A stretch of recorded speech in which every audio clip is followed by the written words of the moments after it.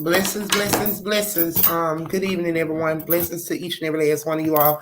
I do apologize for the miscommunication earlier. It wasn't an emergency, however, it was a lack of communication. So I do apologize to everyone. I was running behind at work, and so we're here now, though. Um, so I'm just gonna jump right into it. I'm gonna jump right into it. Hope everybody had a blessed night. My spirit is off right now, so yeah. But hope all is well. Blessings to everybody. Shout out to the moderator. Shout out to everybody in the back. Shout out to Mr. Bass, Tips Love too. Blessings to everybody. We're just gonna get straight to it tonight. So bringing up Mr. Bass, you can go and start the content. Tips Love too. Well, yeah, baby. What's up, boss lady? Little spirit out here, but all is well. We gonna get straight to it tonight. We don't need an introduction. We just gonna get straight to it. Okay. So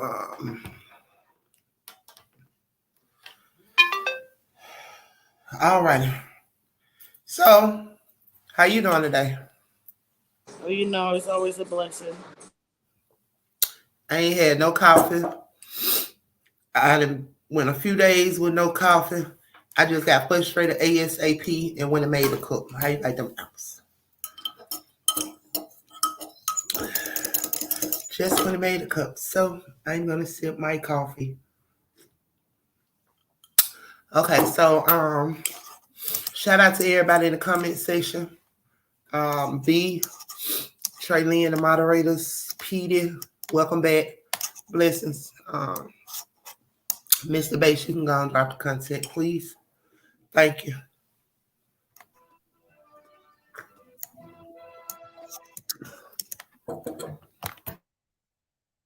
Welcome to LFN News, a production of LFN Media, bringing you the latest in celebrity news, with specific analysis to keep you in the know of what is going on around you. Just as portrayed in the film Jay-Z and Beyoncé the super couple, Jay-Z and Beyoncé have supposedly enjoyed one of the most successful celebrity marriages in showbiz history, with fans even labeling them the world's super couple. But are they? The film portrays the meteoric rise of hip-hop's alleged first couple, as they parlay their phenomenal solo success into a business empire that has never been matched.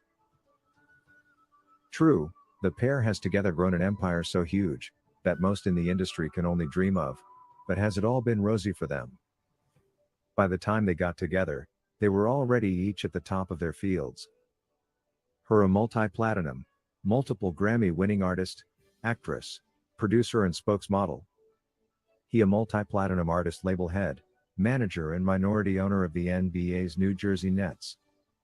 But anything they were able to accomplish alone, was most definitely magnified by what they have since been able to do together.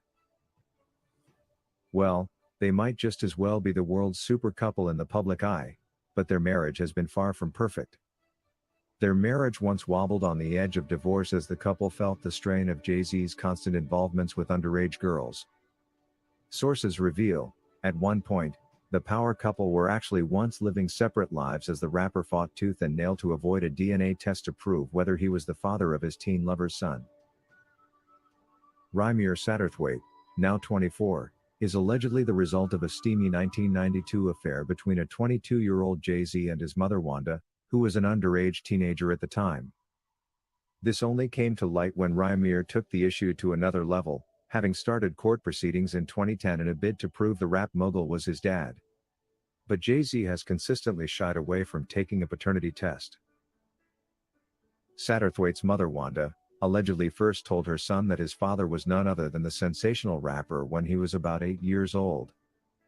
According to Wanda, the couple hooked up in 1992 at his aunt's apartment in the projects of Brooklyn, New York, after he first picked her up from Philadelphia.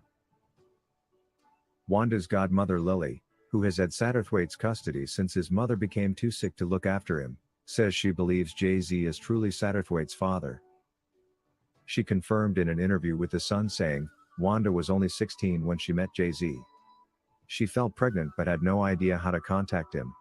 Her on-off boyfriend at the time, Robert, knew the baby wasn't his but put his name on the birth certificate while Wanda was unconscious recovering from the birth, she said, adding, initially, he felt sorry for Wanda but later he used it so he could collect extra food stamps and benefits.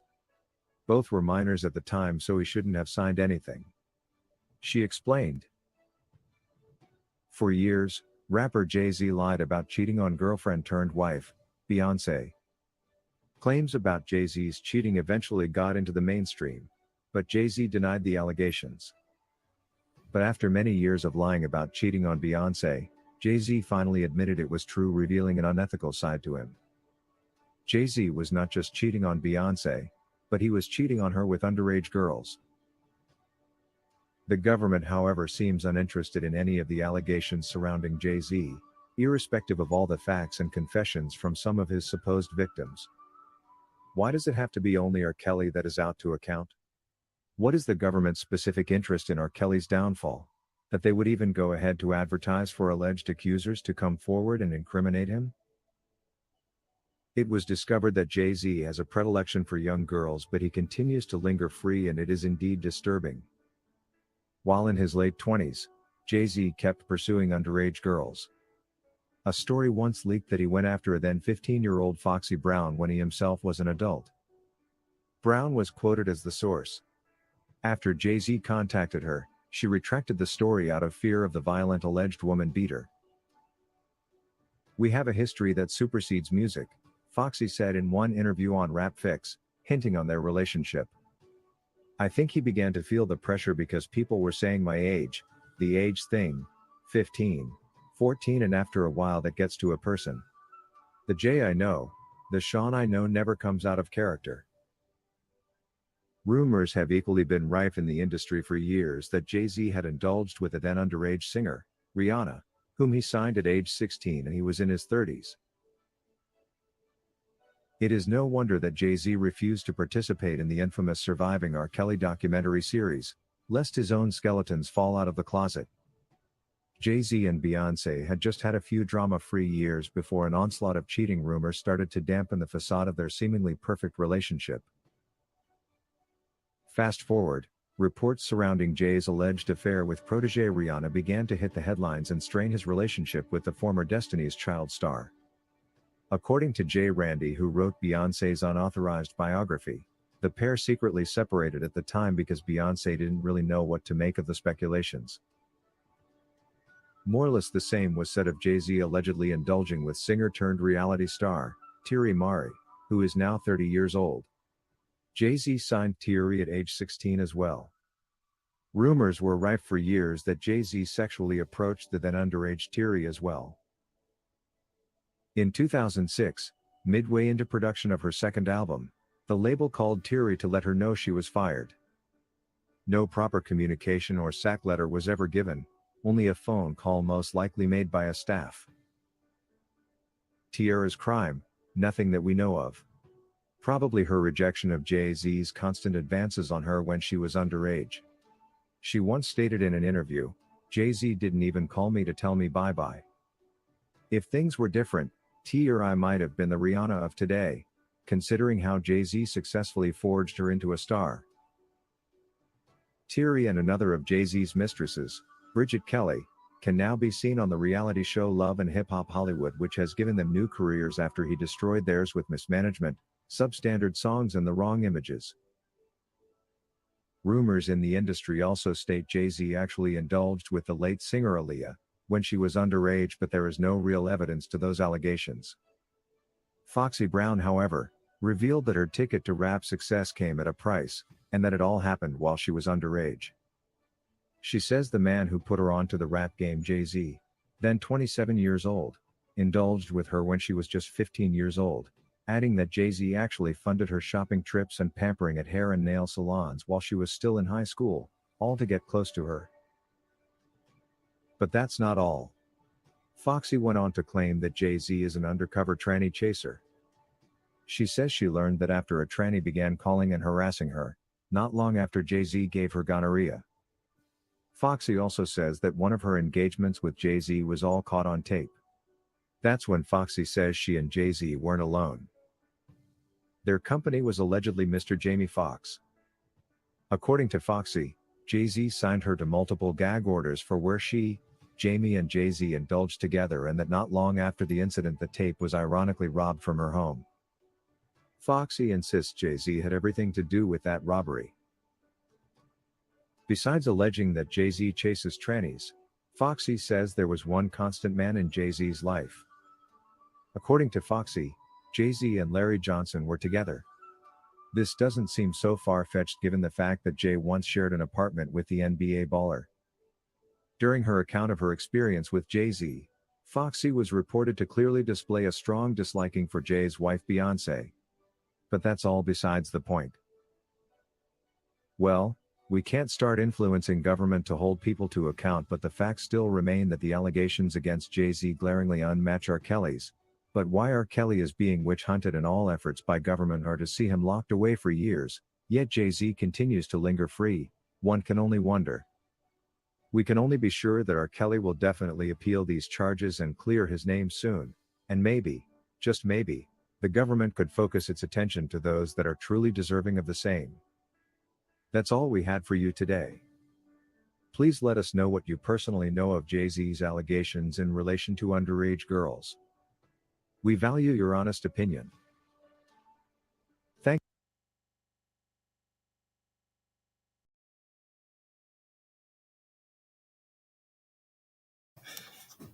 All righty, Tip. Well, Honey, wouldn't that some coffee? if nobody knew that, I mean, everybody should have known those things. Everybody did know that. You said they I didn't? don't think everybody knew it, but however, I know what's new to me. I didn't know that him and Foxy Brown, along with Jamie Foxx, out of Foxy Brown's mouth, I didn't know that they had a threesome, which was They did. recorded, And like and then the tape was stolen from her residence. That's new to me. I knew Foxy he was is still recording. paying Foxy till this day. Till this day, Jay-Z still takes care of Foxy. That's where Foxy money comes from. Oh wow. Till this day. Why is it that, Tip? Do you think it's because of the situation? Yes, it's for And the underage thing. Yeah. it's for the who, Tip? The underage thing, due to the fact that Yeah, because she has that over their head. So why she not making Jay-Z pay her? But that's who's paying her, Jay-Z. Jay-Z's paying her. Even the baby she had, they had a suspect on the baby she had. Oh wow. Now there's some coffee. Hello, Kish. Blessings. There's some coffee. So yeah, Foxy ain't got to bring out one more song that she don't never want to. And you know, Foxy wasn't that hot to be living a life after the fact. It's because them niggas is paying her. Both of them paying her to keep quiet. I think so. I know. Okay, so my thing is, Tip, you see all these underage girls that allegedly he was dealing with. Oh yeah, you know about Tia Marie. That's why her career went downhill and she got on them drugs. And I heard the allegation, allegedly. I heard the allegation about that allegedly being gay. Yeah, I heard those allegations years ago. So yeah. So let's talk about it, Tip. Why Chaos and All Heels was legal, not illegal. So let's talk about it. Hard to look for your money and things like that. That's what happened. And he doesn't have the money that Jay-Z have to fight. Even if they brought those charges to Jay-Z, Jay-Z could pay all those people off and it would not be brought up again. Robert didn't have that money. True that, because you see that that young lady that brought it up about, you know, who carried the baby for them when B had that gold stuff. She had that gold outfit on and that gold little thing around her head, and she was standing there holding a bump. You see how fictional they can make stuff appear to be. and when she was pregnant with that girl. But however, not allegedly when she's supposed to have been pregnant with that girl, but she wasn't. They had a whole nother woman out here that was carrying the baby. But she would go on the polls holding a bump as if she was pregnant, right? You see, it was very make believe. Rihanna did the same It looked thing. very exactly. Rihanna just did the same thing. She was never really pregnant. They always get donors or whatever to carry Yeah. girls. Yeah. So Rihanna was having problems having anyway. That's why she was having problem having kids anyway. That's why that man, remember that rich man she was dating in that foreign country, that he was like a prince or some shit. That's why he left her. He couldn't have no babies. Girl, yeah, the little white man she dealing with, or whatever color he was. Yeah, whatever it was, Indian. I'm not sure, but that's why that man left Riri have a baby for him. He was about to pull the same thing they did to Janet Jackson. They were gonna make her stay for your little 5 years. Yeah, but people actually sit around here and think that these celebrities be really giving birth. They really do, but they don't. They don't do that. Thank you, kid. At all. Oh shit. But yeah, so he just, with it all being said, when you go back to the New York trial in the case, right, in pertaining to R.Kelly, and then you go back to when Kelly, we already know where it came from. But however, like we stated, it's a lot of people hand in this shit to destroy this man.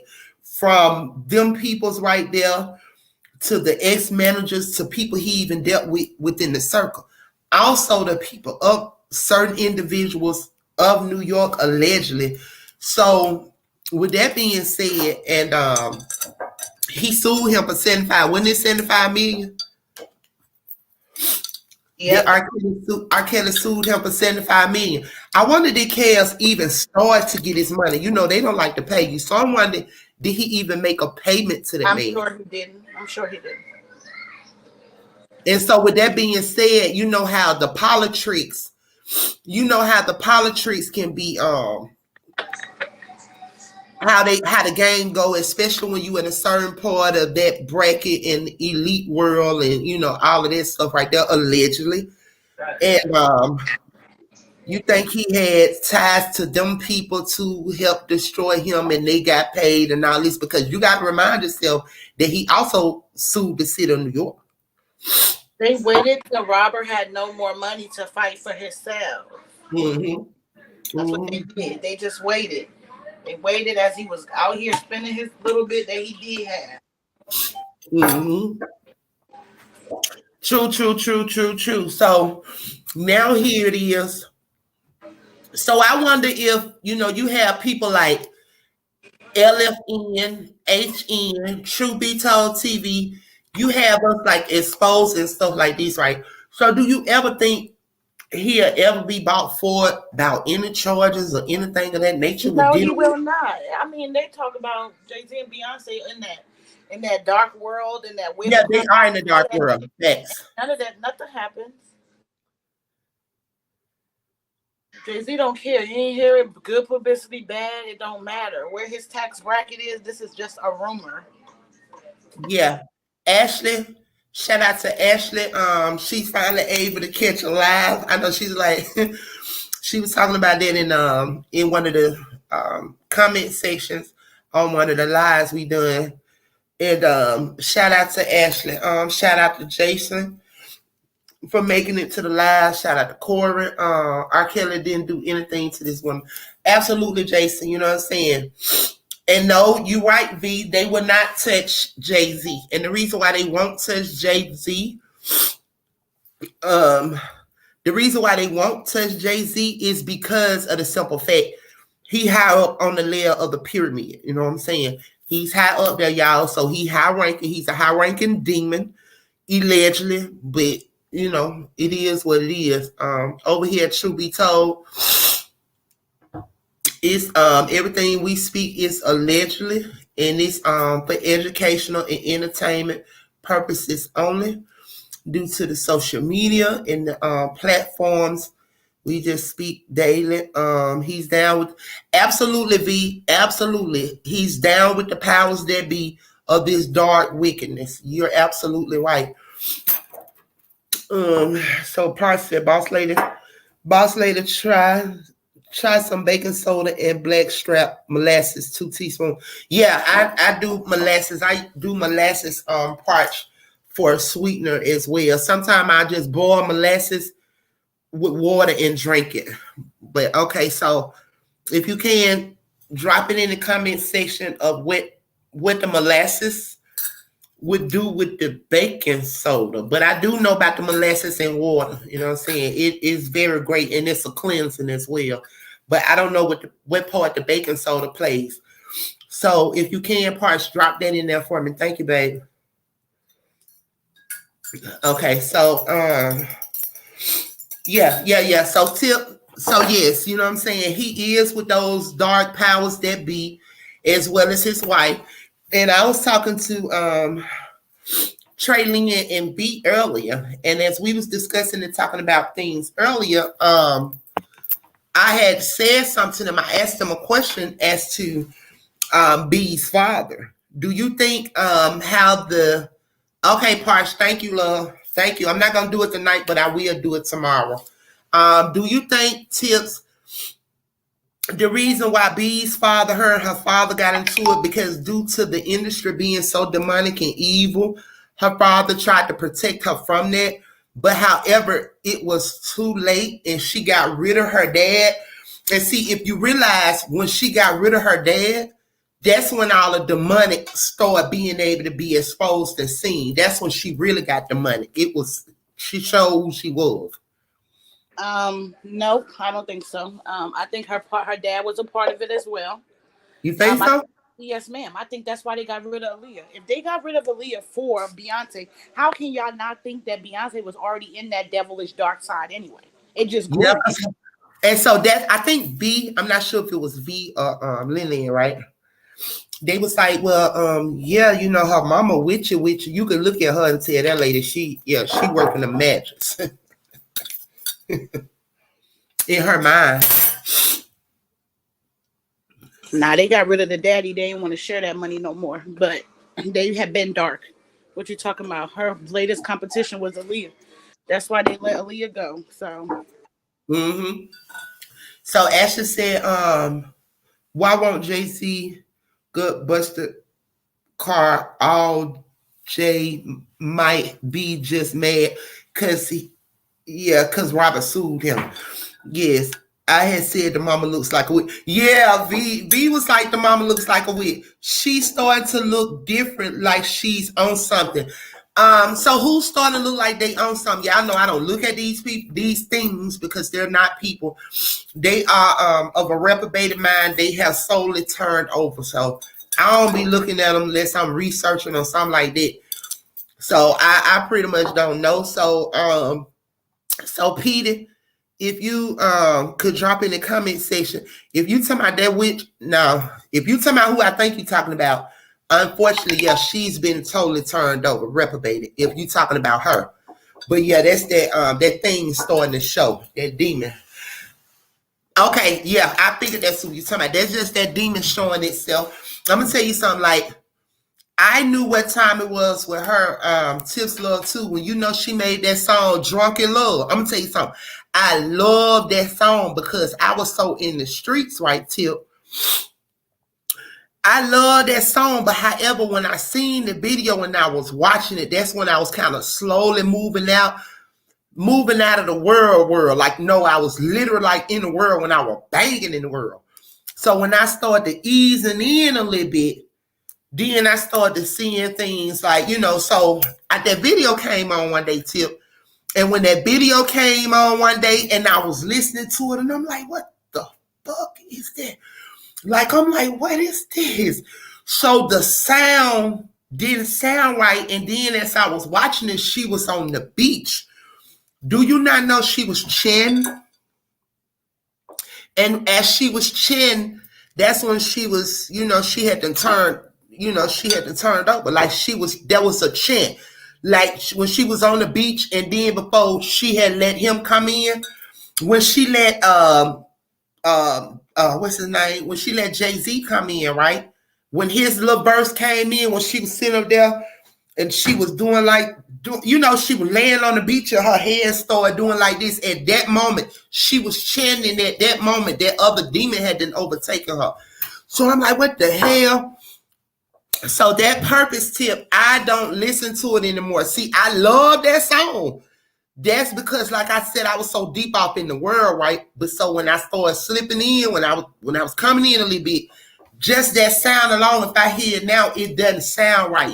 Certain type of music to the ears, when it's not right for your soul, because it's just the beat, it's just the sound, like you can hear it within the music if you understand what I mean.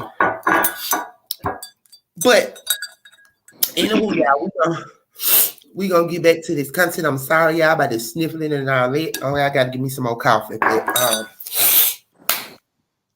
so yeah. So that's what we're talking about. Jay-Z messing with the young girls. From Foxy Brown to what the other one you named, Tips? Girl, I forgot her name that fast. Tierra Marie.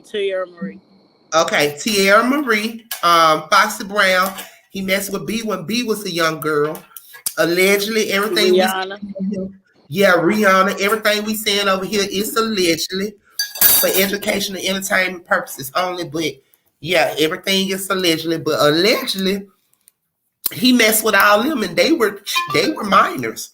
So why is the industry trying to destroy and Me Too R.Kelly with these lying women? Because nobody want to pay R.Kelly his money. We just trying to make it make sense and make sure the people know. Oh yeah, they're not trying to pay Robert his money. It probably was coming up on the date that that Jay-Z had to pay him his money. Because you can owe people forever, but I'm sure there's like a year limit on it. It's probably coming up to the year that he was supposed to pay him. Absolutely, because Sony owed him millions and millions and millions of dollars, right? And it took, I think, Mr. Bass or J-Rock, when J-Rock came up here and he broke it down. Yeah, Sony owes him millions. I'm talking about they owe him their money. They don't want to pay him. No, they don't. No, that's all it is. So question. Peter said, I wonder who has control of B Masters. Don't Jay-Z have control of her masters? I'm not sure. Because the dad, she fired her dad and her mom started managing her, right? Yeah. I don't think manager. She was still just making clothes. Oh, she was making the clothes. Oh yeah, she made the group Destiny Child clothes. Yeah, the handler made the clothes. Yeah. They make the clothes. That's why okay, Parch said that girl Amelie too. Okay, Trey Lynn said, yeah, her gatekeeper husband. But Parch said the girl Amelie also. But however, y'all know that when he when they go up Beyonce, when it was a Destiny Child, it was so much envy and hate over there. Now, if you really ask me, I think Kelly Rowland is better than Beyonce. But they took the spotlight away from her. They didn't want them on them other girls. They wanted them on the Beehive. Get away. It was only meant for Beyonce from the beginning. Yes. They were just puppets. Yeah, they were puppets. But Kelly Rowland really can sing, and she's really, you get what I'm saying? And I feel like they robbed her, Kelly Rowland. Now she's good. She where she at, and I'm sure she like the hell with all of it. But however, they didn't want her or neither one of the other girls to, to be shined upon. It was just all about B. That and it has to do with looks and color. The texture of your skin matters as well. Now, Kelly Rowland, her dark, she got some pretty skin and she dark, but yeah, you right, that red thing. I'm not telling you her. Yeah, the red is. They gonna advertise that all day, every day. If she was light skinned, I'm sure they would have gave her a little bit more push. Girl, they weren't trying to get no push, honey. It was all about the Beehive. Especially when she got with Jay-Z, honey. He was gonna make sure. I told you that. He was gonna make sure it was all about her. I told you allegedly. That's why Aaliyah was took up out of him. The uncle, all of them colluded, allegedly. All of them colluded Exactly. in it, but yeah. However, for her to take Aaliyah's spot, um, That's what it was. okay. So Lillian said Kelly Rowland can sing, but she had to take the back seat. Absolutely, Traylene. Absolutely. So I don't know if nobody ever just really listened to Kelly. Kelly really can sing. Like she can.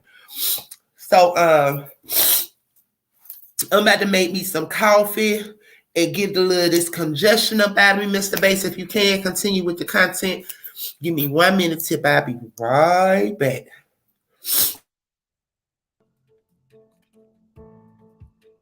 You are welcome to yet another episode of HN What's Your Say? The #1 listening show where we discuss real important issues with real people like you. We are still featuring R.Kelly. Real name, Robert Sylvester Kelly. Also known as the R&B King.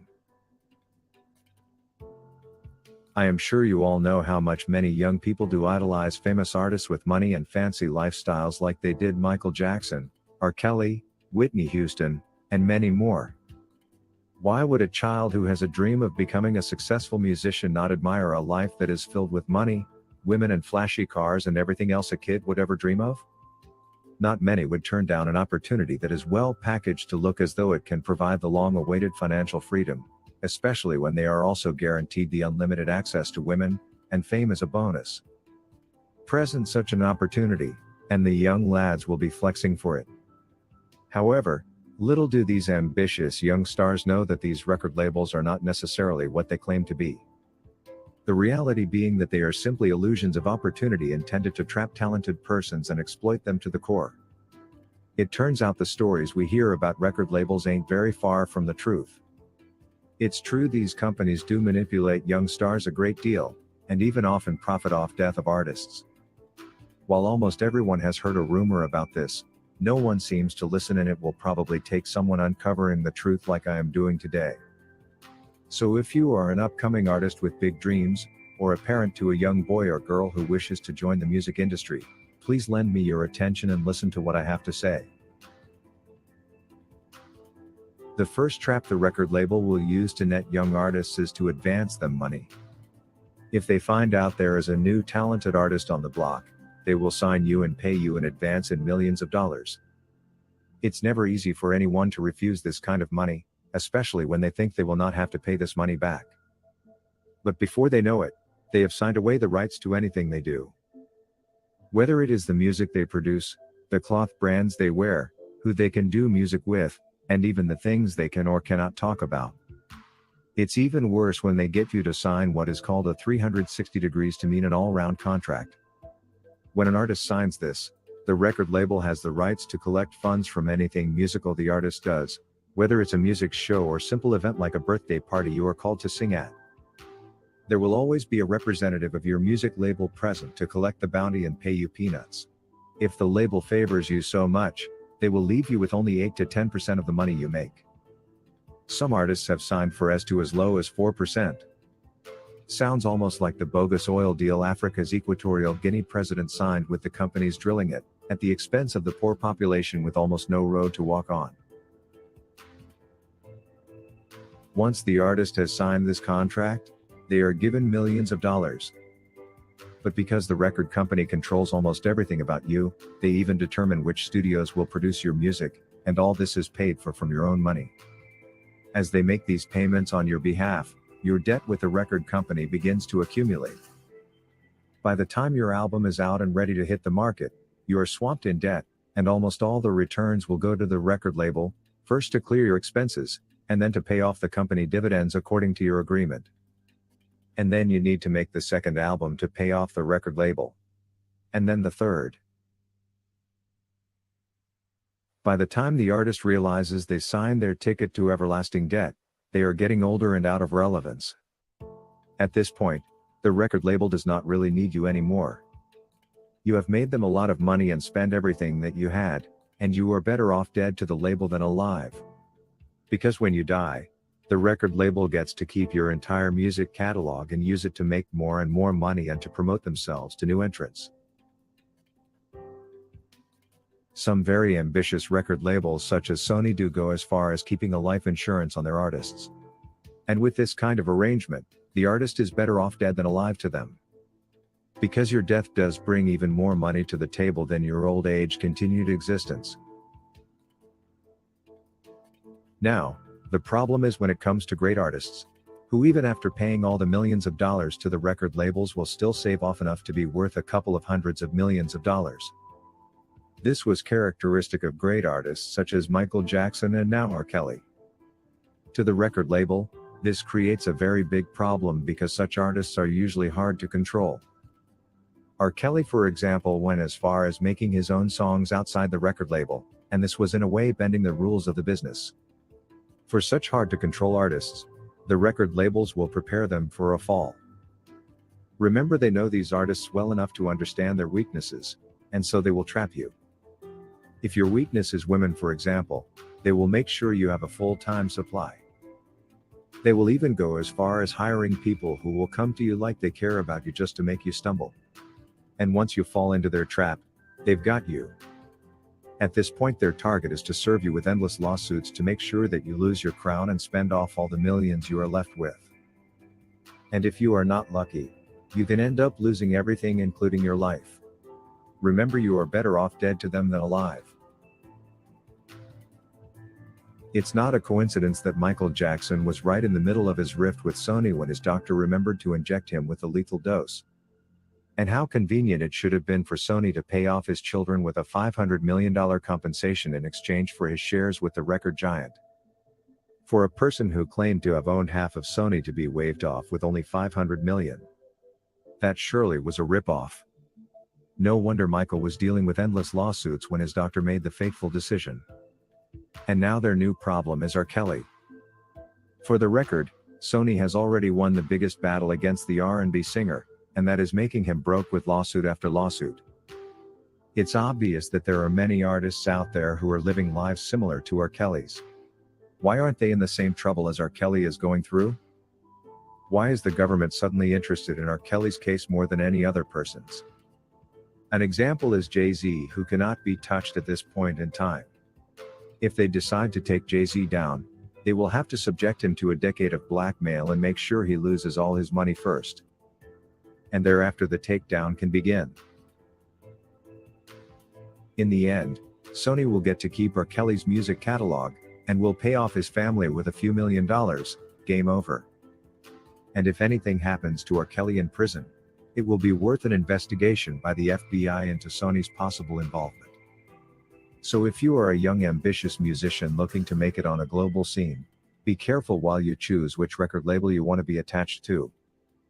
While some labels have slowly turned into loan sharks, others are out there to serve and help the artists they sign succeed.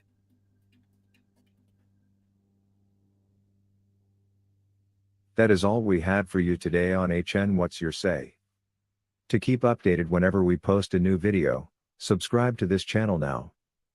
Also remember to hit the bell icon and enable notifications. And feel free to share your opinions with us in the comment section below, and let us know if you would like us to publish your views in our next release. We value all our subscribers' opinions.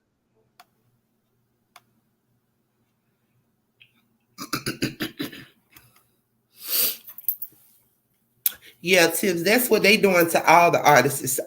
I mean, And there's they no... know that. And they should know that by now. Exactly. There's no... I mean, they was like, shout out to LFN and HN News, but however, they are... Listen, every record label is doing it. So, as they stated, one like an artist should get with a label that is not trying to do that. If you ask me, all of them are doing that. All of them are cashing out on their artists. You know what I'm saying? That's just what they're doing. And 10 out of 10, well, 9 out of 10, all labels are owned by the people that call themselves the Jews, but are not, correct? Yep. So you heard also what they stated about R.Kelly, right? About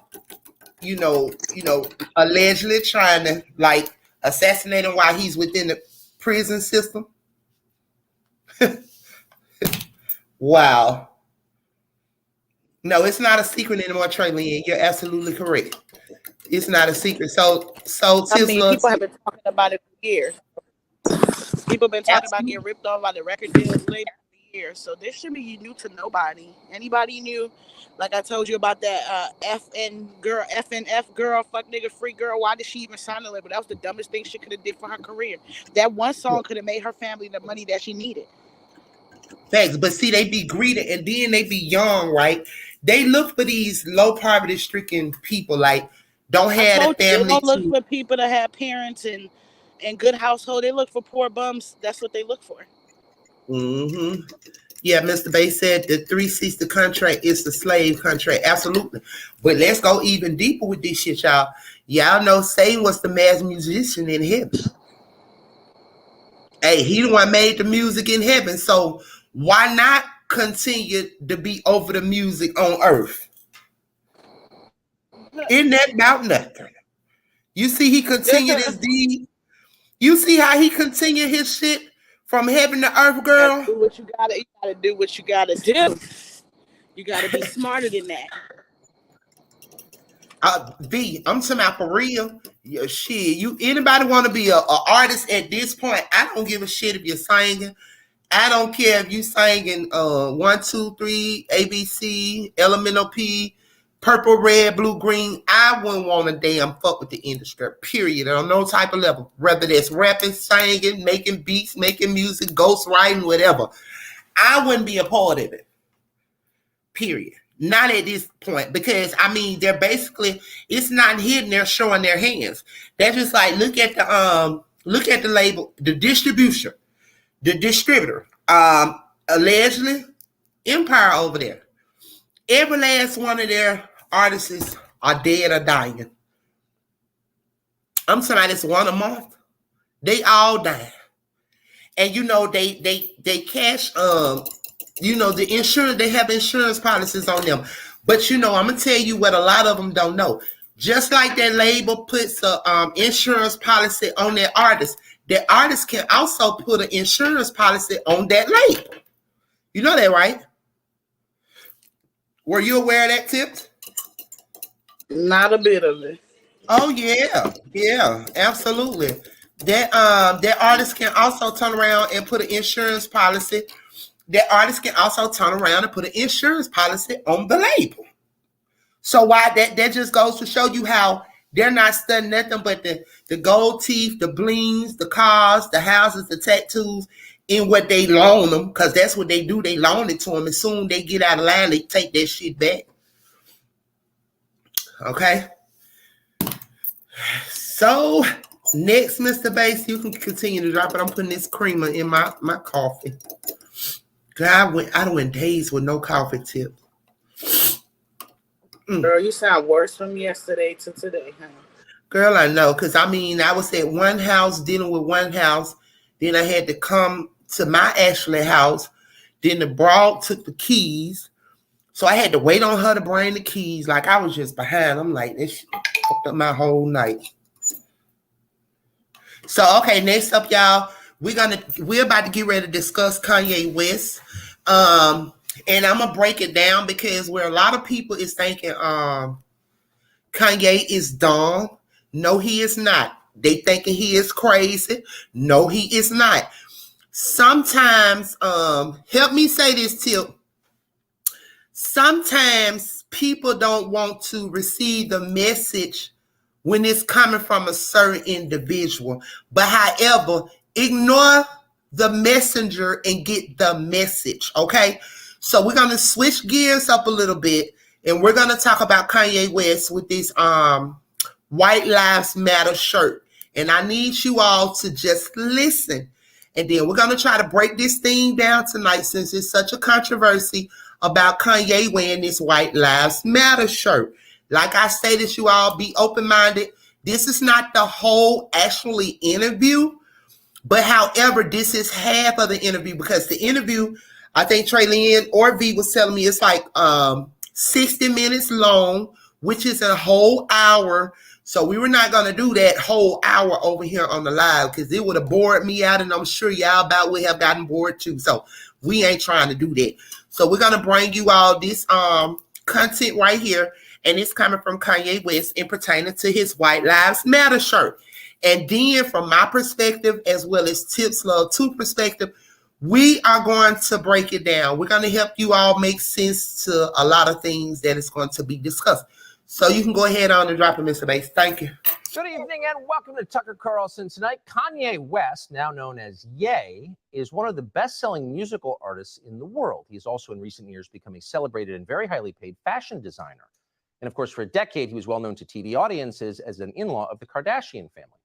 But it's West's latest incarnation as a kind of Christian evangelist that brought us to his office in Los Angeles today for the interview you're about to see. Days ago, during Fashion Week in Paris, West, accompanied by his friend Candace Owens, unveiled a T-shirt that read simply, "White Lives Matter." The response from the fashion industry and international media was instantaneous and uniform. Shock, horror, rage. There is no excuse for this, thundered the New York Times. West is legitimizing extremism, shrieked Rolling Stone, etc., etc. What was strikingly missing from the coverage, however, was any explanation for why West did this. What was the T-shirt about? No one seemed to think to ask him, much less to listen to what he had to say. Instead, the enemies of his ideas dismissed West, as they have for years, as mentally ill, too crazy to take seriously. Look away, ignore him. He's a mental patient. There's nothing to see here. But is West crazy? You can judge for yourself as you watch what we're about to show you. He has his own ideas, we can say that. Creative people tend to. That's why they're artists, not actuaries. His free-form social media posts give the impression of a man channeling his rawest emotions right onto Instagram. The effect can be jarring and is often used as ammunition against him in the battle for influence over the minds of America's young people. And that battle is intense. But crazy? That was not our conclusion. In fact, we've rarely heard a man speak so honestly and so movingly about what he believes. But again, you can judge for yourself. Here it is.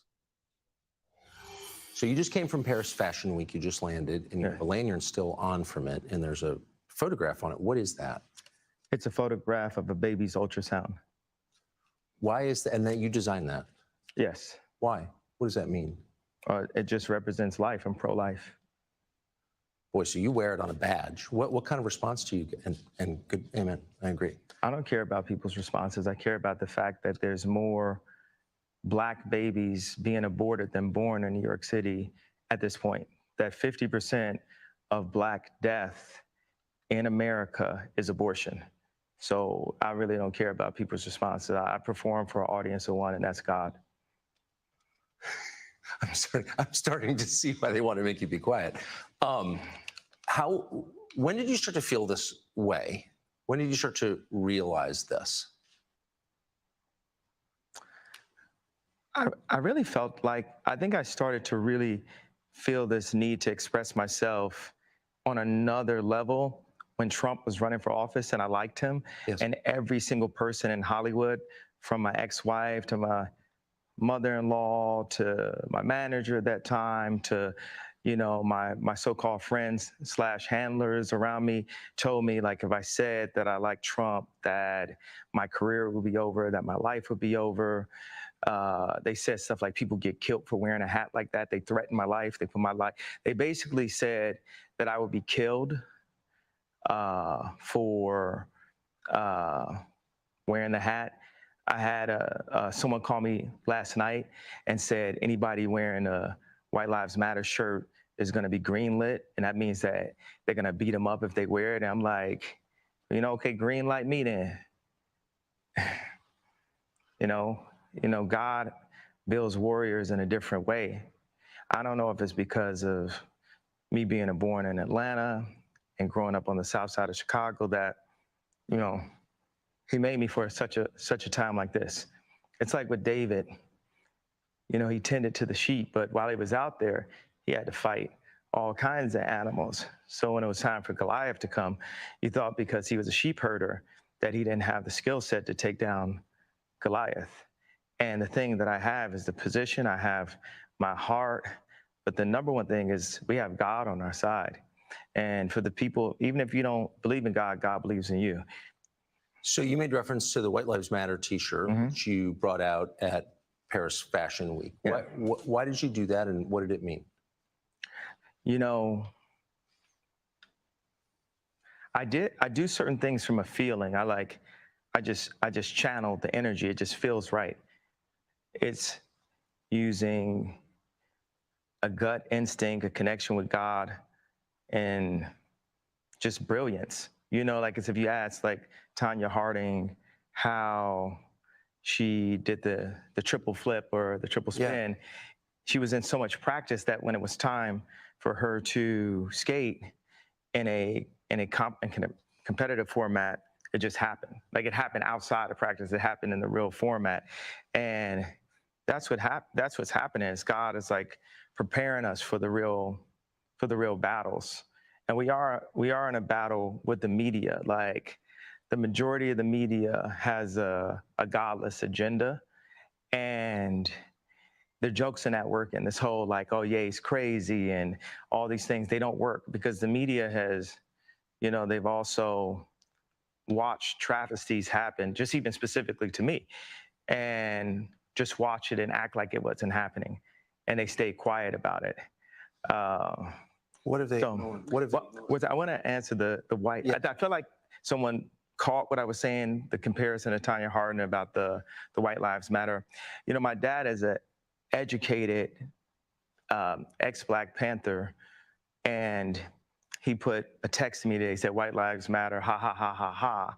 And I said, I thought the shirt was a funny shirt. I thought the idea of me wearing it was funny.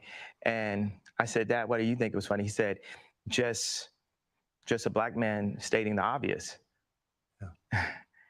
And, you know, my dad doesn't listen to rap music, and he's like super educated. We opened up a water distribution center in the Dominican Republic together. He's like the original Steve Jobs, but he was getting blocked every which way with all of his ideas. And he didn't have an endless bank account, and he didn't have an Instagram. So all these ideas, he had to like take them back and compress them. Like my dad is the most brilliant person that I know. And we actually have a strained relationship because I was taken from him, because my mom was an actress, so she was a liberal.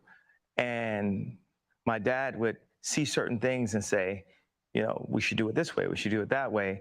And the people got around my mom and pulled her away, much like, you know, Kim is a Christian, but she has people who want her to go to Interview magazine and put her ass out while she's a 40-something-year-old multi-billionaire with 4 Black children. And this is how fashion wants to, how they want to present her. So I know you give these questions, and I give you like these 3-part answers. Is this a cool format for you? Yeah, I love it. Following? Okay, cool. And I am following it. All right. So you said that your father said when he saw the shirt, White Lives Matter, it's great to see a Black man stating the obvious. So by which I think you meant that's obviously true.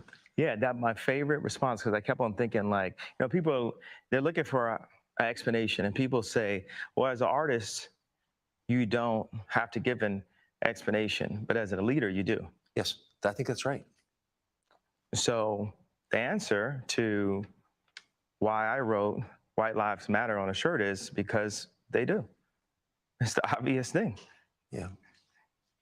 Why do you think that's so, and I assume the implication is, of course, all lives matter because they're lives, because God created them. Yeah. Why do you think that would be considered controversial?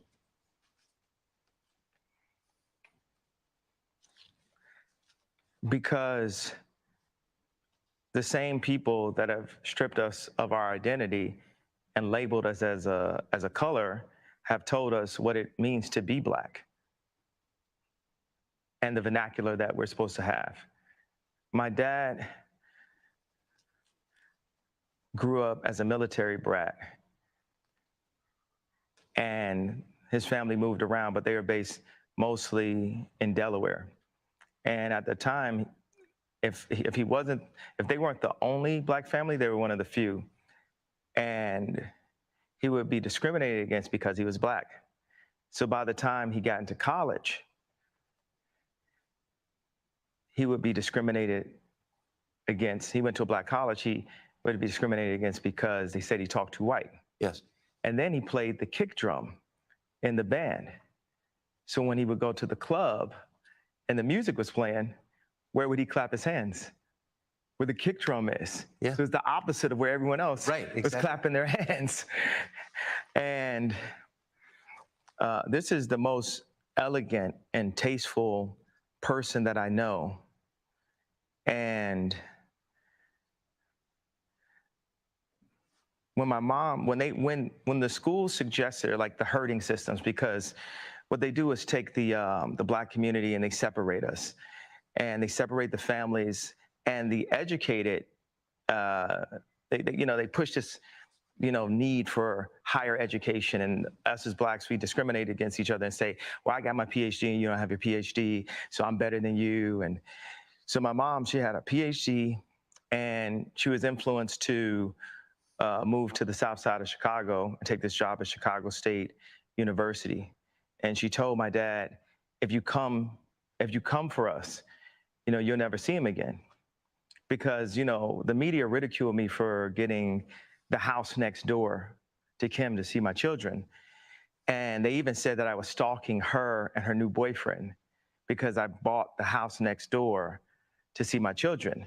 And that's how I knew that my mom had said that to him. I said, Dad, they moved us to one of the most agreed upon to be one of the most dangerous places in the world. It's almost like they tried to kill me or something. I said, Dad, why'd you never come to get us? And that's when he told me that she was told that. There's so many things that are put in Kim's head. They bring influencers, like no one ever knew where Corey Gamble came from. No one in the fashion world knows where Gabby came from. These people were practically made in a laboratory, in my opinion. And one of the things that they're really good at doing is being nice and being likable. And what they do is, for people that have some form of influence, whether it's an educated Black woman like my mother that became the head of the English department at Chicago State University, or whether it's the most influential white woman on the planet, being my ex-wife, they have people that are around them at all times telling them what to be afraid of. It's like not what to do or say specifically, it's what to be afraid of. And if you have a person that isn't afraid of them, like a Russell Brand or Candace Owens, right. It's not that we have to agree with this, but they're not afraid. They're not afraid to state what their opinion is. Yes. No one is God, and everyone has an opinion. So a conversation like this is a window into a world that you don't see. So if you're familiar with West from the media, you think of him as an individual man. What you don't think about is that he is at the center of a battle, and people like him are at the center of a battle to get a message out, mouthed by the lips of influencers like him and so many others, that extends a storyline on behalf of, well, in this case, the status quo. So there are a lot of people vying to make certain that people like him say the right things, and the consequences for not doing that are very severe. So for him to come out and say all lives matter, obviously, is a huge threat to a lot of people. Who are those people exactly? Well, we asked him, and he told us. That's next. Subscribe to the Fox News YouTube.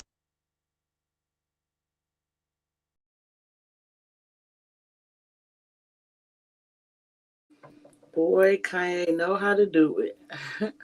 Yeah. I don't think people cared about the fact of white lives mattering. I think it's the fact that he never wore a Black Lives Matter t-shirt or said anything when the crisis was going on. I think that's the problem that people are having with him. And he's just sitting over there. I don't even know what to say. Kim is definitely not a billionaire. That's one. He's exaggerating. And so he's trying to say that his mama moved him to Chicago to kill him, and his daddy should have came and saved them. Is that what? Wow. Well, the first thing I want to say is black and white are a man construct, and it's simply no such thing. And I know I'm gonna get some backlash on that, but we are the children of God. We are human beings, and the construct of black and white didn't even come into existence until I want to say uh, 19. It was either 19 or 18 in the 1900s or 1800s, but that didn't even it come about, and it's all set up for political, economical construct to elevate those who call themselves white and put us in the children of God in a different spot.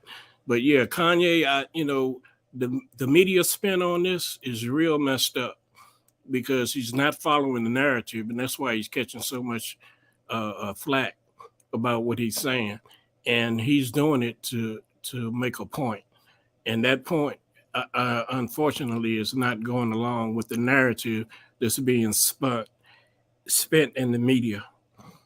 His own white family gave the media the spin and told him he was fucking crazy. Yeah, well, them witches. They every black man or so-called black man that get involved with them end up messed up anyway. That's a whole den of witches down over there in California. Yes, indeed. Come on up, mister. Yeah, so that's crazy to me.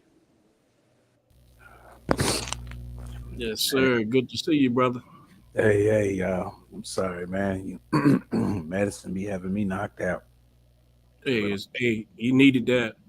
And I need a little bit longer, but shoot. Man, y'all doing tonight? Doing much better. I am.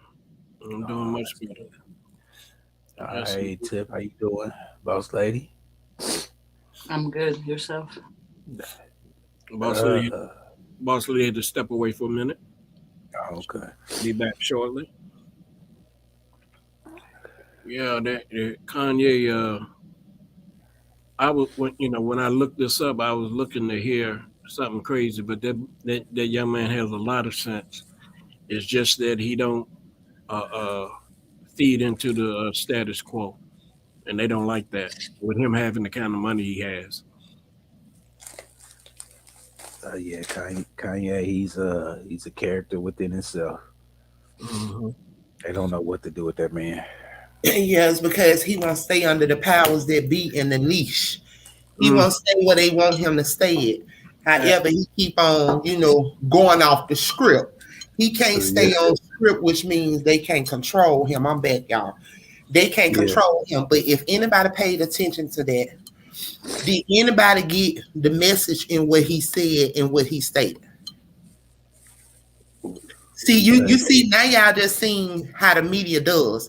Now they sitting up here talking about him with the White Lives Matter shirt. Now I bet you if any other channel played that, such as CNN and anybody else, what I also found interesting was that not only did Kanye West, y'all gotta catch this now, not only did Kanye West have on the White Lives Matter shirt, Candace Owens also had on the White Lives Matter shirt. And Diddy. So why, out of both of them, they only called out Kanye for it? Don't forget Diddy. Don't forget Diddy. Don't forget Diddy. But hold on. Exactly. But hold on. Now I can see why Candace Owens and Kanye West did it. They was just trying to make a statement. You get what I'm saying? They was trying to make a statement. And if you all missed what Kanye said when he asked him the question about the White Lives Matter shirt, did y'all not hear him when he stated that, however, it's because they have always, it's like pretty much he's trying to say like they controlling our minds. they're trying to control our minds and whatever. Did y'all catch that?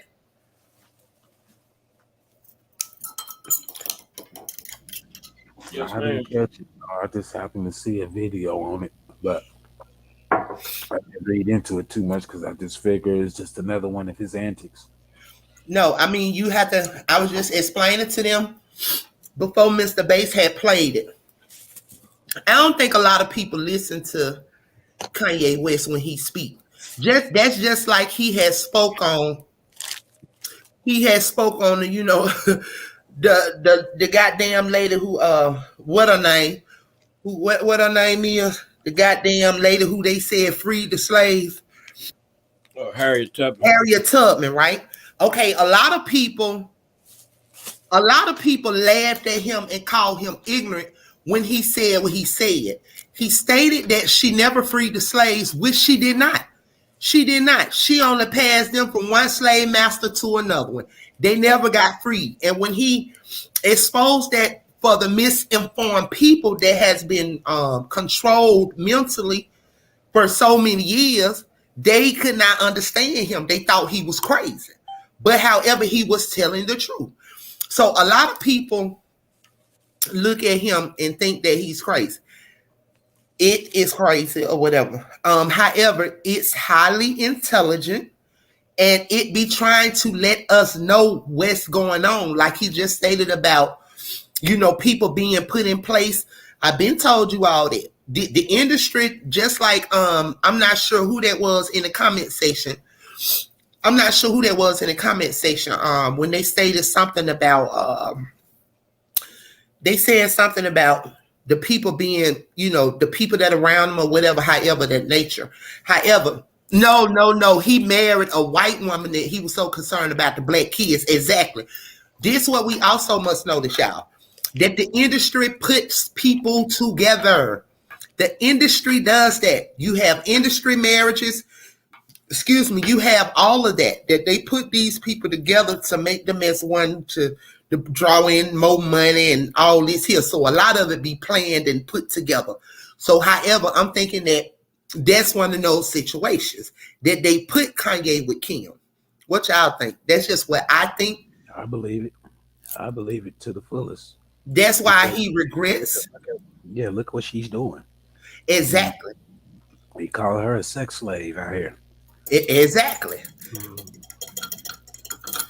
And so, you know, that's just where I believe that they put them two together. However, with the children coming aboard, he loves those kids, but that's not their plan for him. So, like I said, when he can't be up under their spell, like how they have done all the men that they have dealt with, okay, I don't think he can be controlled by them due to his mom and the background of who she was as a woman, first and foremost, and a mother. You know what I'm saying? They can't control kids. Yeah, she was a praying woman, so that's why they can't fully have, you know, because they done placed them under everything. MK, it's some of everything. But however, they can't control him. And so he just come out and he say everything.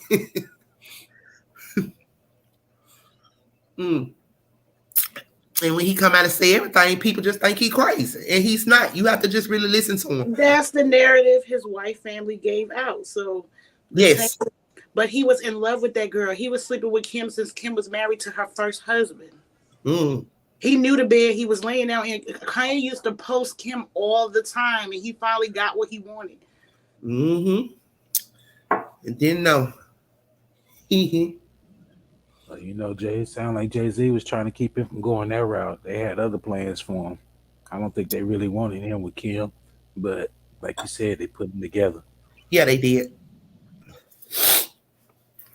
Yeah, they did. So now, like I said, and he can't even be still. He don't live in none of the houses that he have.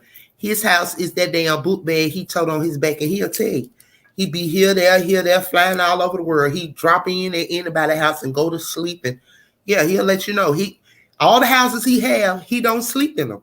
His house is the little book bag, and he got I don't even think he said he have clothes in them. He said because he'll just go somewhere and buy an outfit. Buy a pair of socks, buy a pair of underwear. Yeah. So For that reason, that's why he. So, what y'all think his purpose is? I heard Mr. Bass saying something, but I was moving about and washing my hands. So, Mr. Bass, what was you pretty much? What was your stance on him with the White Lives Matter? Because I know you had dropped it, and then somebody else said something about it. Then I said something about it. So, what do you think? Because I know you had fully actually watched the whole thing as well as V. So what was your stance on him wearing the black, I mean, not the Black Lives Matter, but the White Lives Matter shirt? And however, Black Lives Matter is a myth for those that don't know. They are not for black people. But let's go, Mr. Bass. Yeah, the point I think he was trying to make is like I was saying, we all got children, and black and white is a man construct Mm-hmm. to elevate one over the other, Yes. and it's not real. No, it is not. And I tried to tell people that, but keep going, Mr. Bass. Yeah, it's an illusion. Mm-hmm. Illusion. It's never been about race. It's only one race, and that's the human race. The human race. You know, True. So basically, the things that Kanyae is bringing through, every time, I've seen him have meltdowns, Mm-hmm. but they on the other places when I first heard about this White Lives Matter shirt, they making it sound like he'd gone off the deep end again. And when I listened to it, I was like, no, what he's saying makes sense to me. It sure do makes a lot of sense. It absolutely, and it's just that he don't go with the status quo. And just like he said, he's pro-life, and talking about all these in New York, how Mm-hmm. all these black babies being aborted in New York, more being aborted than being born. Uh-huh. And like you said, they're trying to eliminate so-called black, because black and white is not real. It's an illusion. Absolutely. It's something to keep us divided, just like the devil's denominational churches. Uh-huh. Years ago when I was seeking, and I asked a preacher why they got all these denominations, and he couldn't really answer me, because all I could see is division Mm-hmm. when it comes to denominations. Because that's how they can conquer, Mr. Bass. That's how they can conquer, when they keep us as a human race divided. Exactly. It's to divide and conquer. Exactly. That's how they're able to do all these things that they're doing in the world. You know what I'm saying? With being able to run these test runs, everything that they're doing is because they keep us divided. But if we would be all open-minded and come together as one, listen, they sit around, it's like a game of Monopoly, Mr. Bass. Mm-hmm. The powers that be that think they are God, trying to be God and operating the USA of America, which is Babylon, operating it from afar through the entities that abides within here. They are sitting back, and it's like a game of Monopoly that they're running on the people. But it's more of us than it are of them. They're only the 1%. So how is it that we can't come together as a people to destroy this demonic force of entities that call themselves or wants to be God to control us? Because there's so many people that still refusing to wake up. I don't really like using that term, but to open their eyes and see the illusion that's before them. And they, it's a matter of them keeping things separated and keeping people separated with this race and neighborhoods and gangs. Yes, all of that is promoted by the elite. True that. Spiritual wickedness in high places. True that, Mr. Bass.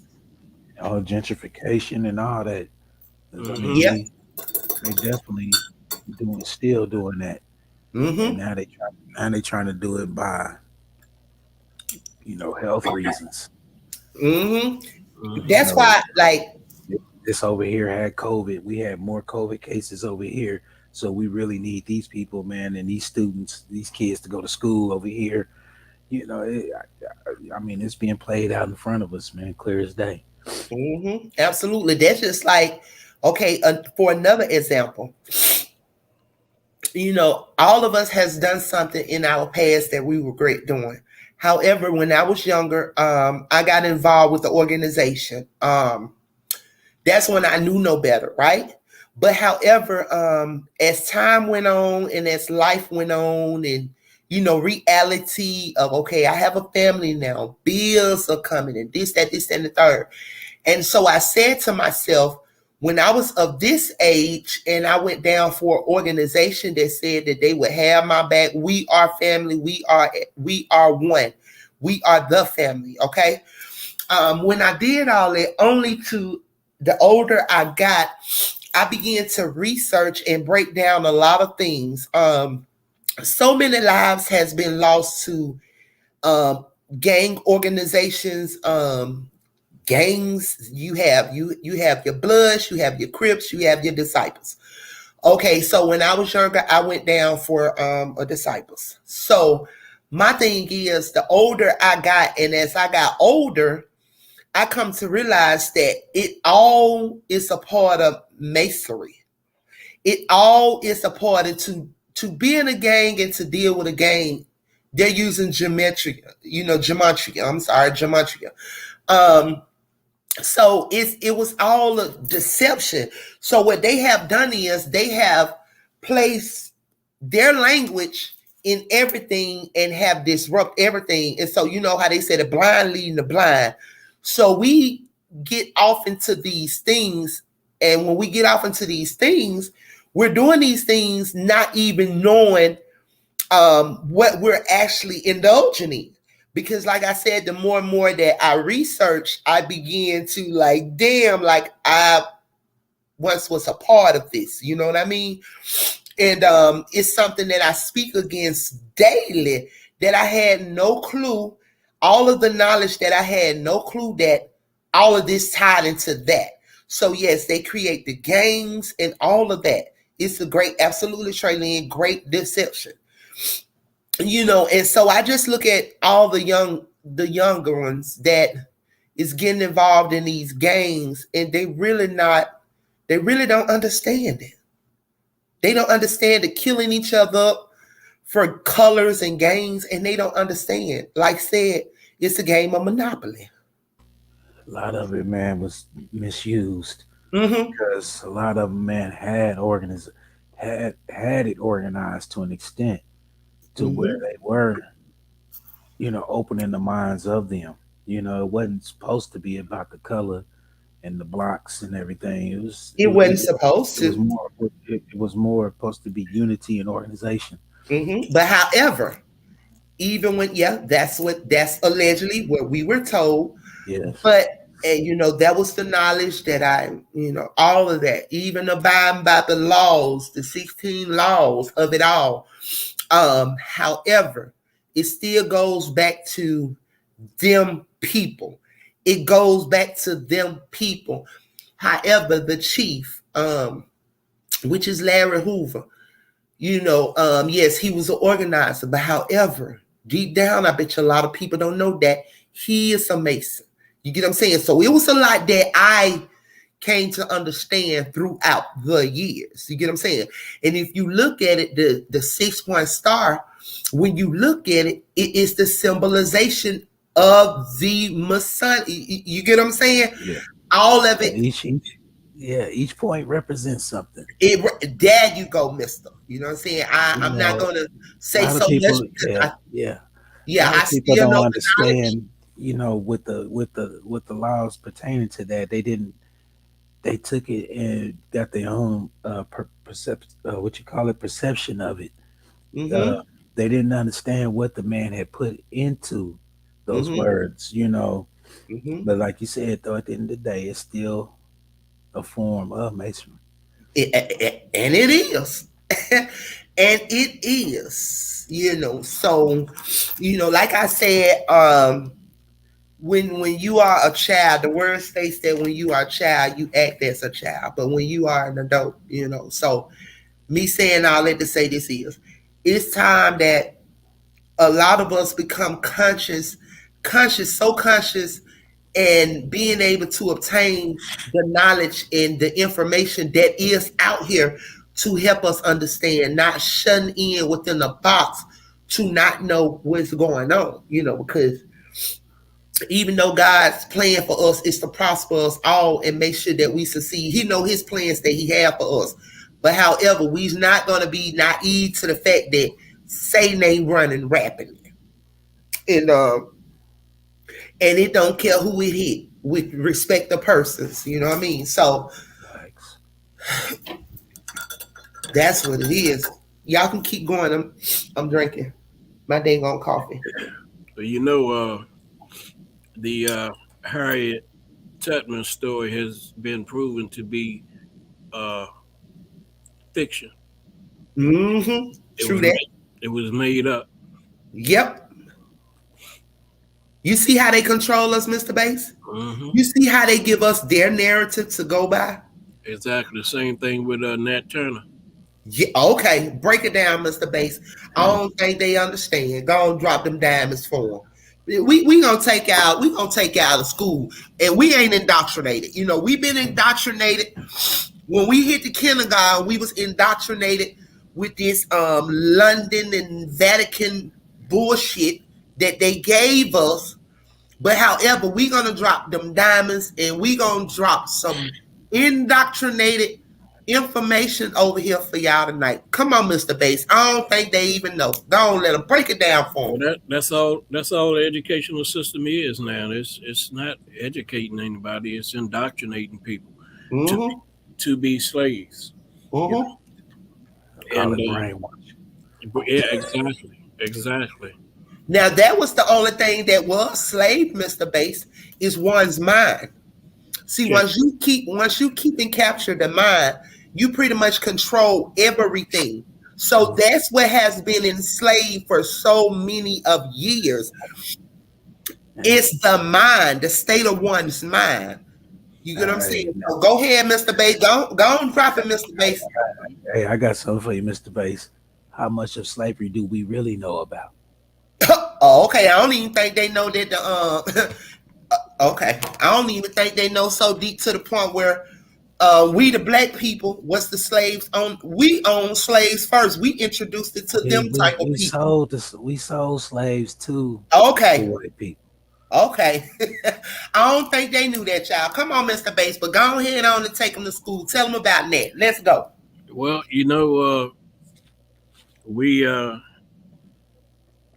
the African nation actually were the ones that taught. They flipped stuff on us. Mm-hmm. They want us to believe that they invented civilization. Mm-hmm.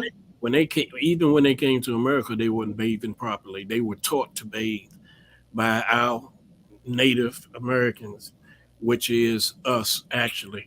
And we went from Indian to nigger? Yep. Come on, Mr. Bass. I'm listening. Yeah, but our people were here for a long time before these folks came through, and that's the thing. See, if we come together, this land belongs to us. They got some trickery going on, but we need to figure that out and come together, and that's what they're afraid of. Absolutely. It's the awakening of so many, as the highest conscious of so many reaching the level, because there are 11, there's 11 dimensions.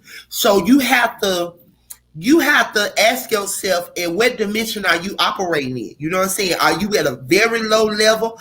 We all, as we know, are operating in 3 dimensions. Majority of us are operating in 3 dimensions, okay? But however, there are more levels. You get what I'm saying? So with that being said, going back to what you stated, Mr. Bass, you are absolutely right. Just like they told us Christopher Columbus discovered it. How the fuck can someone? Oh, excuse me. But how can someone discover something where we, the people, was already at? Y'all came over here. I think You came and invaded on us. I think they Y'all don't brought y'all realize. inside the cave and came and invaded on us and holler Christopher Columbus. First He of ain't all, discovered shit. right. First of all, man, there was already kings and queens over in Africa. So, they already had boats and all that stuff. They already was navigating that. But you know when that boat came in, who was on that goddamn boat, mister? They ass was. But they said it was us, and we wasn't. Keep going, mister. Look, a lot of us, man, a lot of people from Africa, man, sailed on over to South America. From South America, they traveled through what we would call Panama and Mexico, and basically on up. So What they doing now? Hey, y'all ready for same it? way. They The taking the same same shit they trail, doing now. They same letting trail all that they these doing immigrants. now. There you coming go. up. That's They the letting trail. all these We goddamn immigrants come over here and take over, right, mister? For history repeats itself, y'all. Keep going, mister. the same path. Yep. So man, they already said the Aztecs knew They about can't let people come that were the originals of what they stole from them. So Exactly. it. Right. You're right too. Exactly. They So taking that same path, that same path that they been taking for years coming through here. facts. It ain't no different, and I want people to acknowledge the fact that you cannot be an immigrant to something that you paid to be here. They don't get here for free. All right. You paid to be here. There's nothing for free. Your driver's license and all that, you need to pay the government money to be here. Mm. Yeah, you gonna pay that hospital bill just to be born.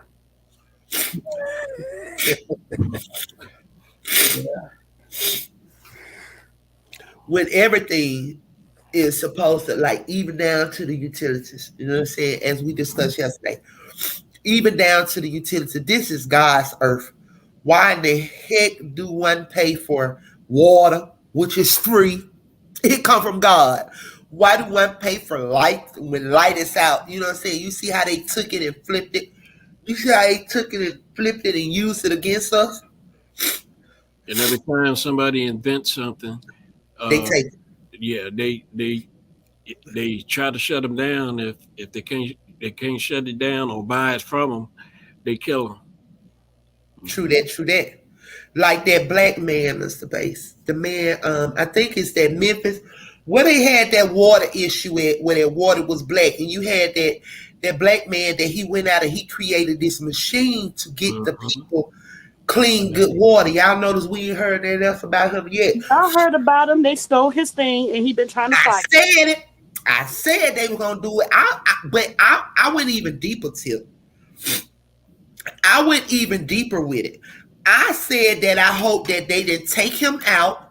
I said I hope that they didn't take him out and just take his whole invention.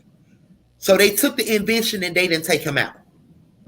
No, they ain't take him out. They just left him with nothing. Wow. Yeah, make another one, even better, so we could take that too.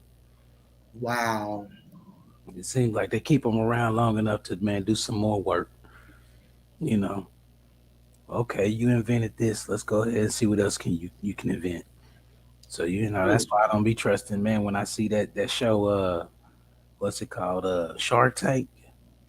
Mm-hmm. I believe, man, that's all set up, man, to get the minds of individuals, man, that know things. And man, I don't never hear nothing about it. Is, and you know what? They don't show the real people.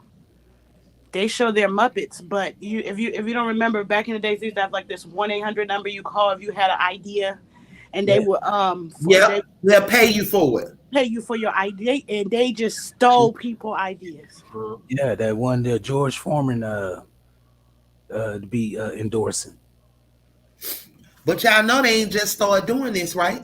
Hell, look at the black man created the light bulb, and look at all that there. They ain't just started taking these invention ideas from we the skin people. They been taking it. Yeah, all the way back to the cotton gin. All right. Yeah, All the way back to that moonshine. Oh, all right. You got that right, yeah, because Jack Daniels was created by Aboriginal, I'm going to say. Mm-hmm. Absolutely. They been taking everything.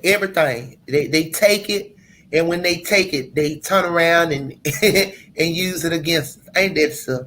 Ain't that Hey, bad? you notice the Mexicans, man, still hold on to their tequila. All right. And I love the shit out of they tequila too. They ain't playing about that. That's ours. It's ours to sell. Shoot. I'm sorry. They like You. you can't grow that over here. So you know. Shit. Yeah, so they been doing that. So they like I said, history repeats itself. They been stealing, they ass still gonna steal. That's all they been known to be. It's fucking blue-eyed, four-walking demons.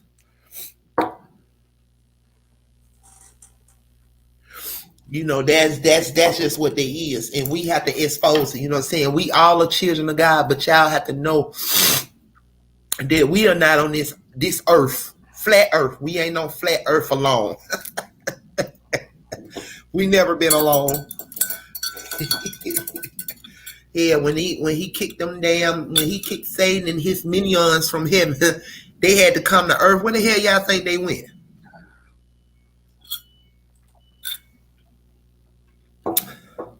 Hey, all blessings to conscious eye open. Appreciate that. Conscious eye open. Legends, big up the panel. Blessings, love, blessings, greetings. Welcome back, welcome back. But yeah, so Mr. Bates, what you was saying about net, because the people, like I said, the people didn't understand. I don't think the people got it. They've been so misled, and a lot of people believe this life to be what this life is. Yeah, it was all a fictional thing, Mm-hmm. and the research was done by Dane Calloway on Nat and Harriet Tubman.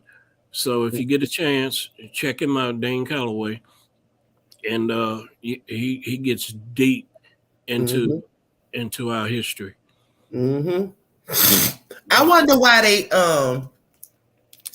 they told we the people that Tubman was that she freed the slaves when indeed she passed them from one slave owner to another slave owner. They went from slave owner to slave owner to slave owner. Why did they give us that like she was that she freed the slaves? Well,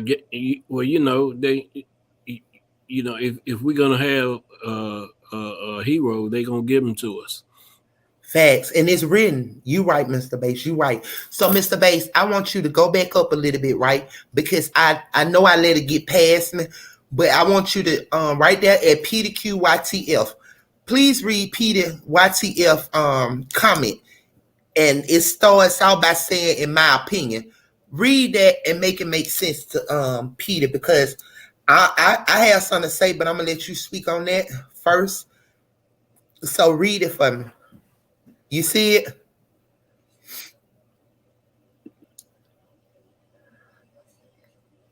Yeah, there you go. Thank you.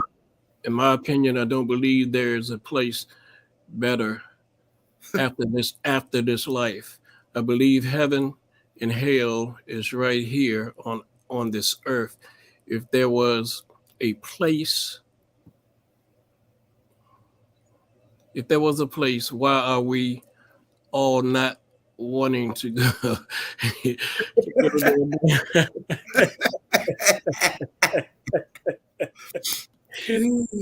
Ain't but one way. Ain't but one way to get there. uh, Heaven and wow, that's kind of deep. PQ, um, and all I can do is voice my opinion on that. there is a place. Mm-hmm. There is a place that your spirit will go. All right, your energy, will not die.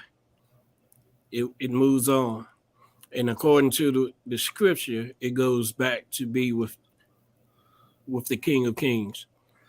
Mm-hmm. It's the best way I can answer that, and because I have some other personal beliefs, but I'm gonna leave that alone. Uh, because it's very possible to that if you haven't learned your lessons, you might end up back here. I repeat that, Mr. Bass. If you haven't learned the lessons that you needed to learn, you might end up coming back here. Means basic instructions, right? Yeah, yeah. Mm-hmm. Before leaving this earth. Oh, okay. And if you ever have a deja vu moment, don't just let it pass you by. Mr. Bass, may you, Mr. or Mr. Bass, drop the stream your link. Mr. Conscious, Mr. or Mrs. Conscious would like to join the panel. Absolutely, Conscious. So once the fellas drop the link, you can hit on that link and be able to come up. When you come up, just in the back, may you have your camera on set so that we can see you. But when you come up to the panel, you can cut it back off. So, if you don't want to be seen by no one else. So there's the link, Conscious. So you can just hit on that link and come up. I'm sorry, Mr. Bates. Continue saying what you were saying. Oh, I was finished. Okay, so you dropped your diamond to okay, so you dropped your diamond. However, let me state this. This is just my opinion. There is a place, as Mr. Bay said, there is a place that is greater than here. Okay. If you ask me, hell is here on earth. Hell is earth.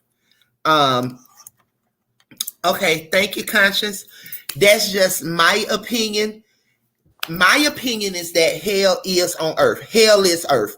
But there is a place better than this earthly realm, which is hell. Okay, so I feel like our soul, when we leave here, whatever else, our soul does have to go on. If you all would know, this shell that we inhabit is only a shell. It returns back to the dust. It returns back to the dust. Like if one passed away and they are buried or however, whatever in that nature, they return back to the dust. However, their soul goes on. That's just my opinion. So also parts say, I'm not dying to go somewhere I never been. So would you rather continue to stay here on hell, in this earthly realm, in hell? Drop that in the comment section, Parch, and let me know, girl. Okay, so shout out to Conscience. We have Conscience that has joined the family on the panel. Blessings, Conscience. So what would you like to add to the panel of the discussion? I'd like to say big up to everybody. I'm sorry, it was like in my throat. God damn, like Jesus, I need some water right now. Like, hold on. Yeah, you good. We all going through a bit. Yeah, I was gonna say big up to the panel. Much respect to everybody. And it's very nice hearing a goddess talk with such intelligence, truth. I'm like, finally, we got some conscious people in our community that's representing well and talking the truth. So Absolutely. I was hearing a couple conversations previously on different videos from you guys. And personally, when I heard you guys talk today, I feel like to myself, exactly what you're saying is on point. When it comes to the music industry, it is demonic. It is satanic. And if we study the history of how America was built, we understand slavery, the Native Americans getting killed, and they was putting them on reservations, getting them to be brainwashed. And that's today's society. That's the offspring of what they built historically. It's like they don't want people to be conscious or a sense of having self-awareness, knowing about morals, identity, laws of the universe. Like they pretty much have us in a cage like sheep. and we are just blindly following and going along with whatever they feed us. And I feel like the music industry is feeding us negativity to keep us in that cycle of confusion. Even like, look at Astro World that happened with Travis Scott last year, 2021 in November. Look at all the people that was dying. Even a 9-year-old died. But no one was thinking because of the music. Everybody was just continuing. Yes. And those people in the front shouting, "Oh, we need help, we need help." It's like Travis Scott didn't even pay no attention. It literally was like a sacrifice. It was a part. Let me tell you this, Conscience. I'm just gonna say this like this. I'm gonna touch on it and I'm gonna get off of it real quick. Right. I seen it before it happened. I didn't know what it was until it happened. It was brought to my awareness after I had spoken the dream. After I had spoken the dream, it was brought back to my awareness that this was what this is what happened. This is what popped off, and boom, this is what you were talking about. And so when I went to look for myself, automatically my whole soul just was like, oh my God. And it was a certain type of feeling that I had felt. But it made sense why when it happened. And I had awakened that morning. And when I had awakened that morning, I was so drained in my energy. Like it's like, you know how your body could be there, but your whole inside looked like it just like you just had no life in you or something. So I realized what had happened as I was instructed to do some things that week leading up to what happened that following Friday. And so when I had awakened and felt everything I felt, I also understood why I had felt the way that I had felt. So if I had not have been obedient when I was told to do certain things throughout that week, I would have been held accountable, by not doing. It would have been more casualties. I'm just gonna say it like that, and I'm cold talking. So if you know what I'm saying, then you know. If you know, you know. Right. Would you say you're more spiritual than religious, or would you say you're religious? I'm not a religious. I'm not a religious being. I'm a spiritual being. I am a spiritual being that is having a human experience in this life. Right. I feel you. I agree with you on that. I see eye to eye with you on that. I feel like to myself, religion was man-made. It is. That's another thing. As you heard Mr. Bay said, they come with a lot of things to keep us divided as a people. And Christianity was one, as well as the religious. However, the religious Christianity was also indoctrinated. And it was indoctrinated from the Vatican. Okay? Right. So, and it takes Mr. Bass, for everyone that's out there, Mr. Bass, I want you to drop them that bombshell, because I'm aware that a lot of people don't even know. Please drop them that bomb that you said breaking news. Okay, do it, Mr. Bass. Breaking news. For everybody in the comment section, I need you all to hear Mr. Bass. He about to drop you all some breaking news. So for all you Christian people and you highly religious of a people that always like to be hypocritical and judging people and doing all of this, Mr. Bass, drop that breaking news. Jesus was not a Christian. Ow! Come on, Mr. Bass, give it to him again. Give it to him again, Mr. Bass. I don't think they heard it. Can you repeat what you said for the people that can't hear, or either for the Christians that are watching our channel, which is the Truth Be Told TV? Break it down for him again, Mr. Bass. Breaking news. Yeah, Jesus wasn't a Christian. Yes, all right. Yes, Lord. And furthermore, being called a Christian back during the time that they were calling them Christians, it was a derogatory name. Mm-hmm. Yeah, so they were actually being called a Christian is just like being called a nigger. Okay. Louder for the people in the back, as Trey Lynn said.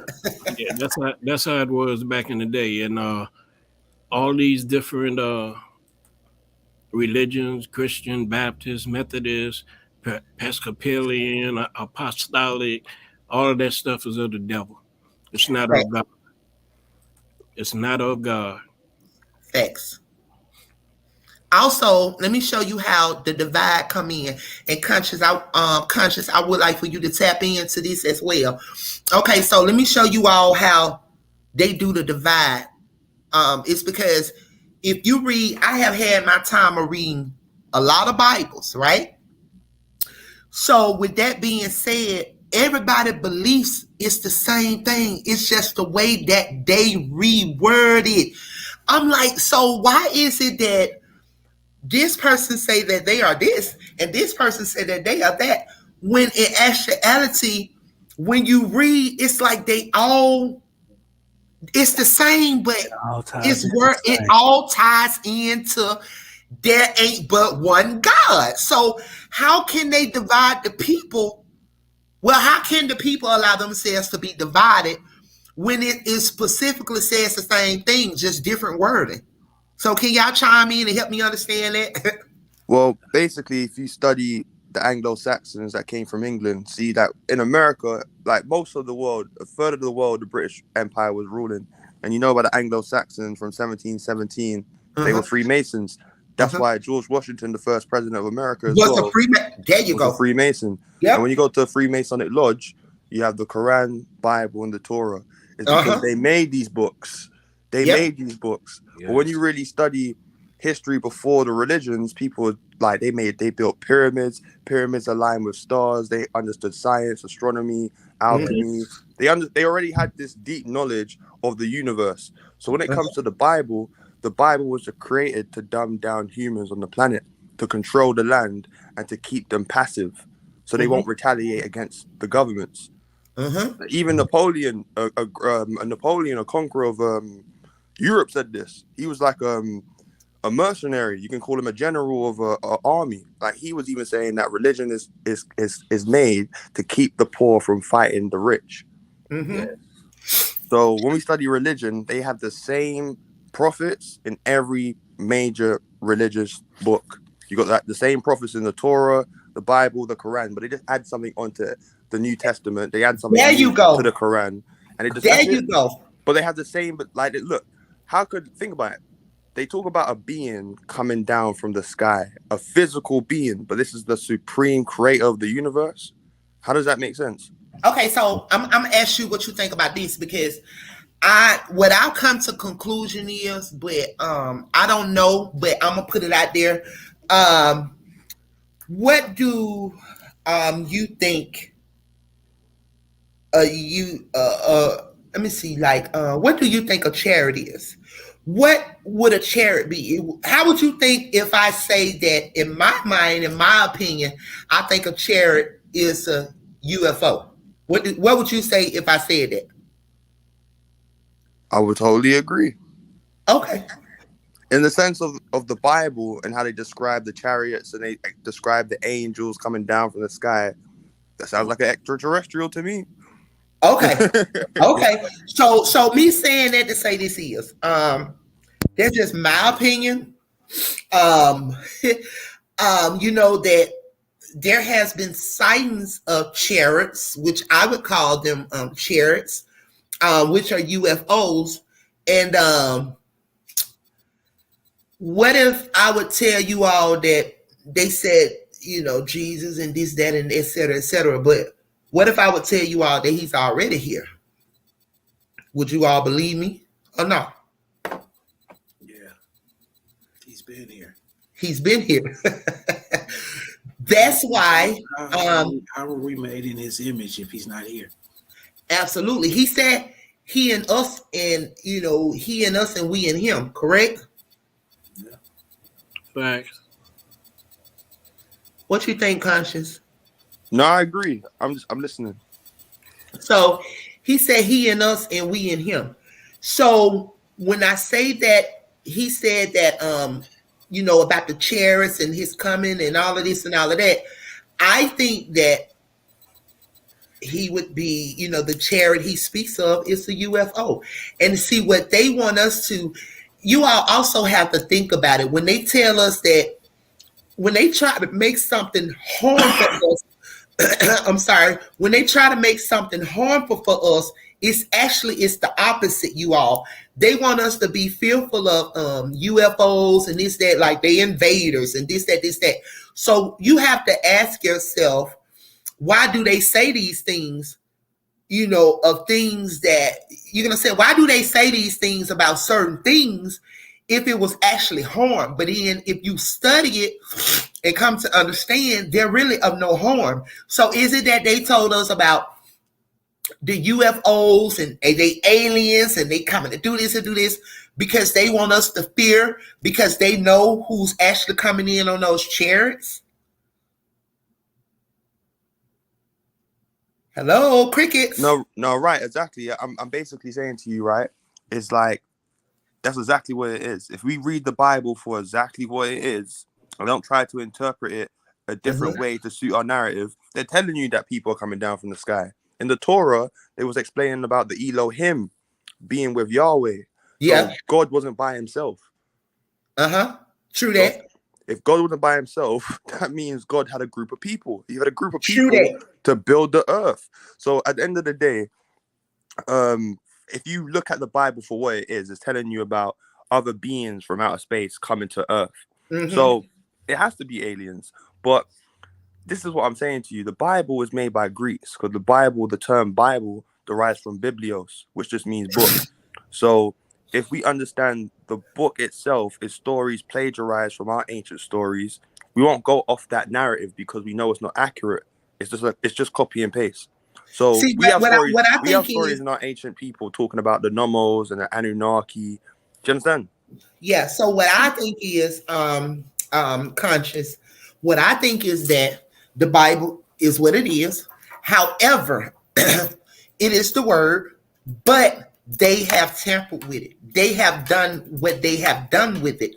But if you have that relationship with him, that's why when you go to a certain part within it, then as you continue to read, it don't make sense to it. Right. Okay, so wait a minute. It doesn't make sense. That's why he had to take you all the way back somewhere else, or put you back at the beginning or in the middle, or take you all the way to the end, because he himself had to make it make sense to you because he knew that it would be tampered with, right? Right. Okay. But truth, when you really read the Bible, right, let's look at it like this. It's coded. You have to break the code to understand it. What do you mean? That's my opinion. I'm gonna say real quick. What did you say? Sorry. It's coded.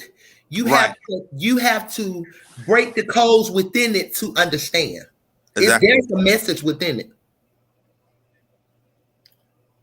There's a message within it, but the book itself was constructed by Europeans to justify slavery as well.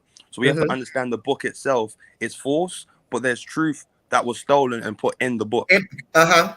So when we read the book for what it is, all right, we look at God, right? We know that in ancient times, a god was a man and a god had a goddess. So let's just remember that for a minute. What do they refer to the creator in the book as? In the Bible, what do they call the creator? The Father, He, Man. Do you understand what I'm saying? Like, so it's not a coincidence that they made him a man because the original term for a god was a man. So that can't be the creator in the book. If we're talking about the spiritual creator that created the universe, the stars, the galaxy, the sun, everything. How could he just be a man? How could he have a group of beings? Did someone create him? Right. Do you understand what I'm saying? How could he be walking around? How could it be the hand of God? How can God say in Exodus he's a jealous God? So is there an angry God, a jealous God, a God of lust, a God of war? How can God be jealous of his own creation? So there's a lot of things. No. He said that no one comes before me. No one is put before me. Like, that's what it means by God is a jealous God, because like say for instance, if I put something, if I put something before God, if I love something more than I acknowledge or love God himself, that would be a jealous God, because he is a jealous God, is what the word is, what it tells us, right? But see, jealousy is outside of God, because God's all things, but God's not one thing. So for him to find himself as a jealous God It's giving him a human attribute. So that, you know what I'm saying? It's like some people saying, how could God create evil if he's not evil himself? No. Okay, so he said that vengeance is his. I'm gonna tell you something. For what is written within that word, he flipped the table. He said that vengeance is his. Okay, so if he cast Satan and his minions from the heavens, so he has a part in him, right? There's a part of him that does not play. Right? Right. That's what I would say, that there's a part within him that he don't play, and he's not finna play. You get what I'm saying? So that's just my beliefs, and that's just what I believe. But think of it like this, right? God already knows what you're gonna do. God already knows you're gonna sin. God knows everything. Exactly. He knows that. So he's gonna punish you, but he already knows. He put the sin in you. Okay, he's the one that created you, and he already knew what's gonna happen. Okay, so check this out. I'm gonna say this, Conscious, and then understand, because I enjoy this, because we have people that's within the audience that don't understand. So I like the debate and the going back and forth about things. But however, as Trey Lynn said, you cannot worship two gods, you know. But however, going back to that, yes, vengeance is mine, said the Lord. However, he stated that when he created us within the womb. So he knew everything that we did. Let me just say this real quick. Okay, if he created us within our mother's womb, right? Okay, his son that he sent to die for us and our sins. Therefore, when we were born, our sins were already forgiven if his son died for our sins. Let me repeat this. If he created us within our mother's womb, right? And he said he sent his son, that his son died for our sins. So which means that I'm 42 years of living. Before I was pushed out of my mama pootie cat, okay? God already knew everything and everything. All of my sins was forgiven. So with that being said, I'm just acting out. Okay, so with the sins that I'm doing, they already been forgiven. He gave us free will. Oh, I did them, is what I'm saying. Because we were created in sin. We were born in sin. Gave us free will.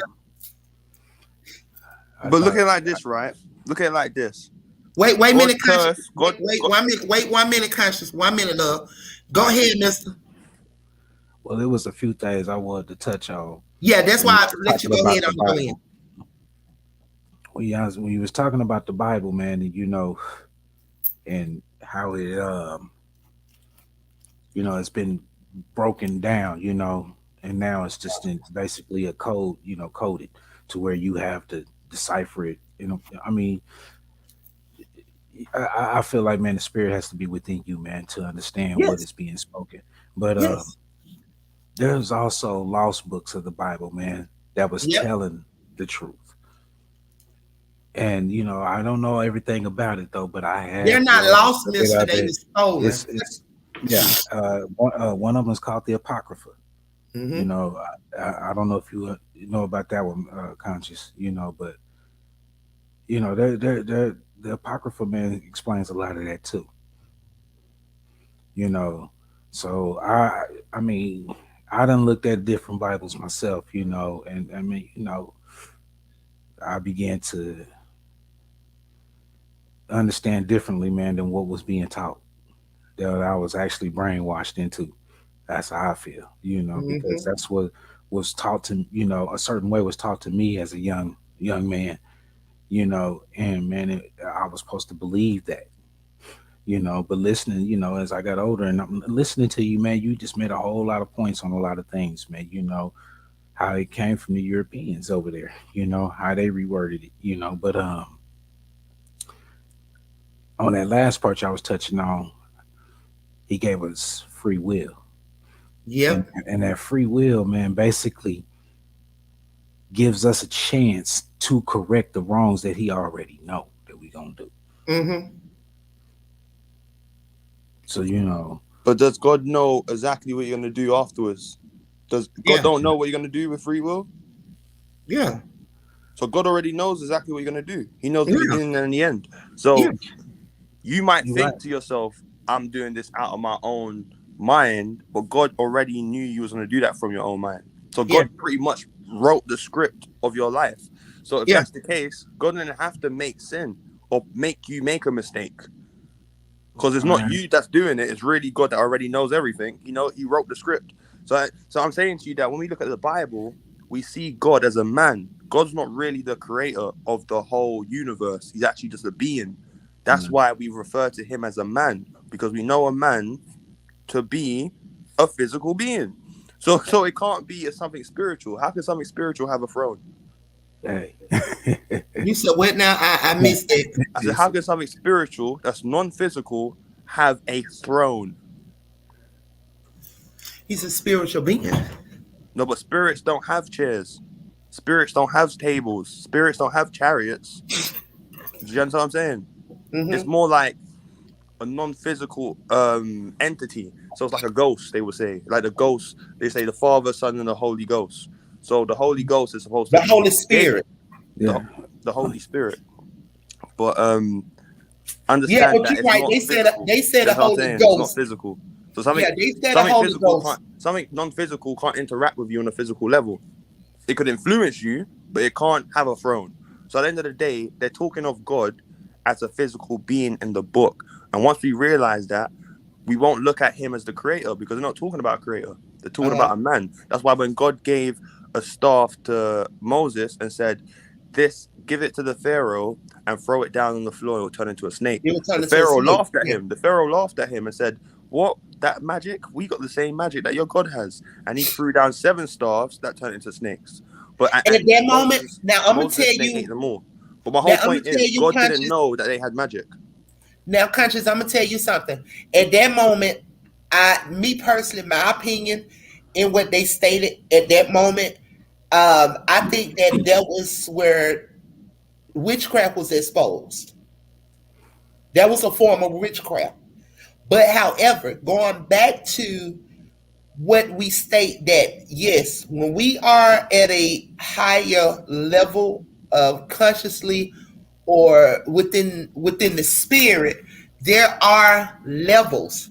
And see, they do not want us to know who we are, because yes, we do have powers. There's just like in the word, right? In the word, when he said that Peter took his eyes off of him, right? And so when he took his eyes off of him, he began to sink.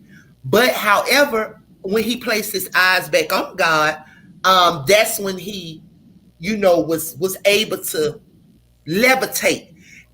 What I call it is levitate, and a lot of people don't understand what levitate means.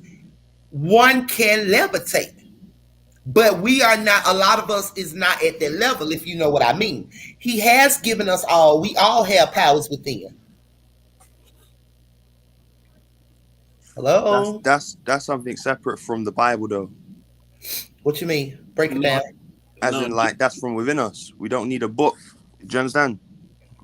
Mm-hmm. Like, we don't need nothing physical. We don't need a church. We don't need a Vatican church. No. The church is man. Church is man. Man told us we need church. We are the church, love. That's right. I get you. Okay, go, Mr. Bass. No, I was just getting ready to say, Jesus said himself that we would do greater things than he. Mm-hmm. But that's in growing spiritually. Mm-hmm. Yeah, and also he mentioned something about Greek. Well, the Greeks learned from Egypt and Samaria. Mm-hmm. Okay, so they're not the number one source, or because that is why they burnt down Alexandria, because all of the information that they took out of there, they're using it against us. No, exactly. That's why the word live backwards is evil, because the way we're living in a Western way is out of accordance with how we was originally living. So I totally agree with you on that. True. Because it's knowledge that they're using, that they got taught by the Egyptians and Sumerians, but they're using it in a negative light. True. So at the end of the day, the Bible is like my sister saying truth is a book that we can decode. But at the end of the day, we got chakras, we got a brain, we got a pineal gland, we got organs in our body, we got ways to meditate and breathe in and out to actually help our spirit body in our human form. And this is science that we had back in Africa, which the Indians even stole. We taught the Indians as well. If you know about Akasho, what's it called? Ashoka, the capital of India, they have three-headed lions. That image of three-headed lions derives from ancient Nubia.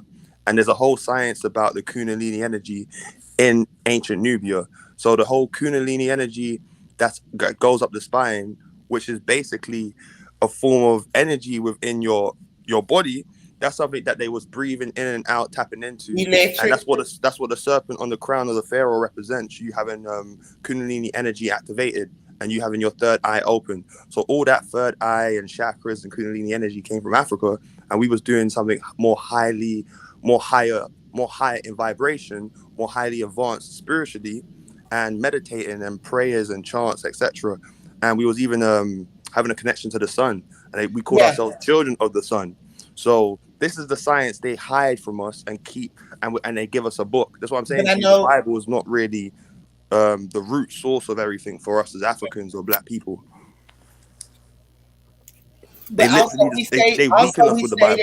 Also, we say the word Black people because, once again, that's what we have been programmed to say, that we are Black people, when indeed we are actually not. But that's just our program mentality of it. You know what I'm saying?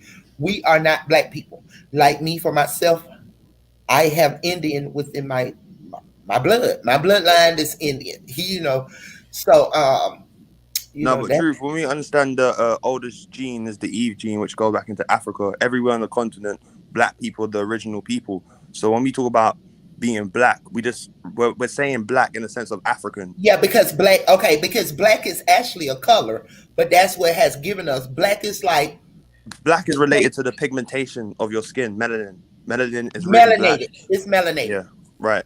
But melanin, when you really see melanin under a microscope, is really black. The pigmentation defines the dark pigmentation defines the amount of melanin you got. That's why we're Black. It's like all the colors combining into one. That's why when you study Krishna, the Hindu god, his name literally translates to black, and he's the highest god in India, in the Hindu religion. So saying Black is not negative. In the Western world, they say Black magic, Black bull, Black God. This is what Malcolm X said. But Black is beautiful. That's what we were saying back in the 60s and 70s. Black, to understand, to give us some self-empowerment. We can't look at ourselves in a negative light, because it'll make us subconsciously worship Europeans. Yo, my brother, let me tell you this. In the Western world, Black has no standing in court. Okay? Yes. So, we are indigenous. You're indigenous to Africa. We're my background is indigenous in America. Yeah. Well, you gotta understand, the word America comes from the word America Vespucci. So when we say America, what do we mean? And you gotta understand that the Black people in Africa already traveled to America before it was even invaded. Let me rephrase. Turtle Island. How about that? We can say Turtle Island, but and again, we spoke in telepathy. We were even using words, and you got to understand Pangea. When all the continents were connected, everyone that was Black, their first civilizations came from South Africa. The oldest civilizations from South Africa. So it's like the Eve gene, the oldest woman in the entire world, the oldest skull, the remains, is found in Ethiopia. So we can't discredit the greatness of Africa, because we'll be beheading our forefathers. Do you understand? We can say we have ruins in America. We have Black people in America that we derive from. In a sense, they derive from Africa. They derive from our great grandmother. Do you understand? And we can prove that through science. So it's not even. But my thing is, what I'm saying is, I listen. I'm open minded. I'm listening. But however, I go according to my own understanding. Well, I don't go according to my own understanding. I repeat that. I apologize. I just go according to where I have research. I have, knowledge of, as well as I don't lean to my own understanding. I lean on the understanding of the Most High, and That's just what it is. And me pretty much knowing what I know, as we were stating a little bit earlier, because you did come in a little bit late, that actually, just like they state, Christopher Columbus, Christopher Columbus discovered America. No, no, the hell he didn't. How can you discover something when we were already the fuck here? You know, we never, like, we were already here. You know, when they talk about the ship that came in with Jesus, now them motherfuckers came over here. They invaded on us. Just as we going back to how we stated, just like they are doing now. You know, the people, they're coming from all over the place. You know, here, there, and everywhere. They're just coming into America. You know, that's what they've been doing. Hell, they've been invading us, so why not continue? For history repeats itself. So I'm gonna let you continue, Conscious X. But for anyone in the comment section, if you all would like to come up on the panel with myself, Mr. Bass, Mr. Conscious, as well as Tips Love, to have an open discussion, that's what it's all about. Dialogue. Also, just agreeing to disagree, and just understanding and getting knowledge that one don't understand, and just pretty much helping you all and shedding light on things. So if you all would like to come up, you all can hit the link and please come up and have an open dialogue with us. But you can go ahead on and continue, Mr. Bass or Conscious. Conscious. So you believe in the transatlantic slave trade? So you think a lot my brother, I have to say, my brother, King, I not believe is that there's evidence that the English kidnapped a lot of Africans and sent them to the Caribbean and America. Now, we can talk about evidence. It's very evident that happened, man. Mm-hmm. No, it's there were more so-called blacks taken from the U.S. and sent other places than they were sent from Africa to the U.S. That's a fact. So you're telling me that slavery didn't happen like that? Say it again. Do you think slavery didn't happen like that? They weren't transporting people. It didn't happen the way that they teach us. No, it didn't. That's what we also. Do you guys want to go and elaborate on that? We were just also discussing that. So, Mr. Bass, I'm gonna let you drop the jewels to Conscious about that. But we were just elaborating on that. So when we talk about slave, right? Me personally, the mentality which has always been slaved.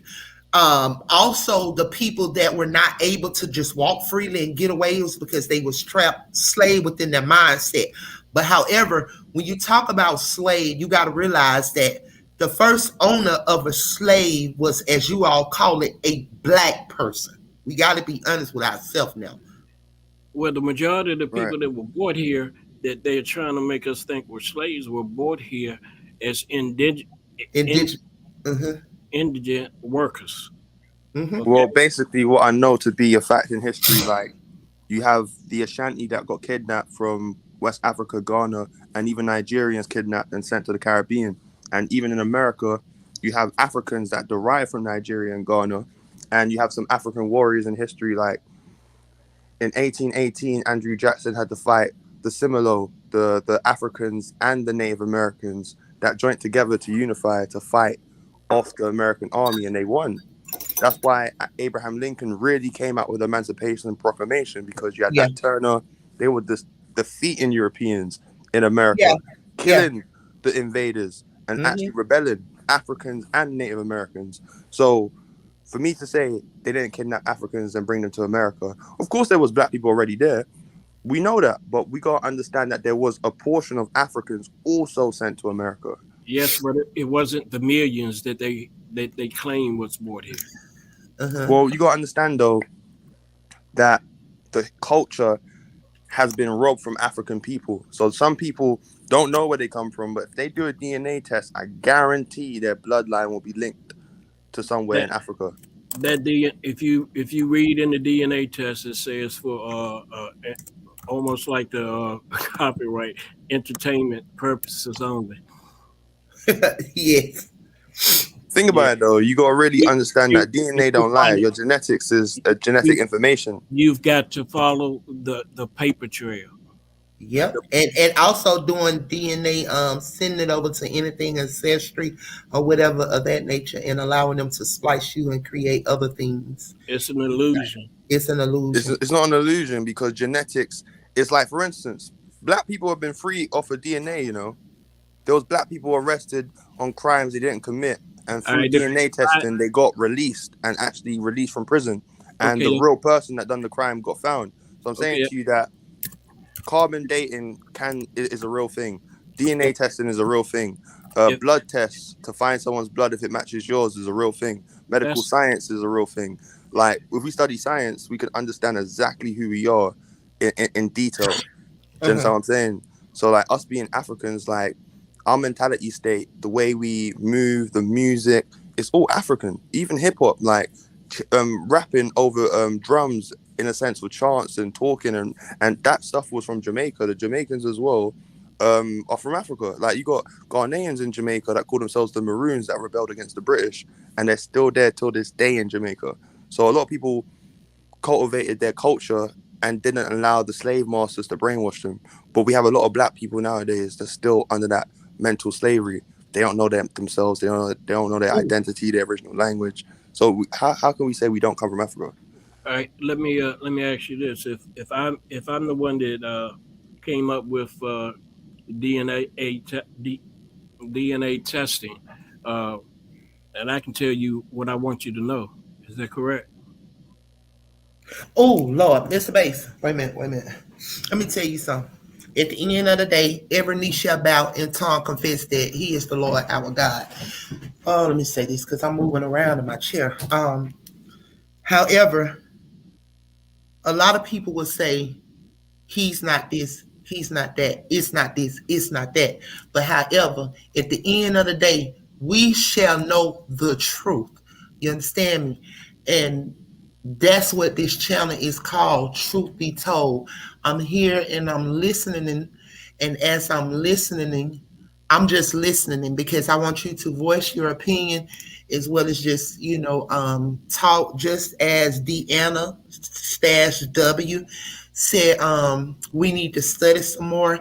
However, we study a lot over here. We don't know everything, but however, you're not going to give boss lady and the family shit and think we're just supposed to run off it. But however, we do listen over here. Everyone has an opinion. Will I be moved by it? No, because my beliefs are my beliefs, as well as conscious belief is conscious beliefs. Mr. Bass beliefs is Mr. Bass belief, as well as Mr.'s, as well as Tip's love too. So, however, there's no problem with just listening. So I'm going to listen, but I just had to state that every knee shall bow and tongue confess that He is who He is. And regardless of how they have blinded us and given us their culture and whatever the case may be, melanated spiritual beings, high being, guess what? Who's to say even what we know? Okay, who's to say that even what we all think we know still may not be it until that day? Right. So I'm gonna just kick back. I'm gonna just kick back and continue to listen. But Conscience, you, Mr. Bass, Tip Love too, you all can continue to chime in. But the meantime, in between time, let me move away from this computer for a minute. I'll be right back. So you all can go ahead on and continue. All right, boss lady. Hey, I don't know, man. We all here just to, to learn something. I just sat back and I listened to Conscious, and a lot of things did make sense. For what he's saying. And that's and that's just an opinion that's just coming to me. Not having all the facts on it, man. But listening to him, man, and just and knowing a few things about my history, about my people, man. I know I have people that come from Ethiopia. That's where some of mine trace back to. And I never really got to talk to none of them. I just know of them as family. What I mean, so and they was here in the family before I got here. So so I mean, they bloodline. That's the thing. But I heard you say something about the Pangea. Right. Yeah, that's when all our land was connected, some way, shape, or form. You know, I know what you're talking about on that. So man, we were all scattered.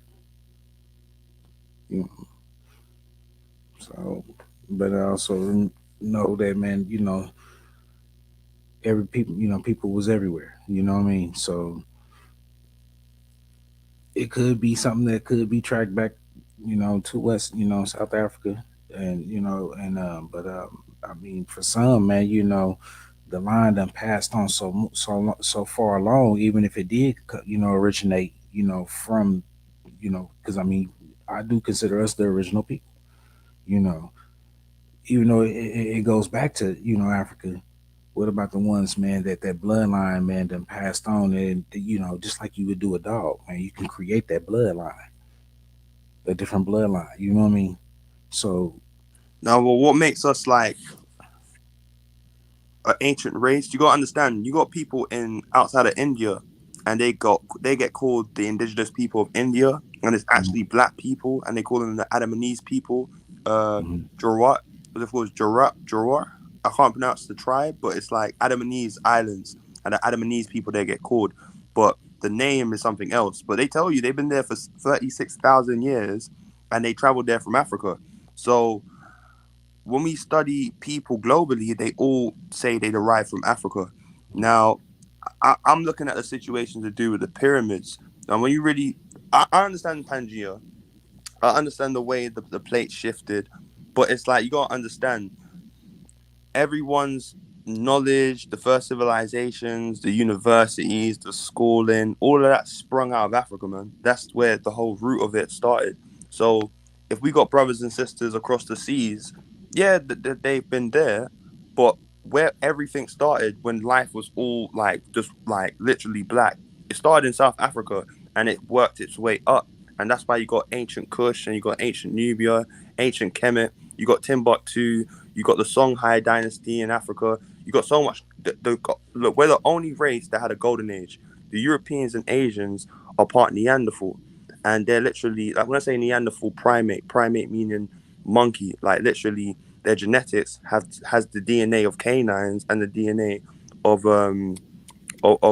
primates, monkeys, rhesus monkeys. That's why when you study the Europeans, they tell you they come from the Caucasus mountains or they're from caves and stuff. Like literally, they got history of them being in the Stone Age. And the Africans never had a Stone Age. They never was grunting. They always had a language. They always had culture. They always had like dynasties. So we're the ones that really was ruling the planet, but we did it in a righteous way, and these people came through and infiltrated. But their records of history, them being existing on the planet, is only 6,000 years old.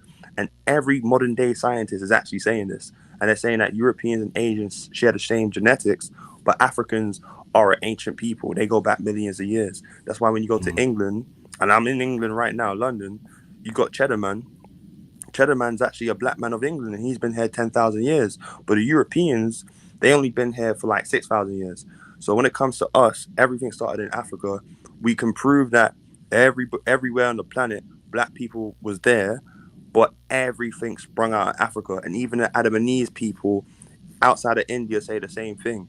So what I'm trying to say is that we might have a lack of knowledge due to the robbing, the theft of Europeans stealing our culture and indoctrinating us with their own westernization.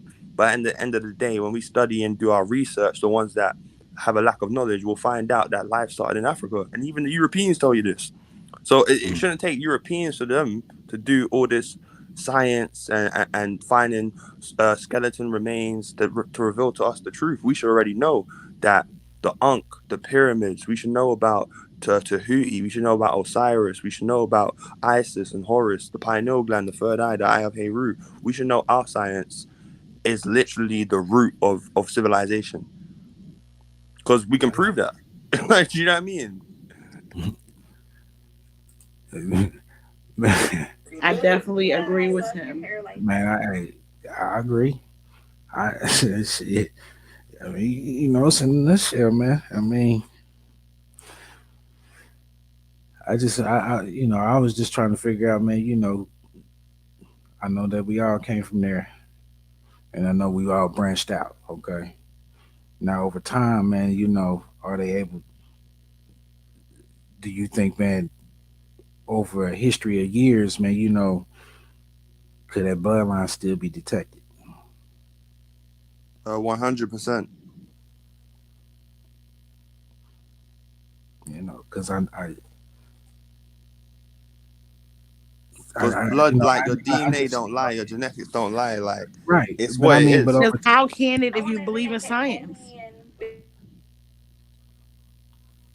No, it's not about believing in science. Science is like maths. It's like, you can't say maths is a religion. Science is the study of nature. So we're studying someone's saliva, you're studying someone's blood, you're studying someone's ancestry just through their blood. You can find out who they are literally through their saliva. It's the genetic information.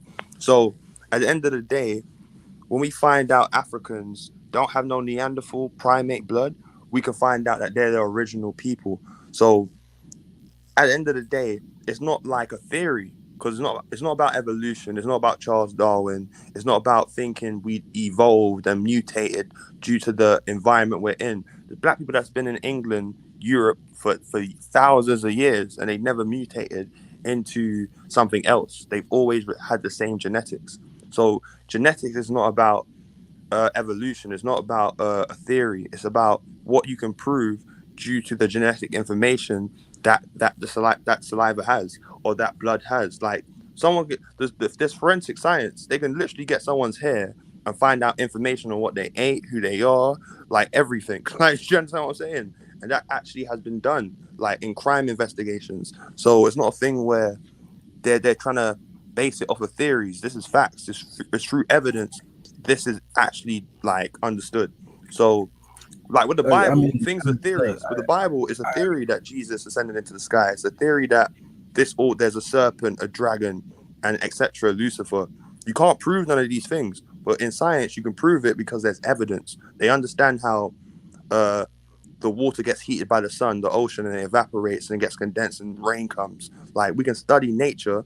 That's what science is, the study of nature. It's nothing else. It's not like it's a theory, just to clarify. Like, do you know what I mean? no doubt. You know, I I I don't think, man, we were saying that, man, the DNA testing is just wrong, and that's just me. I can't. I said, let me speak for myself. Let me tell you what I'm saying is, man, I'm not saying that it is wrong, but I'm just saying that, man, you have some people that have ulterior motives, man. So what I got out of it was that, man, if you go as far as to trying to do a background check, DNA testing or something like that, my bad, and um, you send this sample in with the hopes of them, man, from tracing everything back, man. What's to say that, man, they don't trace something back of a line that they wanted to get rid of, man, and don't give you the right facts. You Okay. know, let's just say that, man, you wanted to find out, man, how everything is traced back. What I mean? And you send the sample in, and with that, man, that line is tracked back. DNA testing is real. I believe it's real. I believe in the science on that too. But man, who's to say that they're gonna take that, man, and then create someone off of you, off of that sample, or they done tracked your bloodline back to a certain bloodline, man, and that's a bloodline that they need to eliminate. I mean, just things like that. I don't believe a lot of people that sending their stuff in is getting the accurate information coming out of that. Especially the ones of the bloodlines, man, that they know, man, trace back to the kings and queens. back, so Okay, question. I don't know, y'all. I'm just walking, stirring my coffee. um, I'm in a whole nother. I'm in here, y'all. But a family, y'all know what time it is. I have a question. So, if all this is this and all this is this, right? I just want to ask this question: why is it that like Africans and people of that nature, if we all okay, so if we came from allegedly, if we all came from Africa and roots and all this and all that, why are Black Americans hated by Africans and people like that? I don't know. I'm just walking, stirring my coffee, and It's not a hate. It's more of the fact of knowledge that is not taught, and it's more like like you said, y'all are talking about Christopher Columbus, and then that's the basic of history, and that was taught to y'all in school, right? And if yeah, that was kicked to y'all in school, the basic person, it doesn't take an open-minded person or a woke person or whatever person to know that that was a riddle, that was a joke. yeah, it It doesn't all was. that person.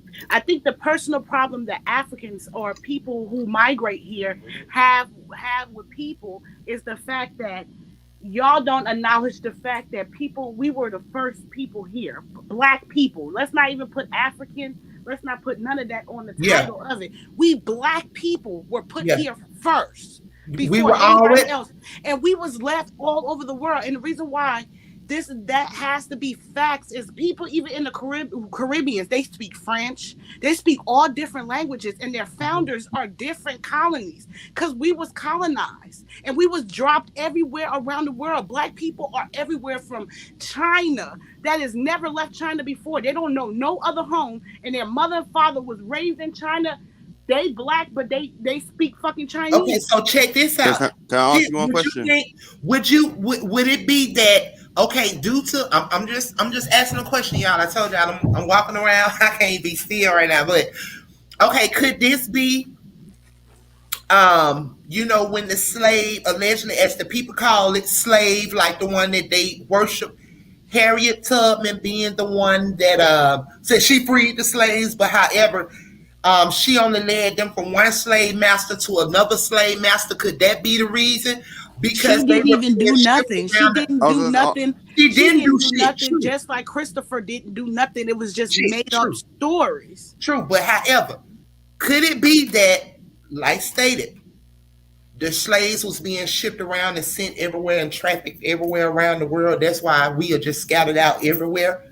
That is it. And what y'all did was adapt to your surroundings. Just like you have him over here. He sounds like he speaks French or something like that. But I know that he sounds like an African to me because I'm an African. He Yeah, sounds like he might be from Nigeria, Ghana. He sounds like an African to me with an accent, right? But I bet his ancestors and his life was raised in whatever country they're from, and they ain't never one day probably stepped their foot in Africa. Truth. Can I just ask you one, like, real quick? You know, yeah. when you mentioned to do with the Africans and American Africans, why is the division? Okay, let me tell you the reason why I say that is because where I work at. Okay, so I'm a nurse, but I do home. I do home health. So I work. I have been able to come in contact with quite a few of them. Right, Tip is just different, and her sister, who we love to know, who's Lady Love. I'm sure you don't know her, but however, they are just different Africans, and quite a few of them that I also deal with are different Africans. You know what I'm saying? They are Africans of understanding. Okay, maybe it's the part that they come from, but however, I work with lots of Africans, and this one in particular, she hated me and she couldn't stand me, right? Which I didn't give a fuck, but still, I had a conversation with her, asked the questions like, why does she act the way she do or whatever. From her understanding, she was very upset and she don't like us, but they love our men. But however, they don't like us because they feel like we. Okay, let me explain how she said it to me. Pretty much, she was saying as if like she's supposed to be here, this her land, and all this, whatever her beliefs in her mind. But however, we was given a chance and all this and all that. Like pretty much we left them hanging and we over here. Some shit that's what she said. But I'm like, excuse me? So pretty much it's like her life could have been better if she would have been where we at and we where she at. Some shit of that nature. I don't know. It sounds baffled and confused to me. But help me make it make sense. But a lot of them that you encounter feel like that about Americans. So can you help me understand it? Except a couple, because I love different culture. I love different cultures. Even far as the foods, the dance, the music, all of that. I mean, I stay outside my box, okay? But however, why is it that they feel the way they do about us if we so-called come from Africa? I was gonna say to you basically, right? You got like Nigerians and Ghanaians that actually have problems with each other. Two countries within Africa, right? And they compete with each other. So it's the type of thing where since colonization has happened, it's like they respect white supremacy. Like they go by white man rules. There you go. Not all Africans. Not all Africans. Majority. Africans that have a colonized mind state. They don't even respect different Africans outside of Africa, or they might respect their own country and not respect no one else outside of their country. And it's more of a mental slave mind, like it's a divide and rule mindset. It's not about unity, where we really derive from unity, black love. So at the end of the day, that's a conditioning. We just look at them like, damn, man, I feel sorry for you for having that mindset. And I do. So like my personal opinion, it's not my personal opinion, it's just what it is. It's like the division's there just simply because of the robbery and the theft aspect of things within Africa. Because you got to understand, there's Europeans in Africa. You got to remember Berlin Conference in 1836 that happened in Europe. And they said, all right, cool. This is a conference that happened in Germany with all European leaders. And they said, all right, cool. The Dutch is going to get this part of Africa. The English is going to get this part. The French, the Spanish, etc., etc. So you got some African countries that speak different languages. You got Europeans in South Africa. They've been going through the same racism that's been happening in America. So there's a lot of ignorance. There's a lot of mental illnesses. There's a lot of revolutionaries, people that fight and promote black unity. So they're going through the same traumas that the African Americans are going through in America. It's nothing different because the same person invaded those two continents, right? Yep, so, they just gave different names, but I'm listening. Go ahead. You got Mother Coffee from West Africa, the Gold Coast. She was coming over, joining up with Marcus Garvey from Jamaica that went into Jacksonville in America, talking about African Americans return home, return to Africa. We want you back. Like literally, if you type in Mother Coffee, you'll see that's the truth, and it's Kofi, how you spell her name. And she was from West Africa, a princess of actual Africa. And she literally was telling the African Americans to come back home. So there's evidence of African leaders and African kings and queens respecting African Americans and telling them to come and join the Africans again because they're from there. So like it's not like the real Africans. Like look at Haile Selassie with the Rastas in Jamaica. The Haile Selassie gave a portion to the land to the Jamaicans that are Rastas if they want to return to Ethiopia. So it's not like a thing that the real Africans hate us. They love us. It's just that you got colonized like sellouts in Africa as well. And that's just a conditioning that happened by the Europeans invading us. So we can't say, why did these Africans hate us? The real Africans don't hate us. The fake Africans, the ones that's Christians, you got a lot of Christian Africans that would worship the white Jesus and look down on their own people. Just like in America and just like in the Caribbean. So it's not a thing to do with us. It's just due to the mental illnesses from mental slavery. That's all it is. And we're wise, so we should know that. You know? But yeah, man, trust me. Like the Africans, the real African. Look at Bob Marley. Bob Marley from Jamaica back in the 70s. He went to Africa. He spoke with the leaders, just like Malcolm X. When Malcolm X went to Africa, he spoke with all the leaders. So they respect real African. They respect the real. Respect the real. Was it real? Recognize real. Real recognize real. It's just that simple, man. Literally. And truth, man. I feel like. Okay, so did I hear you say that you were in England? England, London, yes. Okay. So tell me what you feel about the that lady. Who that feel about who? Sorry, that lady. what lady? The lizard. The queen. Yeah. The lizard. Yeah, the lizard. Okay, now I just didn't want to say too much, but yeah, the lizard. The Elizabeth. Oh no. I'm from Jamaica. You gotta understand. My family are Jamaicans. We're in London, but I was born here as well. But they're actually from Jamaica, so I don't really respect Queen Elizabeth. Her family sent a ship to West Africa from where my people are from, called Jesus. So I don't really respect the so-called royal family like that. Mm-hmm. But they And wouldn't. you'll be They surprised. A wouldn't lot of English people from don't as my well. acknowledgement, they wouldn't royal family. They also start allegedly. Everything we say over here should be told. It's allegedly. It is for education and entertainment purpose and use only. However, it is one's opinion. Okay, so allegedly, everything was stolen. She isn't even the. She wasn't the queen of whatever. They stole it. They Right. deboned it just like they steal everything else. They stole it. I agree, but like they even stole black people. That's how they stole the artifacts and put it in museums. They stole the land. They Yeah, stole they stole the people. land. They They got stole us the speaking castle. They English. Like, stole look, the you speak goddamn English and I crows. speak English. That's their language. You know what I mean? Shout out to Dean. Blessings, Dean. Welcome back, love. The truth be told, we have Dean on the panel. You all, Dean, would you like to add to the conversation in which we are speaking? Nah. I'm listening, Queen. I just came up just to say what's up to y'all. I heard. Okay, love. I see we got a fellow Jamaican in the building. I'm Jamaican also, so that's why Okay. I What's up, wanted to King? come up. Hey, what's up? What's up? Okay, Yeah, love. Blessings, blessings. Well, we in here, babe. We just chopping it up, Knowledge yeah, just going back and forth, building. yeah. Now I'm listening though, Queen. So you Okay, feel love, me? you good. Okay, you And good, what's up? love. And what's up? And what's up, Tip? And what's up, Mr. Bass? And what's up, Mister? Hey, what's going on? How you doing, Dane? Peace, All bro. right. But yeah, now you can go back and finish speaking, bro. I'm just listening. Okay, go ahead. Go ahead, love. Thank you, Dean. Conscious. Yes. Okay, go ahead, love. Continue.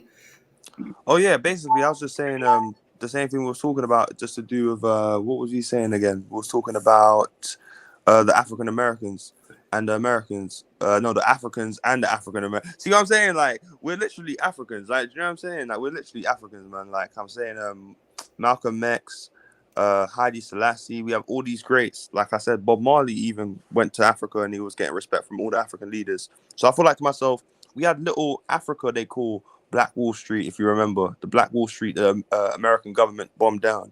Uh-huh.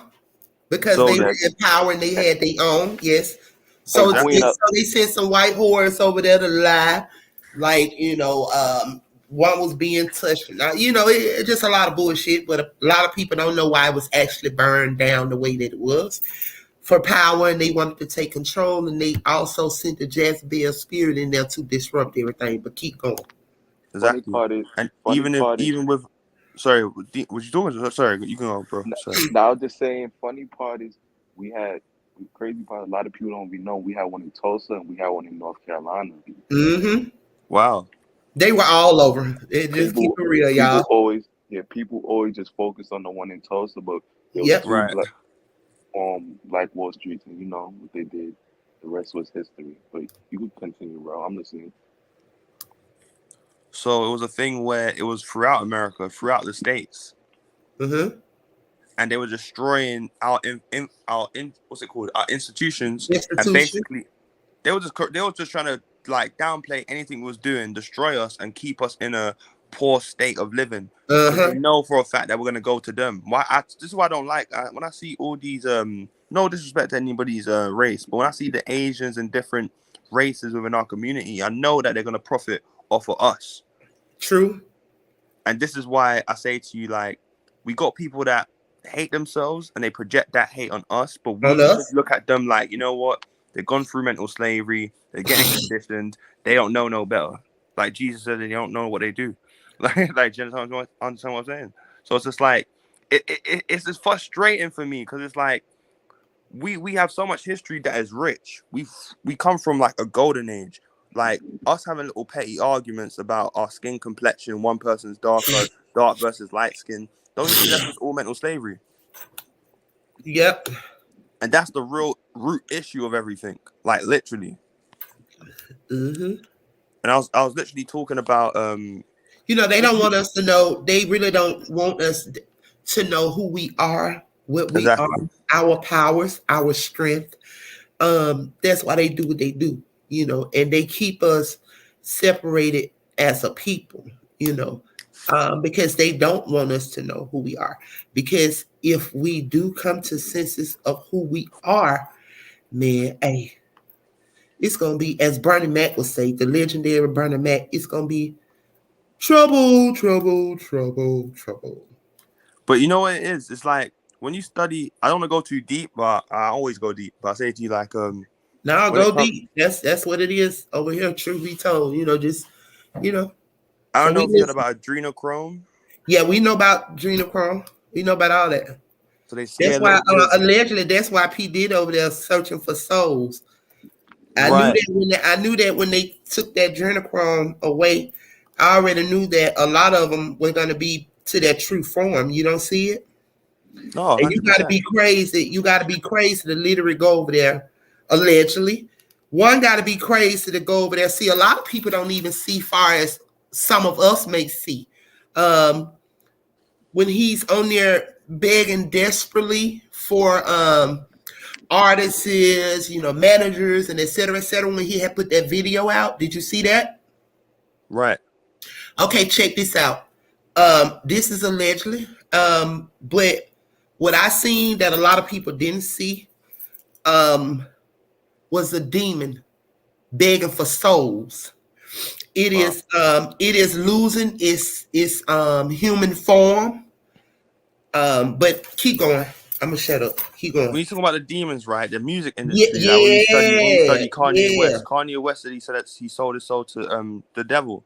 And Uh-huh. multiple artists have said this. Even like Eminem, he's got a song called "Oh Darling," Oh, where he's talking uh-huh. about him selling his soul to the devil, and he doesn't want to have partake in this no more. And the devil's Uh-huh. like, "No, I owe you. You got to do this." So like all these musicians cry out for help through these songs sometimes, Yeah. and tell the truth of them actually selling their souls. And you see all this Mm-hmm. like if you say Lucifer, Lil Uzi Vert, fast, literally sounds like Lucifer. Yeah, it is backwards. And when you break that song down slowly, you will hear Satan as he speak. True. Wow. So this is what I'm saying. Like I didn't even know that. Like I didn't even Mm-hmm. know that. But Yeah. I know for a fact that like what you're saying is true in the sense of like I need to check that out 100%. I need to check that out. Mm-hmm. But with all these artists, they sold their soul because it's like a thing to attack the children is to demonize the children, like get them to think demonic and overly sexualized, so they can Uh-huh. feed off our energy. And then they make them pray because we understand about adrenochrome. We know about Jeffrey Epstein and the Democrat Party and their Uh-huh. like all the investigations by the FBI, even with Joe Biden's son, Hunter Biden. Yep. Hunter Biden. Hey, Uh, I got everything that was on that laptop. But keep going. exactly with Anthony Weiner, etc. His life insurance folder. So Mm-hmm. we study the ancient Greeks and we know about Cronus. Cronus ate its own children. Moloch was a deity that they used to pray to, a devil Yeah. that actually you have to sacrifice your child to. That's why I speak about the Bible being done by Masons. And when you study Abraham and Isaac, Abraham had to sacrifice his child to God. But we know that to be a thing of Moloch, the god before the Bible being even created. So like that's all demonic and it's deriving from the ancient Greeks, and they wrote the books to actually dumb down the people and get them to worship Lucifer actually itself.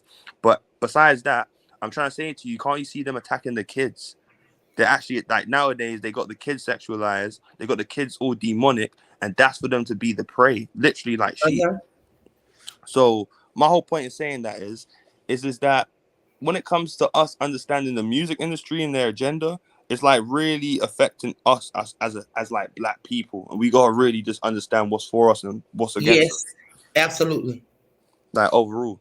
But a lot of But people ain't really we a deciphering the lot of music. us can't see it conscious is because we are not elevated. We are not elevated in spirit, and a lot of them don't want to be elevated.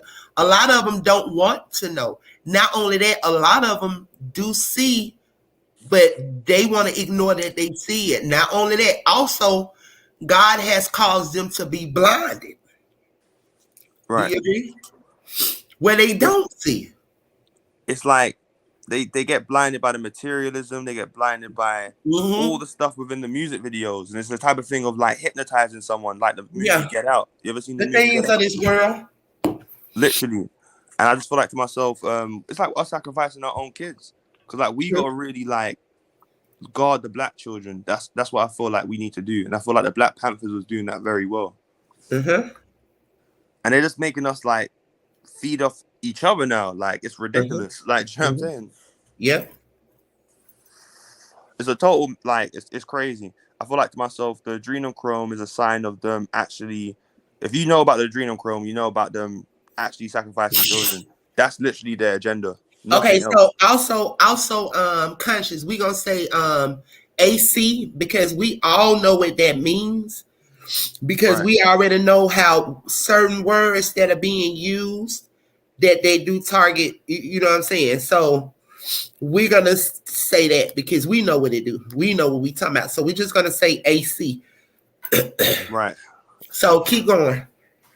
So it's the type of thing where it's like, when I look at these musicians, I know they got possessed. I know they got demonically possessed. And even like Beyonce and Nicki Minaj saying that she's got Roman Polanski. They are no longer what they were. They're fully like a puppet. They have been okay, how can I say this? Okay, so who they once were, they are no longer who they are. You know, they have been possessed by something totally different, if you know what I mean. And it's not helpful for the kids, because you got a lot of women, the young girls, that's actually trying to emulate that behavior. And they don't understand that they're being set up for prey. That's why I respect Tupac, because Tupac was saying he had tattooed on his stomach, the hate you give little infants F's everybody. And I'm not like trying to glorify these musicians and make them idols, but I'm saying to you that we had a lot of black people within our community that spoke for us and they got assassinated. Yeah, and that's one thing that we miss as well. We need to really analyze that.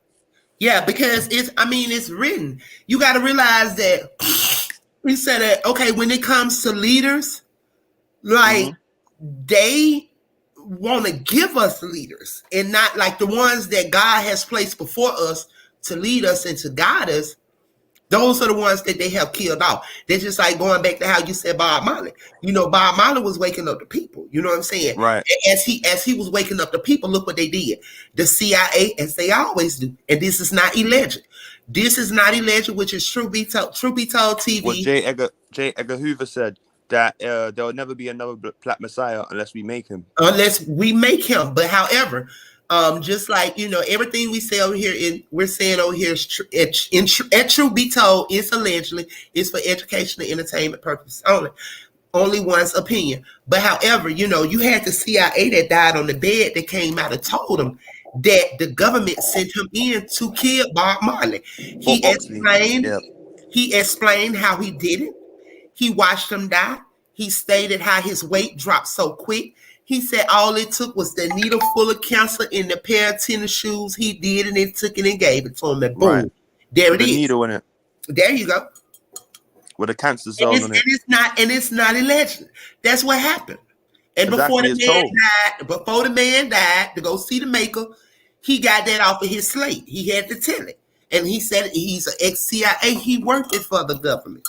I know this. And it shows you that the power of us as black people in our highest frequency, we can produce high vibrational music. We are sound, you know. We can produce high vibrations so much to the point where we'll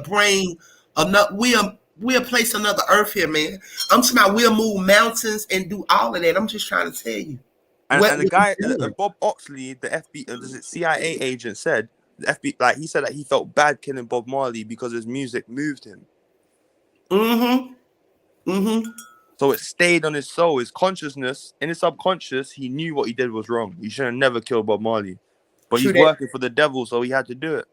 Yep, and that's what happens to a lot of them. You know, it happens to a lot of them. That's what they do. But Right. at that moment when they are approached and they're told, just like going back to R.Kelly, that's what happened in the situation of R.Kelly. You get what I'm saying? Right. Do you feel like R. Kelly was set up? Yeah, he was, without a shadow of a doubt. He was set up Hell in yeah. he was set up in the beginning. And I wouldn't be surprised as his handler. You know what I'm saying? His allegedly his wife was the handler. We all know the Right. industry place people together in marriage and all of that. That's what they do in the industry. Okay? Right. So I wouldn't be surprised if she was sent in. And then you got Sony and all of that. Yeah, he was set up from the beginning. And then also, it's just a lot to go with that. I also feel like not only are they trying to destroy him for his catalog, money, all this and all that. However, I also think that they're trying to destroy him because the power and the anointing that he had within, and he has not taken the oath. That's just my opinion. Right. He has not taken the oath, or even at some point in his life, if he had taken, see, I just like to be open-minded and just keep straightforward and honest. Even It, if he have taken that oath, he's denouncing it. Queen. He didn't take the oath. Remember we said there's people that take the oath, and remember jails can't read. There's some people that sign a devil Listen, contract. Not. Dean, you got to listen to what I'm saying. Mm. What you just said, Dean, you just answered the whole question. You You feel said me? even if he did take the oath, you knew Kels don't know how to read. He don't know what he That signed. That's what I'm telling you. So when they when they approached him or whatever and he denounced it, you know how that devil is, man. So that. when they approached him and he denounced that shit, that's when it's hold up. See, now you signed this contract Hmm. because his illiteracy. You know what I'm saying? So that's what I said. Even with him, that's why God has mercy on him because he knew not what he was doing. Are you following me now? Of course, Queen. Nah, you That's just definitely right. my opinion, Dean. That's just my opinion now. Nah, that's a fact. He tried tell he everybody keep thinking he crazy for the Gayle No, King interview. He telling y'all in that interview, they trying to people kill keep me. exactly, people keep thinking he this, talking about other things. Nah, he trying to tell y'all this ain't what y'all think it is. It's Yes. bigger than that. But only we know that. Everybody don't know it. Everybody done wrote them off, because they control the mass. So, everybody don't know that thing. That, that's what they do. They like me and Tip was talking about it. What they do is they exile you and make the turn the world against you. So it's like, people gonna start if he do even come out and start exposing certain things, people gonna look at him like, man, you crazy. You just mad because you know, Yeah. they wash their hands with you. That's what they was doing to him. So Yeah. people like I'm saying, like, Okay, his so I main got a thing. question, Dean, and it kind of ties into what you're saying. Also, what Legacy Custom is saying. Also, what my girl Tip been talking about, right? So Hmm. check this out. Everybody within the industry was bashing him and was helping mute him, right? Hmm. So why is it that a lot of some of the same ones? Why isn't it that they are now?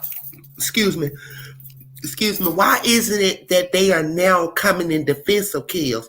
Is it that they all are bucking against the same system that they took the oath for? Like, help me make it make sense, y'all. I'm just, I like to throw a lot of shit out there.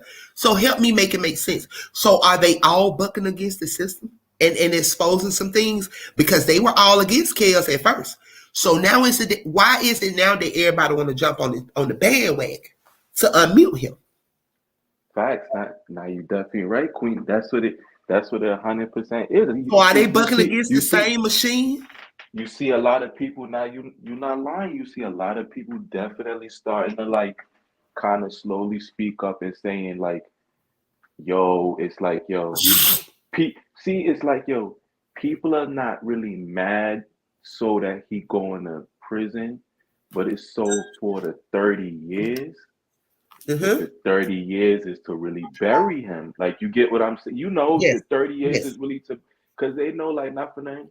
I know Kel's probably sitting there regretting that he didn't take the 3 to 10 year 3 to 10. Remember, his minimum was 3 years. I know he could have, and the max was 10 years. I know he probably regret not taking that now, but it's No, like, I don't think he is because guess no, what? no, no. He's strong though, Queen. You know he's not gonna take that. Even remember his brother said it on the Why Dr. take Oz. it when he know he didn't do it? Because if he Exactly. had taken it, it would have said, I did it. I'm admitting to something that I didn't do. And then at that moment, they would have really had him. So he's taking it to the grave that listen, no. And we over here see. So what if he had taken it and all this evidence and coming out and we are seeing everything? When we be like, that nigga crazy, why the fuck he took that? You know, like you get what I'm saying? Nah, you're 100% right, Queen. And what's so crazy and what I don't like is like you're on YouTube. Remember when? Because even like now, like when you look at Tasha K, she's somebody I Yes, can't that's stand what. her ass. Because you ever Yes. notice the YouTube algorithm when she came out bashing him, they was Yep. pushing that. And now when she got the interview with his brother, basically, you saw the interview. His brother basically started like you feel me, retracted on everything he was saying. He basically was saying, yo, everything was a lie. You Yep. notice they're not trying to really push that narrative. And it's really cool. And it's like, yo, not for nothing. I don't think his brother is lying. Cause it's like, yo, Queen, when you really sit down and listen to certain things, it's like, yo, he said it out his own mouth. He said the last time him and his brother spoke was right 95, 96. So it's like, if y'all ain't speaking damn near all this time, how in the hell all of this, like you got, I'm saying, you saying all of these things that transpired after the fact, if the last time you seen that man was 1995 and 1996? Because remember, he was saying, like, yo, not for nothing. One of the things he said was, he said, he said, yo, I'm not gonna lie, I don't know if my brother even likes young girls or whatever the case may be. He said that was just a narrative that was pushed out there, and I ran with it. He said, remember another thing they kept saying, oh, my brother offered me the $50,000 in a record deal for the first trial. He said, my brother never came to me and specifically said that. He said somebody else came to me and told me that. He said, but remember, he kept saying, oh, at first, he said, oh, my brother came to me and said that. And now he said on the Tasha K shit recently, he said, now my brother never told me that. He said, It's that's just because something that they was put pay. out there. Listen, it's either Dean, they pay him. As I think there was Tips Love too that said, look, $1,000. Either they paid that nigga to say that, or either we don't know that they was within their cell or something, and they threatened him. Y'all, we don't know. We don't know. Of course. And another thing was, I don't know if people seen the video. Prima Donna had posted it years back. You didn't see when Carrie baby mom, when they was outside, like they was speaking, Carrie and Bruce was speaking outside, and you see when Carrie baby mom ran up and was like, she said, I know. She said, you acting like I don't know everything that's going on. She said, I was there when what you call it, Robert gave you the $2,000 back I'm gonna let for the Tip, tape. Dean. I'm gonna let Tip kind of step in on that to answer your question. But however, shout out to Conscious who came up on the panel with us. He said, good night, kings and queens. It was good talking with you. We will talk soon. Blessings, blessings, blessings, love. Thank you so much for coming up to the panel and chopping it up as well as dialoguing with us and, having an open discussion. Blessings, King. Okay, keep on going, Demon. Also, I'm going to let Tips Love too step in. Tips. I'm here. Okay, boo, just checking on you. Okay, Don't be checking. Yeah, girl, you quiet over there. I ain't hear them crickets. I ain't hearing this. So, yeah, I'm going to let you respond to what Deem is talking about. But I'm in here, though. What did you ask? Mystery, y'all good? Yeah, I'm good. Oh, Lord. Mr. Mr. Bass. Listen. Okay, he in here. Okay, go ahead. Also, you all, so Mr. Bass, y'all, I'm going to let Dean continue to say what he was saying, and then Tips Love can kind of fill him in. Also, while I was sitting here, I was given something. So I'm going to drop it in the comment section for you all. It was a message. So like I said, I'm going to just drop it in the comment section. But you all continue. Go ahead, Deem, and Tip. So, Deem, you could just continue with that, and Tip will answer you. Yeah, but boom, his Carrie baby mom came out. She was exposing his business, talking about he got 13 kids and he don't take care of none of them. And she was like, "Yo, you acting like I wasn't there when Kels gave you the money for the tapes." But just recently the trial came out that what you call it, Kels wasn't really so stuck on these underage tapes because Kels, what you call it, he was in his head like he know that wasn't true. Remember, the whole time he was really beasting just to get the tapes back of his wife. You get what I'm saying? He didn't want his wife business out there. But you see how America was really running with this narrative that, oh, he out here with underage girls or whatever the case may be. Like, but that shit is just corny and crazy. But Tip could go though.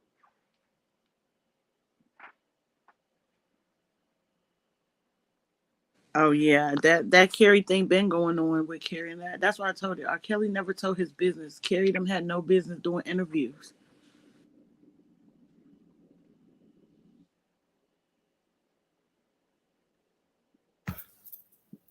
Okay, y'all. So Remember, did y'all see where Legacy just said that I don't know, I can't respond on that unless somebody else is up here and they know, but however, I don't know. So Legacy One Custom says that, hey, did y'all see how they said Coolio said that Kels was a sicko that deserved to be here, that didn't deserve to be here, blew his mind. However, I can't say that Legacy because I have not seen that. Now I do know that the same powers that be that trying to destroy Kels were the same powers that be that took Coolio out when he went to run his mouth. So I do know that. But that's something that I would have to go to Coolio's page. Yeah, I never seen that. I don't know. Yeah, so I would have to go to Coolio's page within itself, and I would have to go through his content of his own page or either some interviews that he have done to see if I see that, because that's why we over here we pretty much use content from only a couple of people, and reason being that we use that content is because we know things to be true of what they're saying. But when it comes to other bloggers, we do not use other bloggers' content because everybody does not come in light. So I get what you're saying, Legacy. So what we're going to have to do is we're going to go, I know myself, I'm going to check into that, but I had no clue. So you all can keep talking.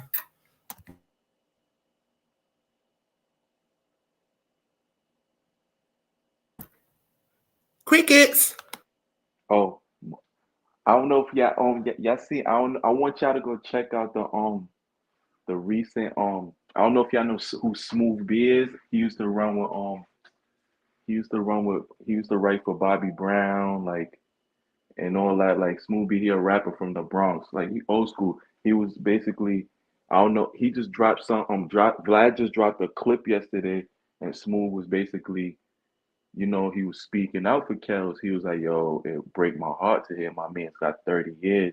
He was just, and like when I'm listening to him, he basically like he's saying little things that he basically trying to say like, "Yo, don't believe everything y'all hear." Like he's basically saying read between the lines.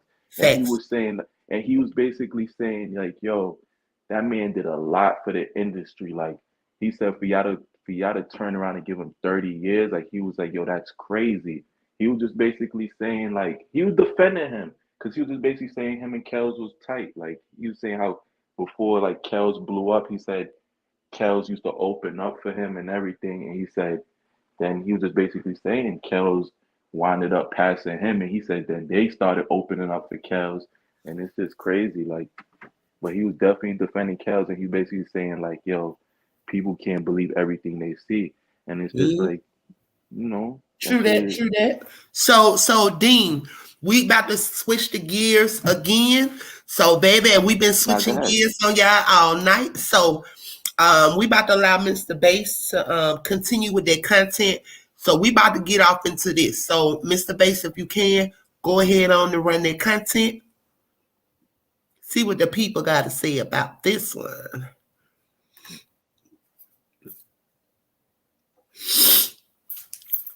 Excuse me so much, y'all. I do apologize for the sniffling, but allergies.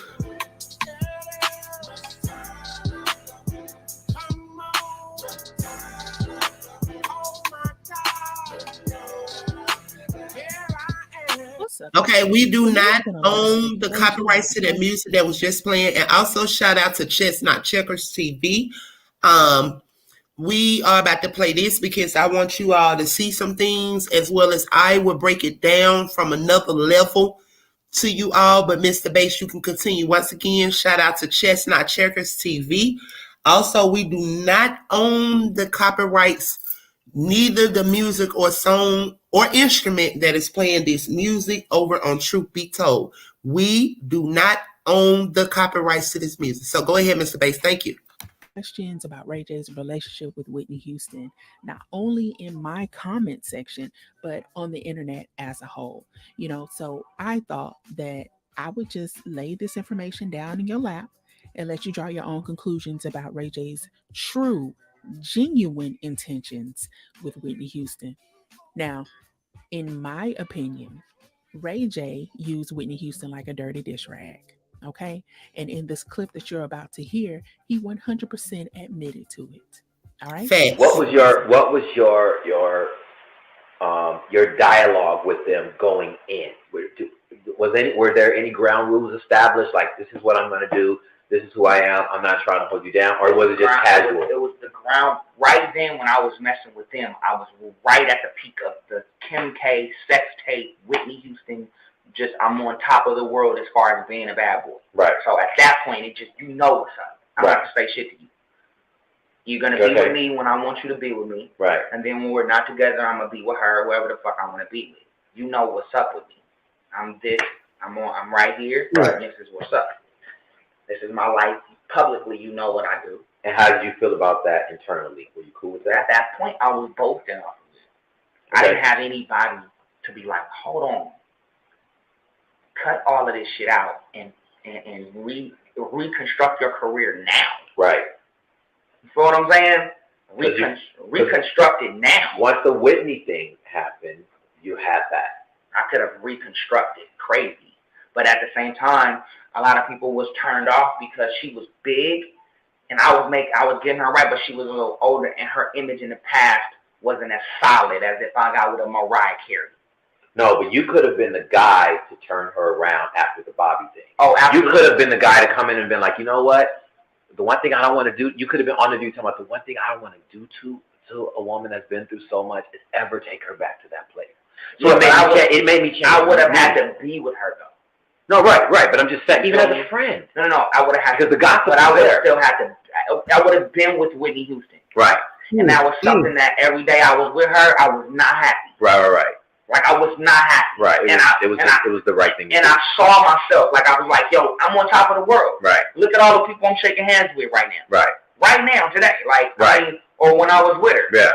On top of the world. Right. Like literally, you know what I'm saying? Yeah. Like the dude said. Boom. I would sit at dinner. People would come in, the prince or whatever, and be like, yo, we want to give you this. We would love for you to be hi, what are you doing? Right. Like, boom. And I'd be like, cool, but I wasn't happy. Right. I wasn't happy. She was yearning, for things. For more. For she was yearning. Yeah, we don't have to. You know what I'm saying? For me and for everything. Yeah. You feel what I'm saying? Still. And I was unhappy. So I didn't want to sell my soul. For that, right. For that. But see, that's a good guy, though. Right. Knowing that it's not right. Knowing that I'm playing with her mind a little bit to get me somewhere. Right. But what's crazy is that now that you tell me that, and now I can still do that.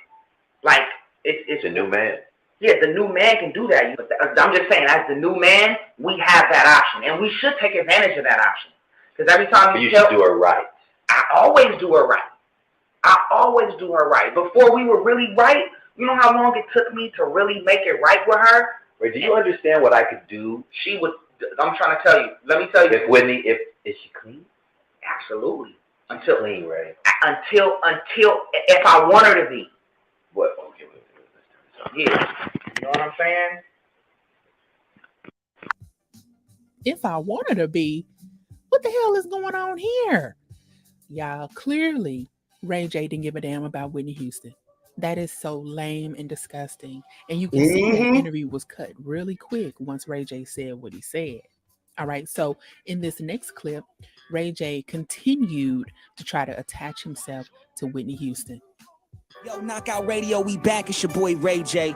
Yo, okay, everybody going crazy in the studio. You're not mad though, right? Nah, I'm not mad, because this is the birth of the new Knockout show, and we do want all of our closest people that we love to call in. So I guess Little B and Joey Boy cooked up something special, and they got somebody that they know I love and that I'm really close to call in and support the show.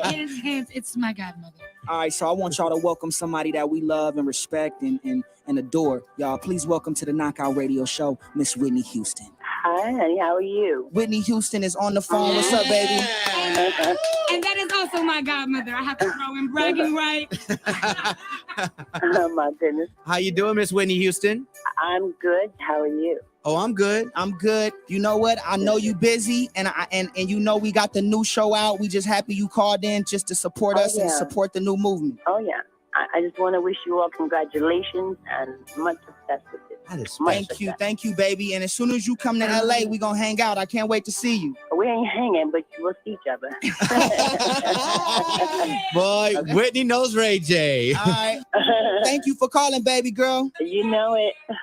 All right, bye. So after Whitney Houston passed away, Ray J was at Whitney Houston's funeral, grabbing at the casket, putting on for the camera, as if he just didn't admit that he used Whitney for fame and to catapult his career.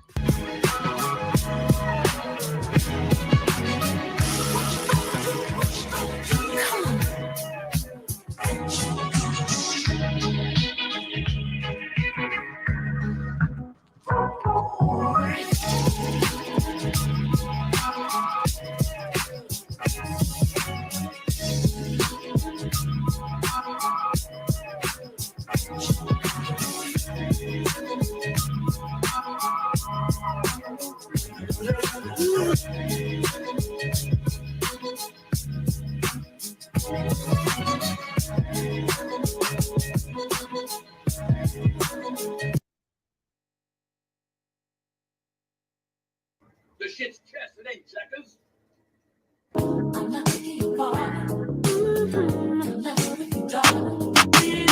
All right, thank you, Mr. Bass. Well. So let's talk about what's going on with your boy, Ray J, family.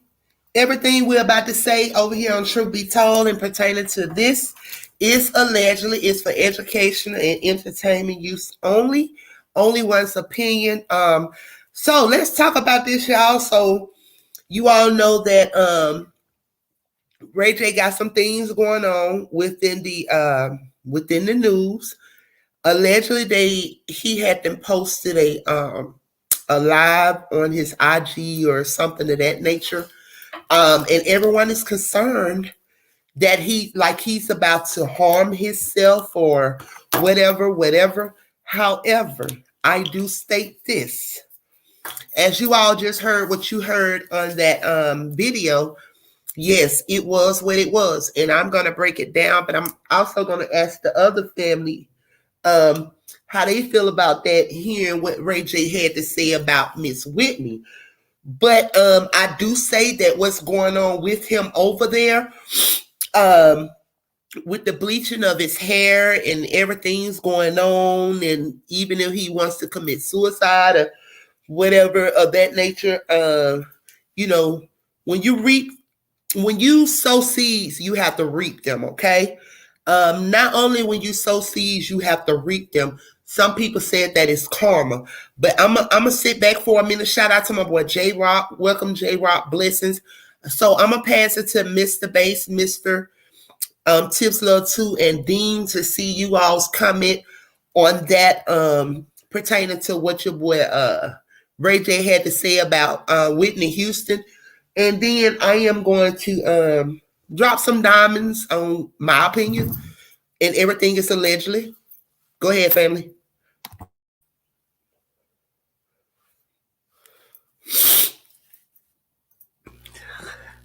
Shoot, I already knew he was doing that.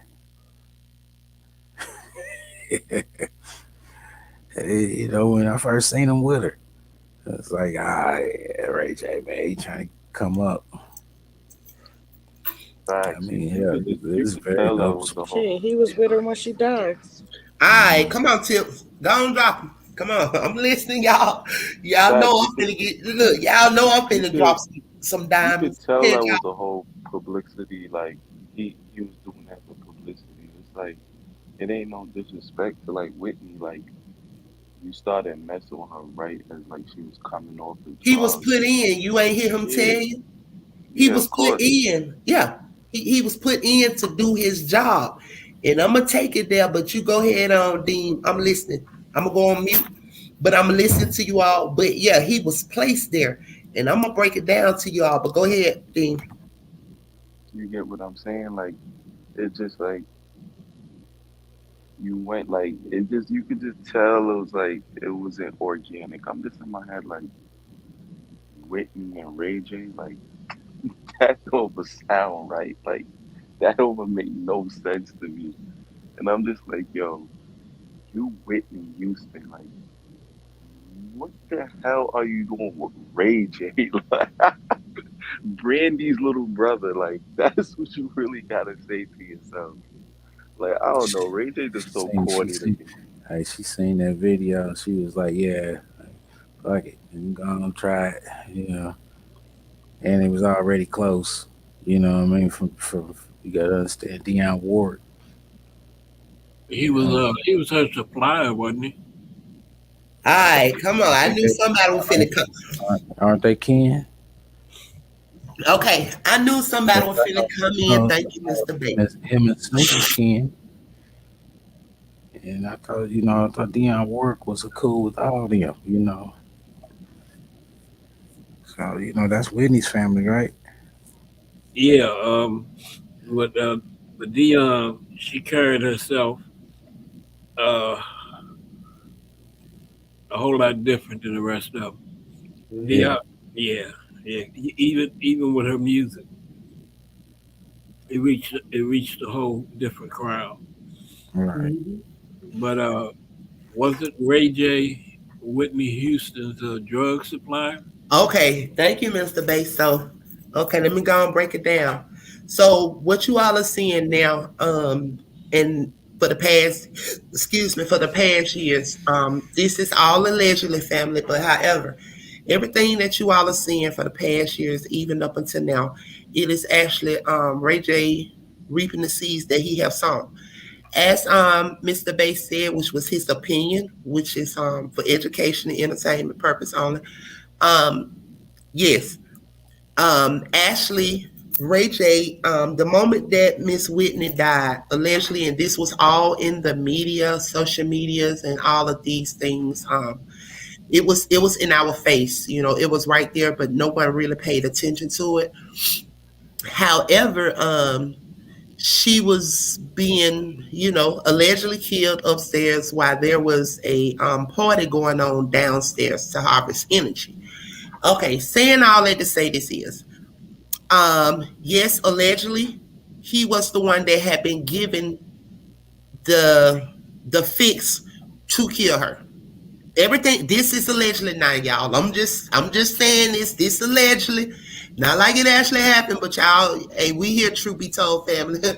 But yes, so like stated, what you all seeing now is pretty much the seeds that have been sown that is being reaped. As well as it's also with those people over there, because as you all know that he has dyed his hair blonde, platinum or whatever color it is. Okay, when one goes that route, mine is being altered, which means MK'd. I don't know if you all know what I meant, but this is allegedly. Um, his mind is being altered, is what I think. Only in my opinion. And also, who's to say that the Wicked Witch of Los Angeles Hollywood ain't put that spell on him because he been talking. So you got a little combination of a lot of things going on over here. But however, he's reaping what he sowed about Miss Whitney. So many years later, here we are, watching him destruct, allegedly. But what y'all think? But yeah, he was the one he had given her that fix to take on up out of here. Yeah, you're right.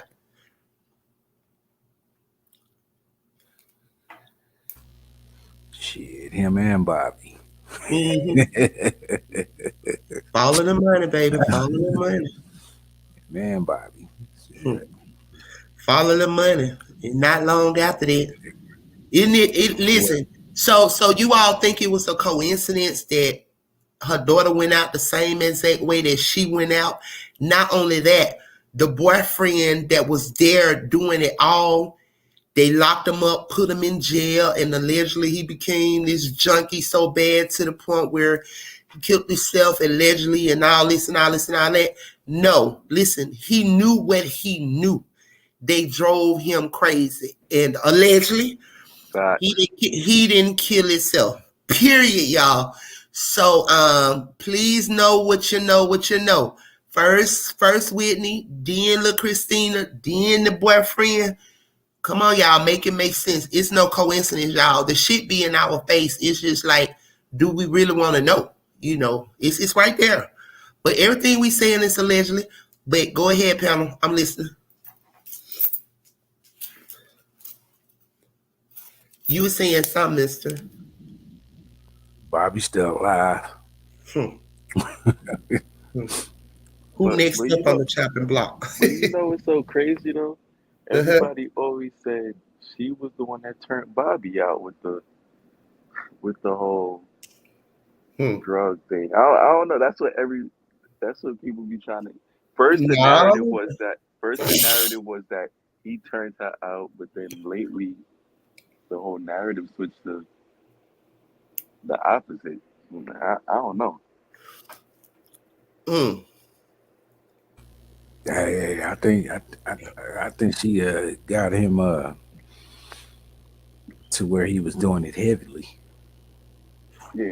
Yeah, because he was already allegedly.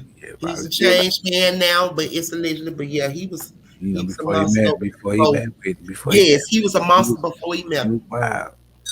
Okay, so I'm gonna let you all continue, mister. But Trey Lynn says Bobby Brown's sister is telling how Whitney and Bobby Christina died. Whitney did turn Bobby Brown out on drugs.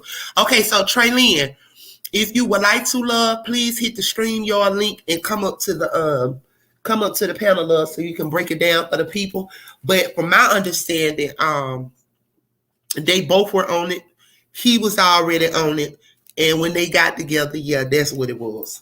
But I don't think nobody turned one another out. Back in those days, they were doing it. Like it was primos then, cocaine. Like a lot of Negroes was doing it back then. You know what I'm saying? It just, they were able to function and control it, But them two, yeah. Yeah, that's what I heard too. Bobby was doing light stuff like reefer. Yeah.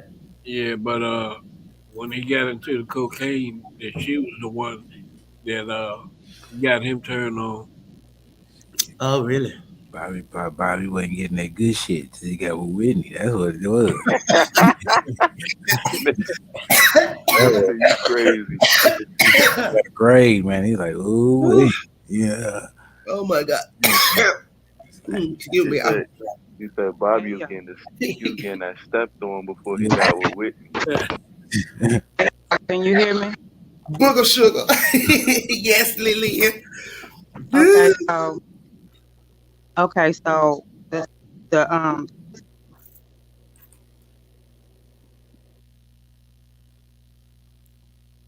Lillian, are you there? Yeah, I'm here. Okay, so Peter,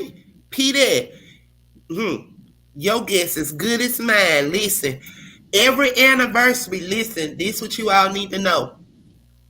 Every anniversary to the death of a legend, there's a reason why they resurface through the industries like this, where it's 10-year anniversary, a 20-year anniversary, a 25-year anniversary. It's because we had my guy J-Rock up here not long ago when he actually has stated what goes on within those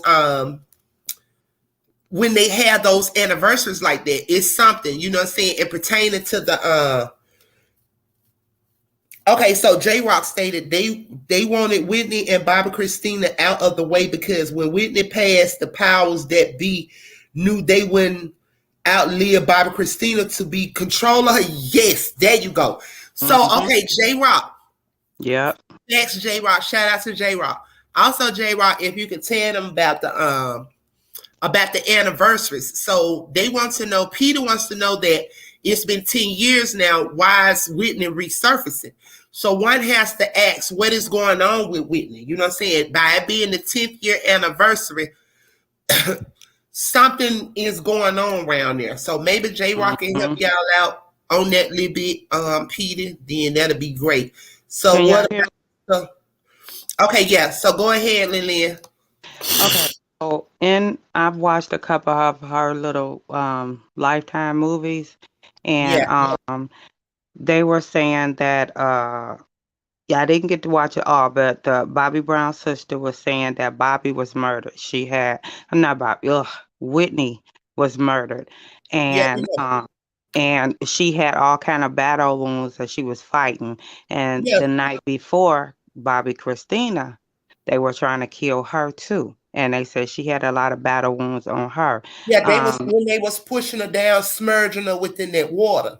Because if And you Nick all was look sent at on them after Bobby Brown. They got divorced. Nick was sent to them by Patty, which is her Whitney's sister-in-law. She set all that up. So the guy Nick that was supposed to be the guy's son, Gordon, boyfriend, Nick Gordon, he was sent to them as their handler, and he was supposed to kill both of them. He did. She did say he did that to Christina, and they sent a girl in to try to be her friend, Bobby Christina. But yeah, he was sent to look for both of them. And as far as I think he was sent in, Lillian.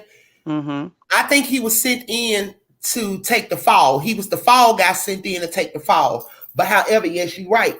They both had the same. Listen, they died the same exact way. They both had wounds and struggling wounds on them.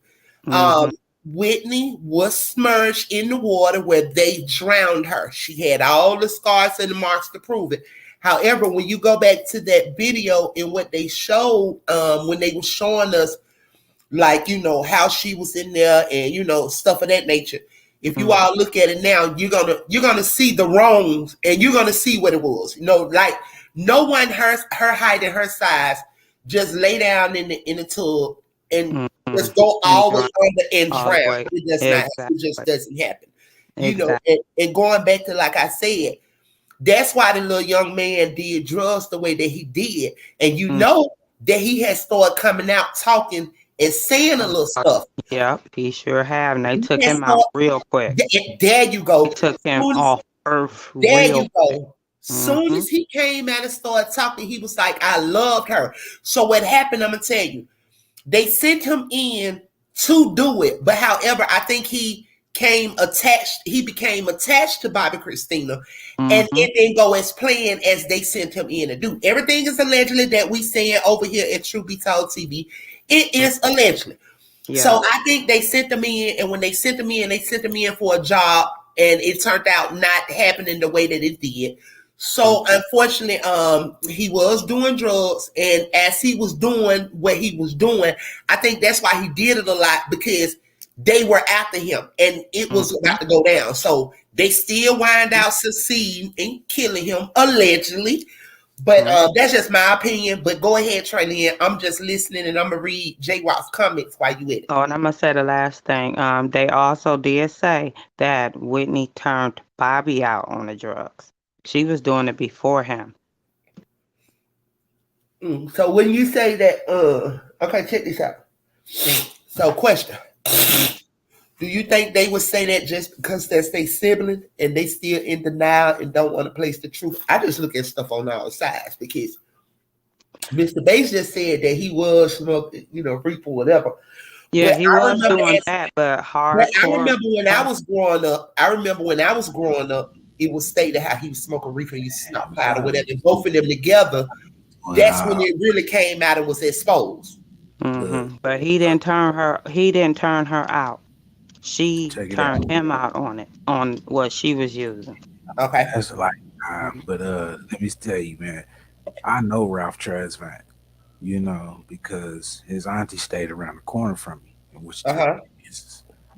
So, I learned a lot about Bobby just from talking to Ralph. Bobby was that nigga, for real. Okay, that's what I'm saying. That's what I'm trying to say. Listen, I'm just listening, y'all, because everybody's opinions matter. However, man, the boy was snout powder. And what it was is when he got with Whitney, they both were doing the same thing. They became, geek freaks. Addiction freaks.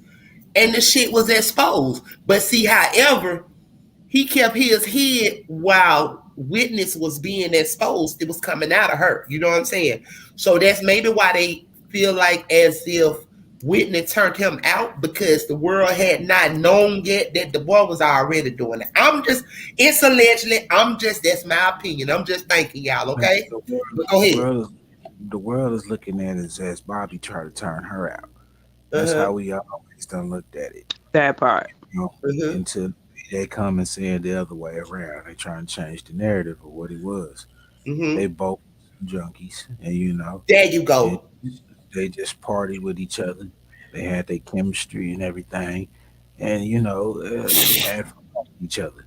And man, and drugs was part of it. So Yeah, Whitney was doing drugs before she ever met Bobby too.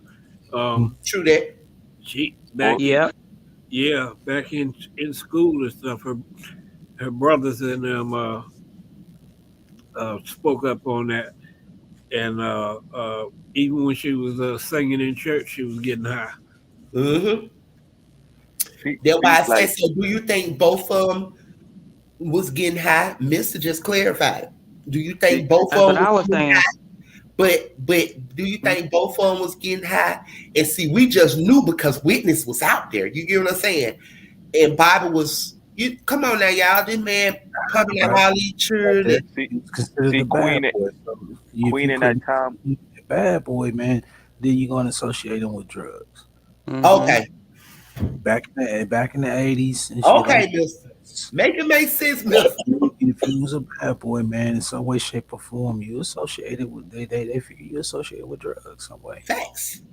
Yeah. That's what I'm trying to say. And see what it is that knowing witness was out there, we already knew what Whitney was doing. You get what I'm saying? Everybody just didn't know that he was doing it. So okay, now they linked up and it's being exposed now. Okay, so she turned him out only because we knew. And what I'm saying in response to what Trey Lee is saying, that the family saying, this man's family, Trey Lee. Come on now. You think she gone? You think they gonna destroy their brother's image? Come on, it is what it is. They gonna keep with the same shit. I believe, and it's his time. That was. You said what? If he didn't do what he was supposed to do for them people, then man, it's True his that. time, and he.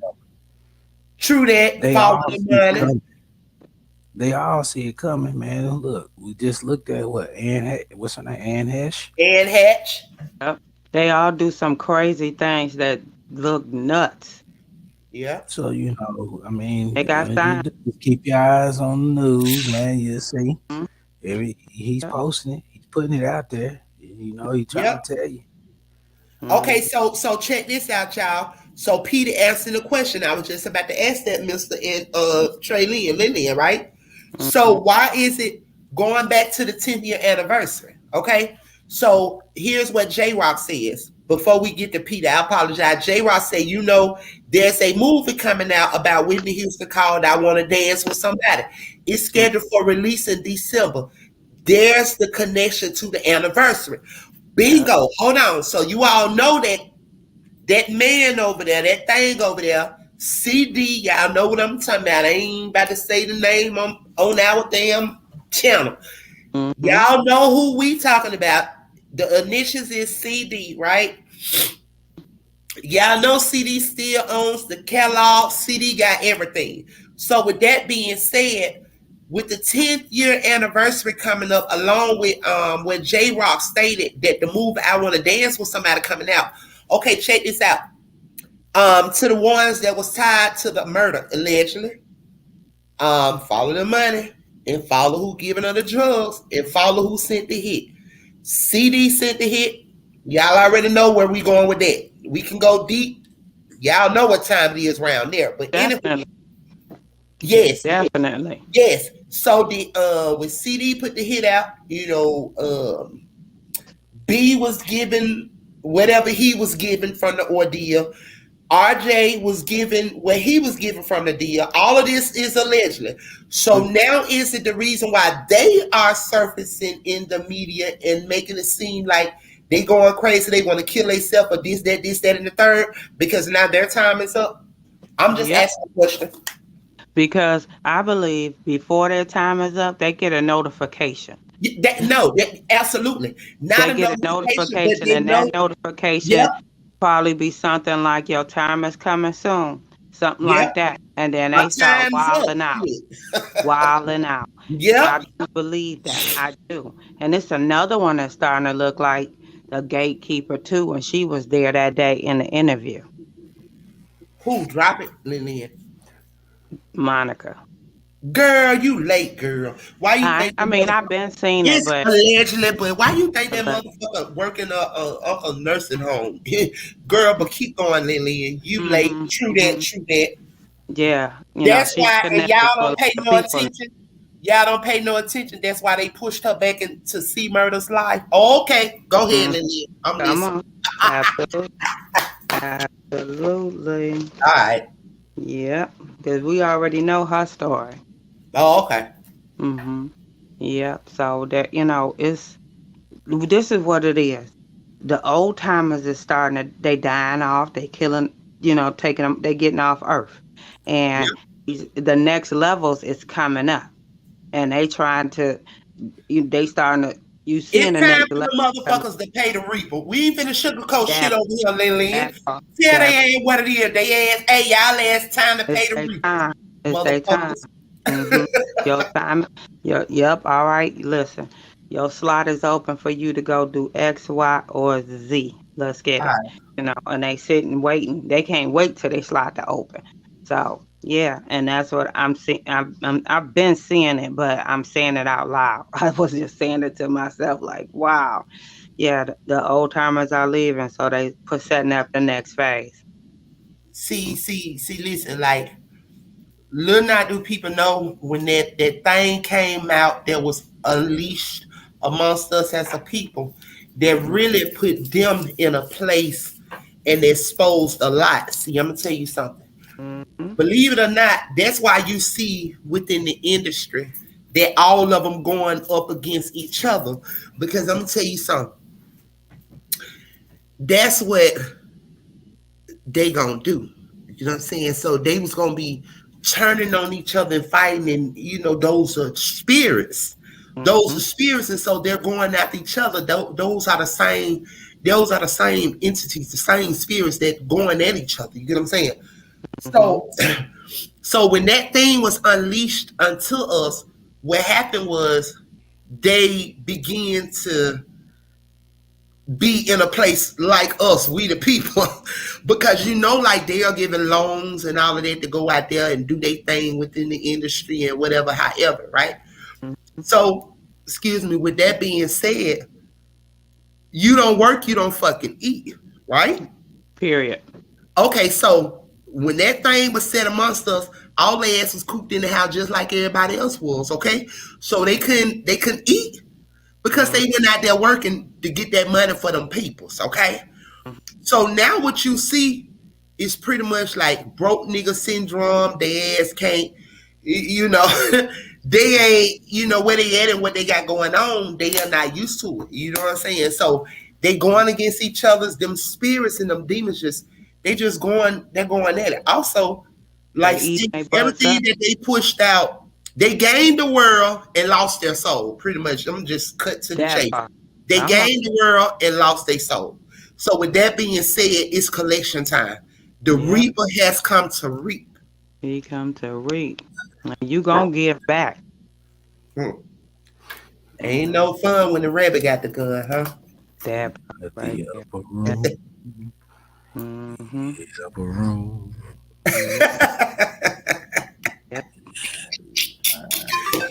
Woo, baby, listen. I like to see them now, baby. Time too. Look, Lily and the Mister. I like to see them now, baby. You know the one that they always, because y'all know when they be hollering God, God, God, they not talking about the same God that we talk about. They not talking about that. They talking about the God that they know to be God. Okay. So, boy, I would like to listen. I like to see them motherfuckers now. Y'all is they calling on God now? Look, they really calling on God now. They calling for the God we know. Yeah, that's what I'm saying. They calling for the God we know now. They calling for what they know. Right, man. That's Hold what on. Look, Mister, that's what he said. Every knee shall bow and tongue confess that He is the Lord. They calling on them heaven like never before. As Trey Lynn say, Mister, they getting that call. Time's up. I'm saying, and that's what. And look, and they tend to do that. You know, it's sad to say, hey, man, but I mean, he just pretty much putting it out there. They on the work release program too. That's how they release their work. They email them what they got to do. Maybe I'm wrong, but I mean, I believe, man, if you did not fulfill your obligation, man, to an extent. Was it all I want to know is if one of them ever come across this video? You know, I'm not being funny. I'm just being honest. You know, I'm me. I am who I am. I just want to ask this question. We all over here at True Be Told TV. Everything that we are saying is allegedly. It is one's opinion. Also, with this content that we bring on Truth Be Told, with this content that we're bringing on Truth Be Told is for educational and entertainment uses only. It has already been through social media, through the news and everything, and we are only repeating it. But everything is allegedly. But if either one of them was to cross this video of Truth Be Told with us talking, I would like to just ask a question. If you knew then like you knew now, was it worth it? Okay, yeah. Was it worth you to profit the things of this world and lose your soul? Let's go, Trey Lee. I just had to say that. Oh, wait. Well, you know. Nah, you know, shit, nah. Cause I mean, now look at you. Mm-hmm. You got blonde hair, you look, it's a mockery, you know, straight up, man. Look, Pete Davidson. Okay. Mm-hmm. You know, now he done this other half of this video done surfaced somewhere, and he done spoke on it, man. You know, I don't think he was trying to get it out either because he probably already knew if it got out, that was it for him. Mm-hmm. You know, and I mean, he shouldn't have spoke on it. He shouldn't have spoke on it. You know, look, them women over there, man, they powerful. Mm-hmm. You know, them women over there is powerful. And man, when he spoke on the shit, man, talking about he'd destroy them and this and that and all that. No. Wrong time, man. Okay, so Mister, what you're talking about? Lace me up as well as some in the I know Dean know what I'm talking about. He basically went out and spoke, man. He was talking about, man, something about the sex tape. It's another half of that tape. Also, check out J-Rock, J-Rock content too. I mean, comment too, Mister. But go ahead, I'm listening, babe. That tape, man, some other part of the tape. I don't know if it's from the same tape, but it was another video of him and Kim. Oh yeah, you talking And about it's the supposed one to that you talking about the one that on Whack 100. They supposedly was extorting him with. yeah. And Mm-hmm. shit, man. So man, he came out and spoke on that, man. He basically said, man, he would destroy them girls over there and the mama. You know, yeah. I mean, I need to find that. Matter of fact, I'm gonna go on mute. I'm gonna find it for you real quick. I'm not gonna lie. Okay, Kanye Mister, just when suck. you find it, drop it up there in the share the screen. Go ahead, Dean. I said I'm not gonna lie. I'm starting not to like that man. He just move like a female too much. Like he just do too much. Who, Mister?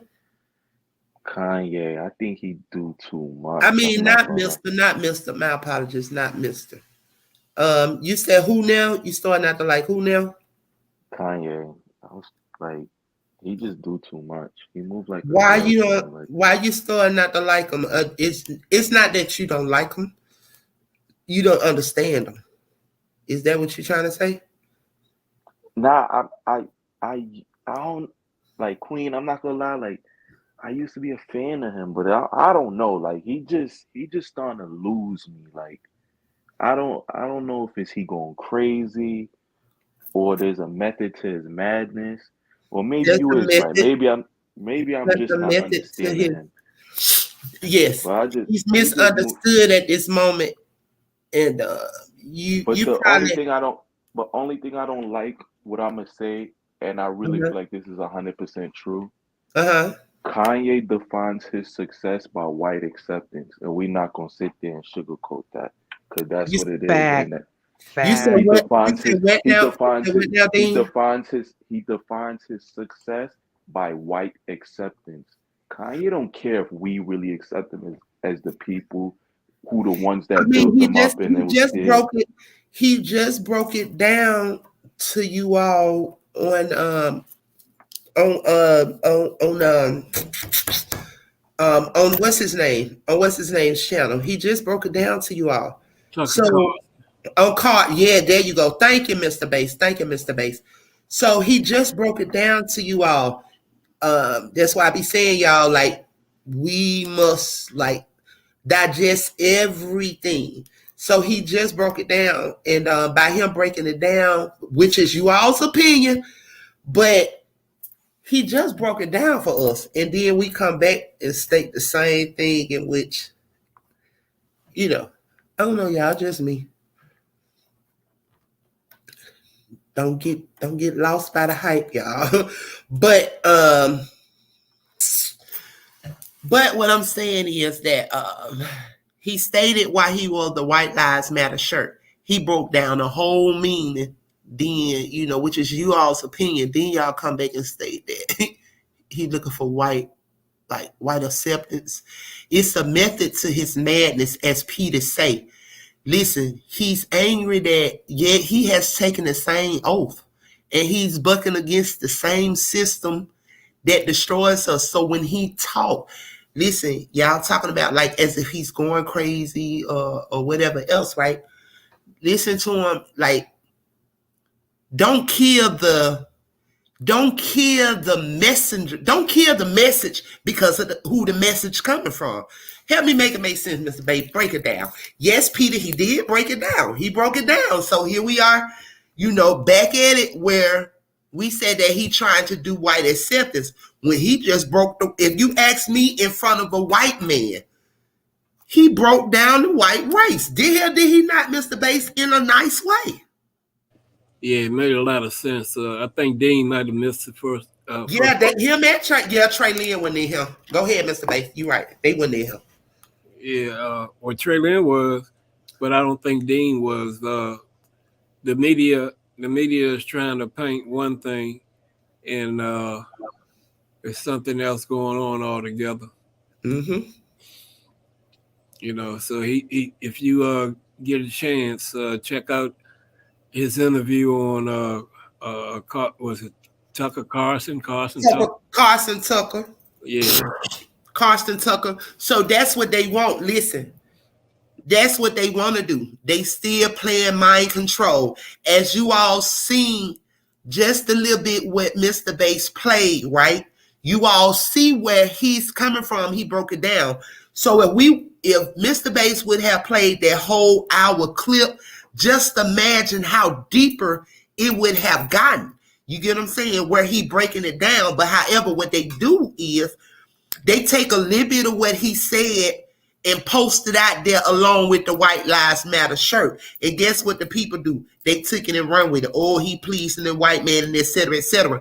So that makes what they doing be accomplished. They have accomplished what they set out to do, to make, like what you all just said, looking for approval or make him look crazy, because they don't want you to get the message. Go ahead, mister.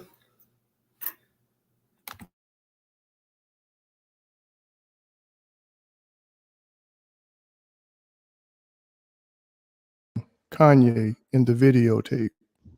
Yeah, playing motherfucking games with me. You know what I'm saying?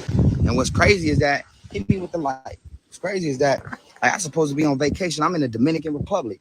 And I'm looking at somebody mama lying and just really just laughing at. It's like, you're gonna try to crush my career, make me look stupid when you know you was the mastermind, and then go out to dinner later and eat with your rich friends, huh? It's just like, well, we f***ed him over again. We always f***ing Ray over. He's our little like scapegoat when we want to just feel like we like special and somebody hurt us. Like, stop, like, you got me f***ed up. I start to think to myself, all right, if you already believe what these people are saying about me is true, then what do I gotta lose? Then to tell my truth and tell you what it really is. Like, and I'm not telling you, I'm telling this, so when my kids grow up, they know the truth. Like, when we was young and y'all manipulate us to do this, I take full responsibilities for the act. I was lit. We made a lot of money. I get it. But we together, like, y'all really think that y'all was gonna, I don't know. You know what? Here's how I look at it. Your lawyer, Marty, right? Every time somebody talks about y'all of this magnitude, y'all always cease and desist. Y'all shut it down. Y'all tried to make Black China look crazy, right? Because you felt like you had the facts. Crickets. Kim ain't responded to this at all because she know what she did. And Chris, you know you ran the play. I'm going crazy tonight as far as like my energy, because I'm so like disgusted at sitting back and waiting for what? Like, waiting for what? I can't see the comments. I don't give a fuck about what nobody say. All I care about is my daughter and my son growing up. Like, Pops is 100. Like, Pops would never put anything out without anybody's consent and make millions on their fucking demise. Like, y'all, okay, I'm going to the house. They sending me all the I got at the house. They emailing me all these facts. Y'all sued Steve Hirsch, that's a lie.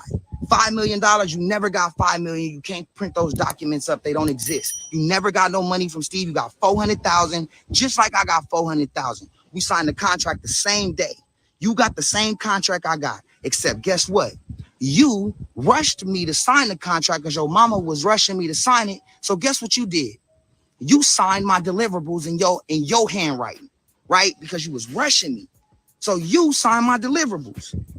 Kim Kardashian got her handwriting and her fingerprints all over my contract. When you look at the two, when you look at my signature and you look at her signature on my deliverables, you say tape number 1, tape number 2, and guess what? The third tape or the second they've been trying to play me on, that's called Santa Barbara. Her mama made us go shoot it for safety. She watched the motherfucker and said, hey, we're going to go with the first one because the first one is better. It gives my daughter a better look than the second one that I made y'all go do. But you watched it and made a decision. And then you get on whatever show you was on and take a lie detector test. Like John Rogan. Google, what his name? Grogan. John Grogan. Google John Grogan right now. But look what pops up. First thing that pops up is how to beat the lie detector test. This is a fraud.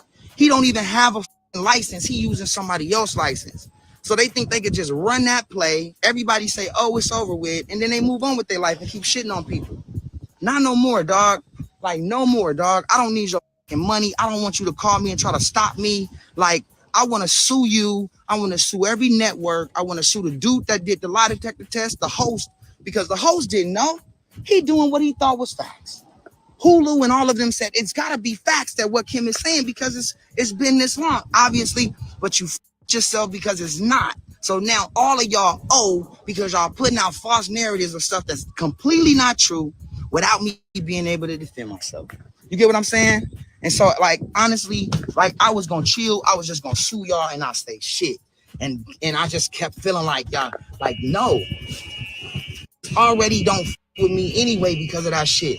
Like, you can't, like, if I was like I'm single now, but like if a girl wanted to, like, if she wanted to, like, send me her pictures and shit, right? So I can look at her. They don't even want to because they think I'm gonna put the shit out. You know what I'm saying?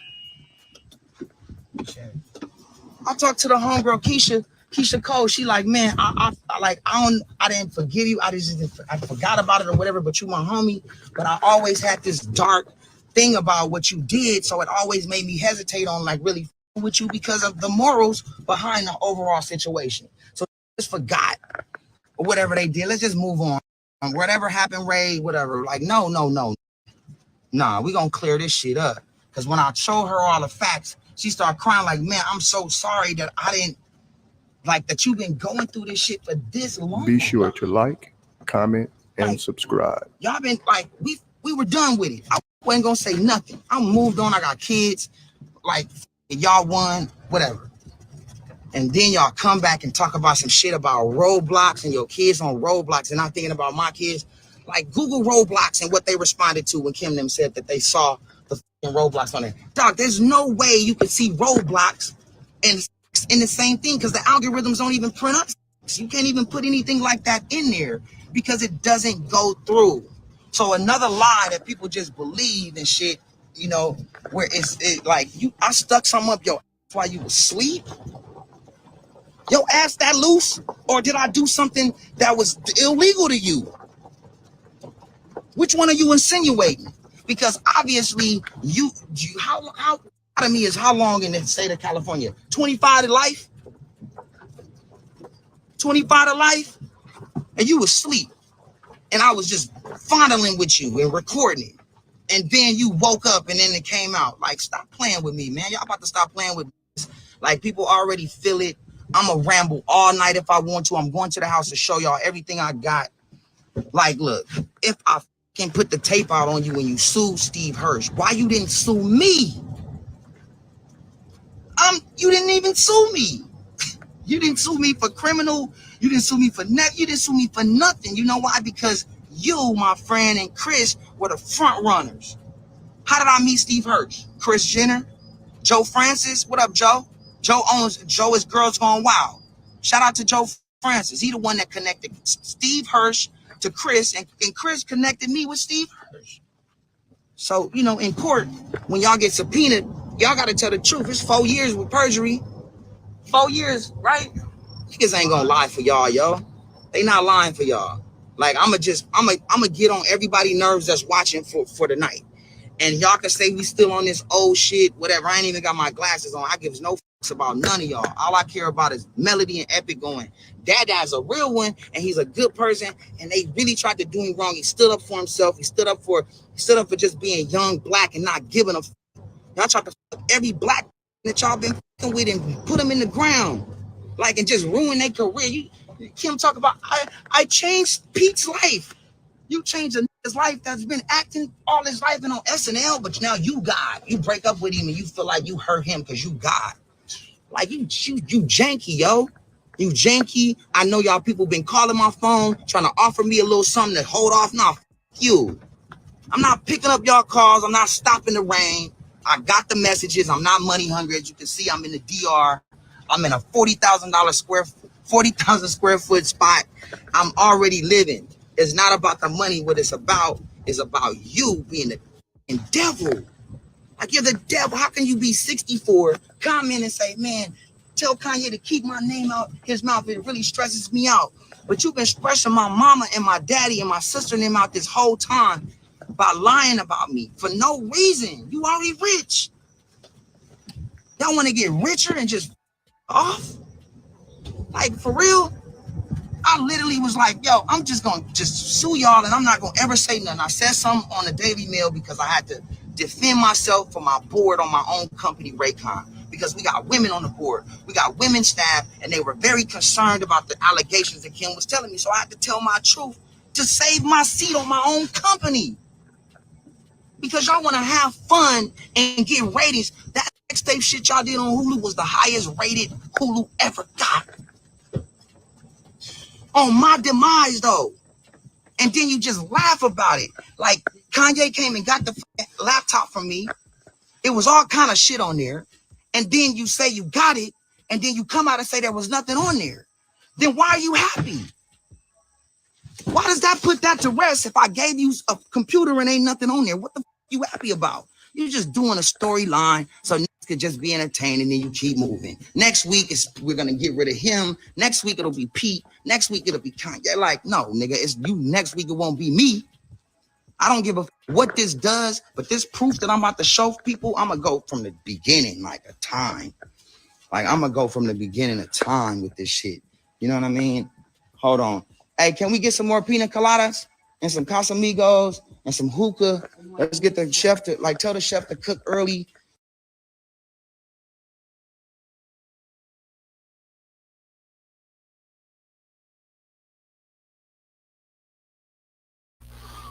Hey. Wow. Wow. He next. He definitely is next. Man, there was a lot more to it that I just couldn't play. Mm-hmm. Shout out to Nine Mag, you know, on that. It was, came from their page. But I hadn't seen the actual video. I just heard the some of the rant, you know, and I had heard that on shit, I can't even remember, you know, but it was just a little bit of it. And not all this is coming up, you know. I was like, wow. Yep. You know, they all got a time, and it's his. Yeah, they're trying to stop him from bringing the receipts, though. You know, he got plenty of receipts. He was Gary to go in there and show you. There's another video to that. Yeah, I seen the contract. Yeah, he pulling all this stuff up. So it's a lot more to it, you know. I believe they extorted that too. You know, I see that with Petey. She said, I feel like there's another reason the BS is coming out about Whitney. I mean, because of all that, you know, it was bad timing. He said he was just gonna sue him and not say nothing, but he said something. Yeah. You know, that's probably against what these people were saying. It's like, well, man, damn, you know. And you know they know the timing too. You know, come on, man. I said it before, man. The women powerful. They're powerful. So man, you know, and he said it himself, man. She the devil. She the devil. You know, he got a lot of dirt on him. You know what I mean? So man, he probably trying to save himself. You know, but like, hey, like we were saying earlier, man. You know, I believe they already be knowing. That's when they get to tripping out, man. So this was what, about 3 weeks ago that he did this, and here it is, man. You know, almost a month later. You know, and it's back up again. I want to jump off the bridge. Them demons, they terrorizing the heck out of them. That's what that is. Driving them crazy. But I believe the Kardashians extorted the Norwood. I do believe that because of that sex tape. Man, they got a curse on them. Allegedly, you know. I believe they got a curse on them, man. You know. Look at everything that they're going through. Yep. For every black man they come into, they ain't never the same when they leave.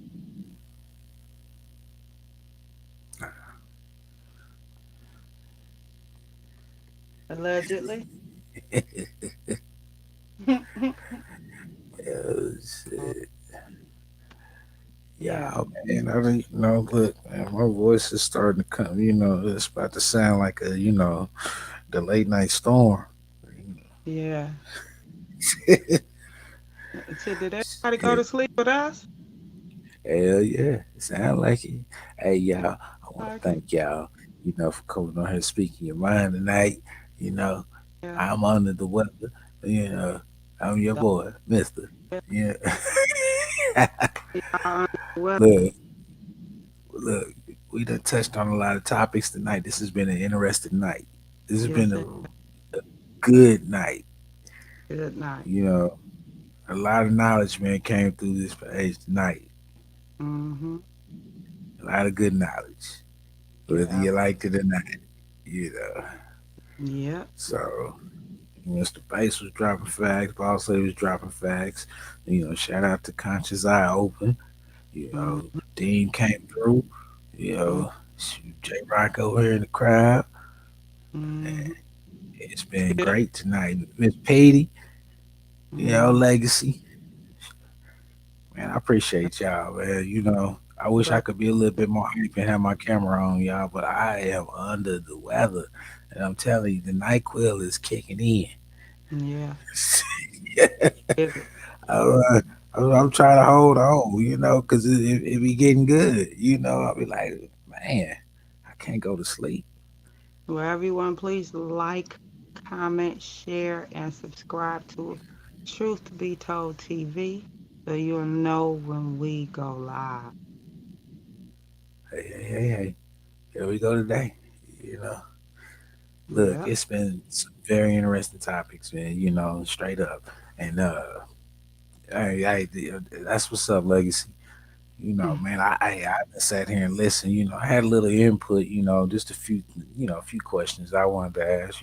But I sure hate that brother left, man, because I had a few more to go. But either way it goes, we touched on Kelly, touched on man. I mean, we took it back to the Bible, everything, Everybody and everything. little Yeah. bit of everything. Mm-hmm. Hey, That's Truth yeah, Be man. Told TV. Right. Yeah. Also, I see why now. Oh, You scared the hell out of me, boss. I got him. No, I told Right. y'all ain't reading the comments. I told you, be back making a round. Yeah. But how you came in scared the hell out of me. Oh, We so I thought now done we jumped off about here to on the shut other it side. down. We he about to said, shut him down. where they do that Yeah, everybody go to sleep. at? So now we see. I see now why this live, why what happened a little earlier. See, because the bill that went on over here tonight, saying that old devil tried to stop it. Of It was course. so much knowledge, so much jewels, and everything being dropped over here. That's when you have to know you being fought. So that's why I told y'all earlier when I said, no, my spirit is agitated. Mm-hmm. I was agitated. It was because guess what? It didn't want this message. The messages that went forth on tonight, it didn't want the message to go out into the atmosphere. Everything that was discussed on tonight. Mm-hmm. But yeah, that's why what happened. And no, it won't happen. Hey, So shout outs to everybody in London. Yeah. yeah. Also in Jamaica. Because bro, man, he's what do you say? He's in London, right? He's in London, but he's from Jamaica, right? Uh, something like that. But Yeah, he was in London. Yeah, yeah, so he's in. Legacy said they got some magic Hennessy in them self-destruction cups. Also, thank you, Peter. Blessings. Also, Legacy said, appreciate the live. Y'all put that truth out. Blessing always. That's what we come with. Also, Legacy said, hey, one day Kels may bless the panel with his commentary that would be monumental. You never know what God has in store. Read it. Okay, so we have somebody else, Smitty. Smitty, man, what's going on? Smitty Quapow said, I'm in London now at the airport on a layover. All right. Blessings, Smitty. Blessings, Smitty. Let me go ahead and give a We shout got out to people Smitty. coming in from London and Africa and all around the world. Look at God, y'all. Hey, such a nation. I gotta say this, Smitty. Oh, Smitty. That's nice with a sticking in, ain't it, mister? Yeah, so blessings and shout out to Smitty, as well as Conscious, as well as everyone in the comment section. PD, Legacy, Corey was in earlier, my boy J Rock, my boy Sir Miguel. Hey. Blessings to everybody. Parch was in there. Parch. Oh yeah, Parch was in there too. All right, hey, BB Beauty came in too. Yeah, man, BB Beauty. Shout out to BB Beauty. Shout out to everyone. Shout out to everyone that came in on tonight, as well as this morning. Shout out to the moderators. Shout out to the moderators. Shout out to everyone that's on the panel. Shout out to Dean for even coming up on the panel. Shout out to Ashley. Shout out to, like I said, pretty much everybody that came through, truth be told, tonight. Even Deanne. My apologies. I said Diane, but however, Deanne, blessings to you as well. So I ask that everybody hit the like button. Get it laughing. I ask that you know that one though. You know you got the ones that don't. What you say? Even the ones that are in the comment section that does not comment and sitting back watching. We also thank you all for coming to check out Truth Be Told TV. It has been a blessing as well as our pleasure to you all to come and communicate with us and touch on a lot of interesting topics. Thank you all so much. Blessings to everyone. Enjoy your weekend. And Be Told, we'll see you all on Monday. So blessings to everybody, and you all have a good night. Thank you, Mr. Bass. Thank you, Mr. Thank you, Traylene. Thank you, Dean. All right, then. Smitty. Good night, everyone. Good night. Good night. Good night, love. Blessings. All right.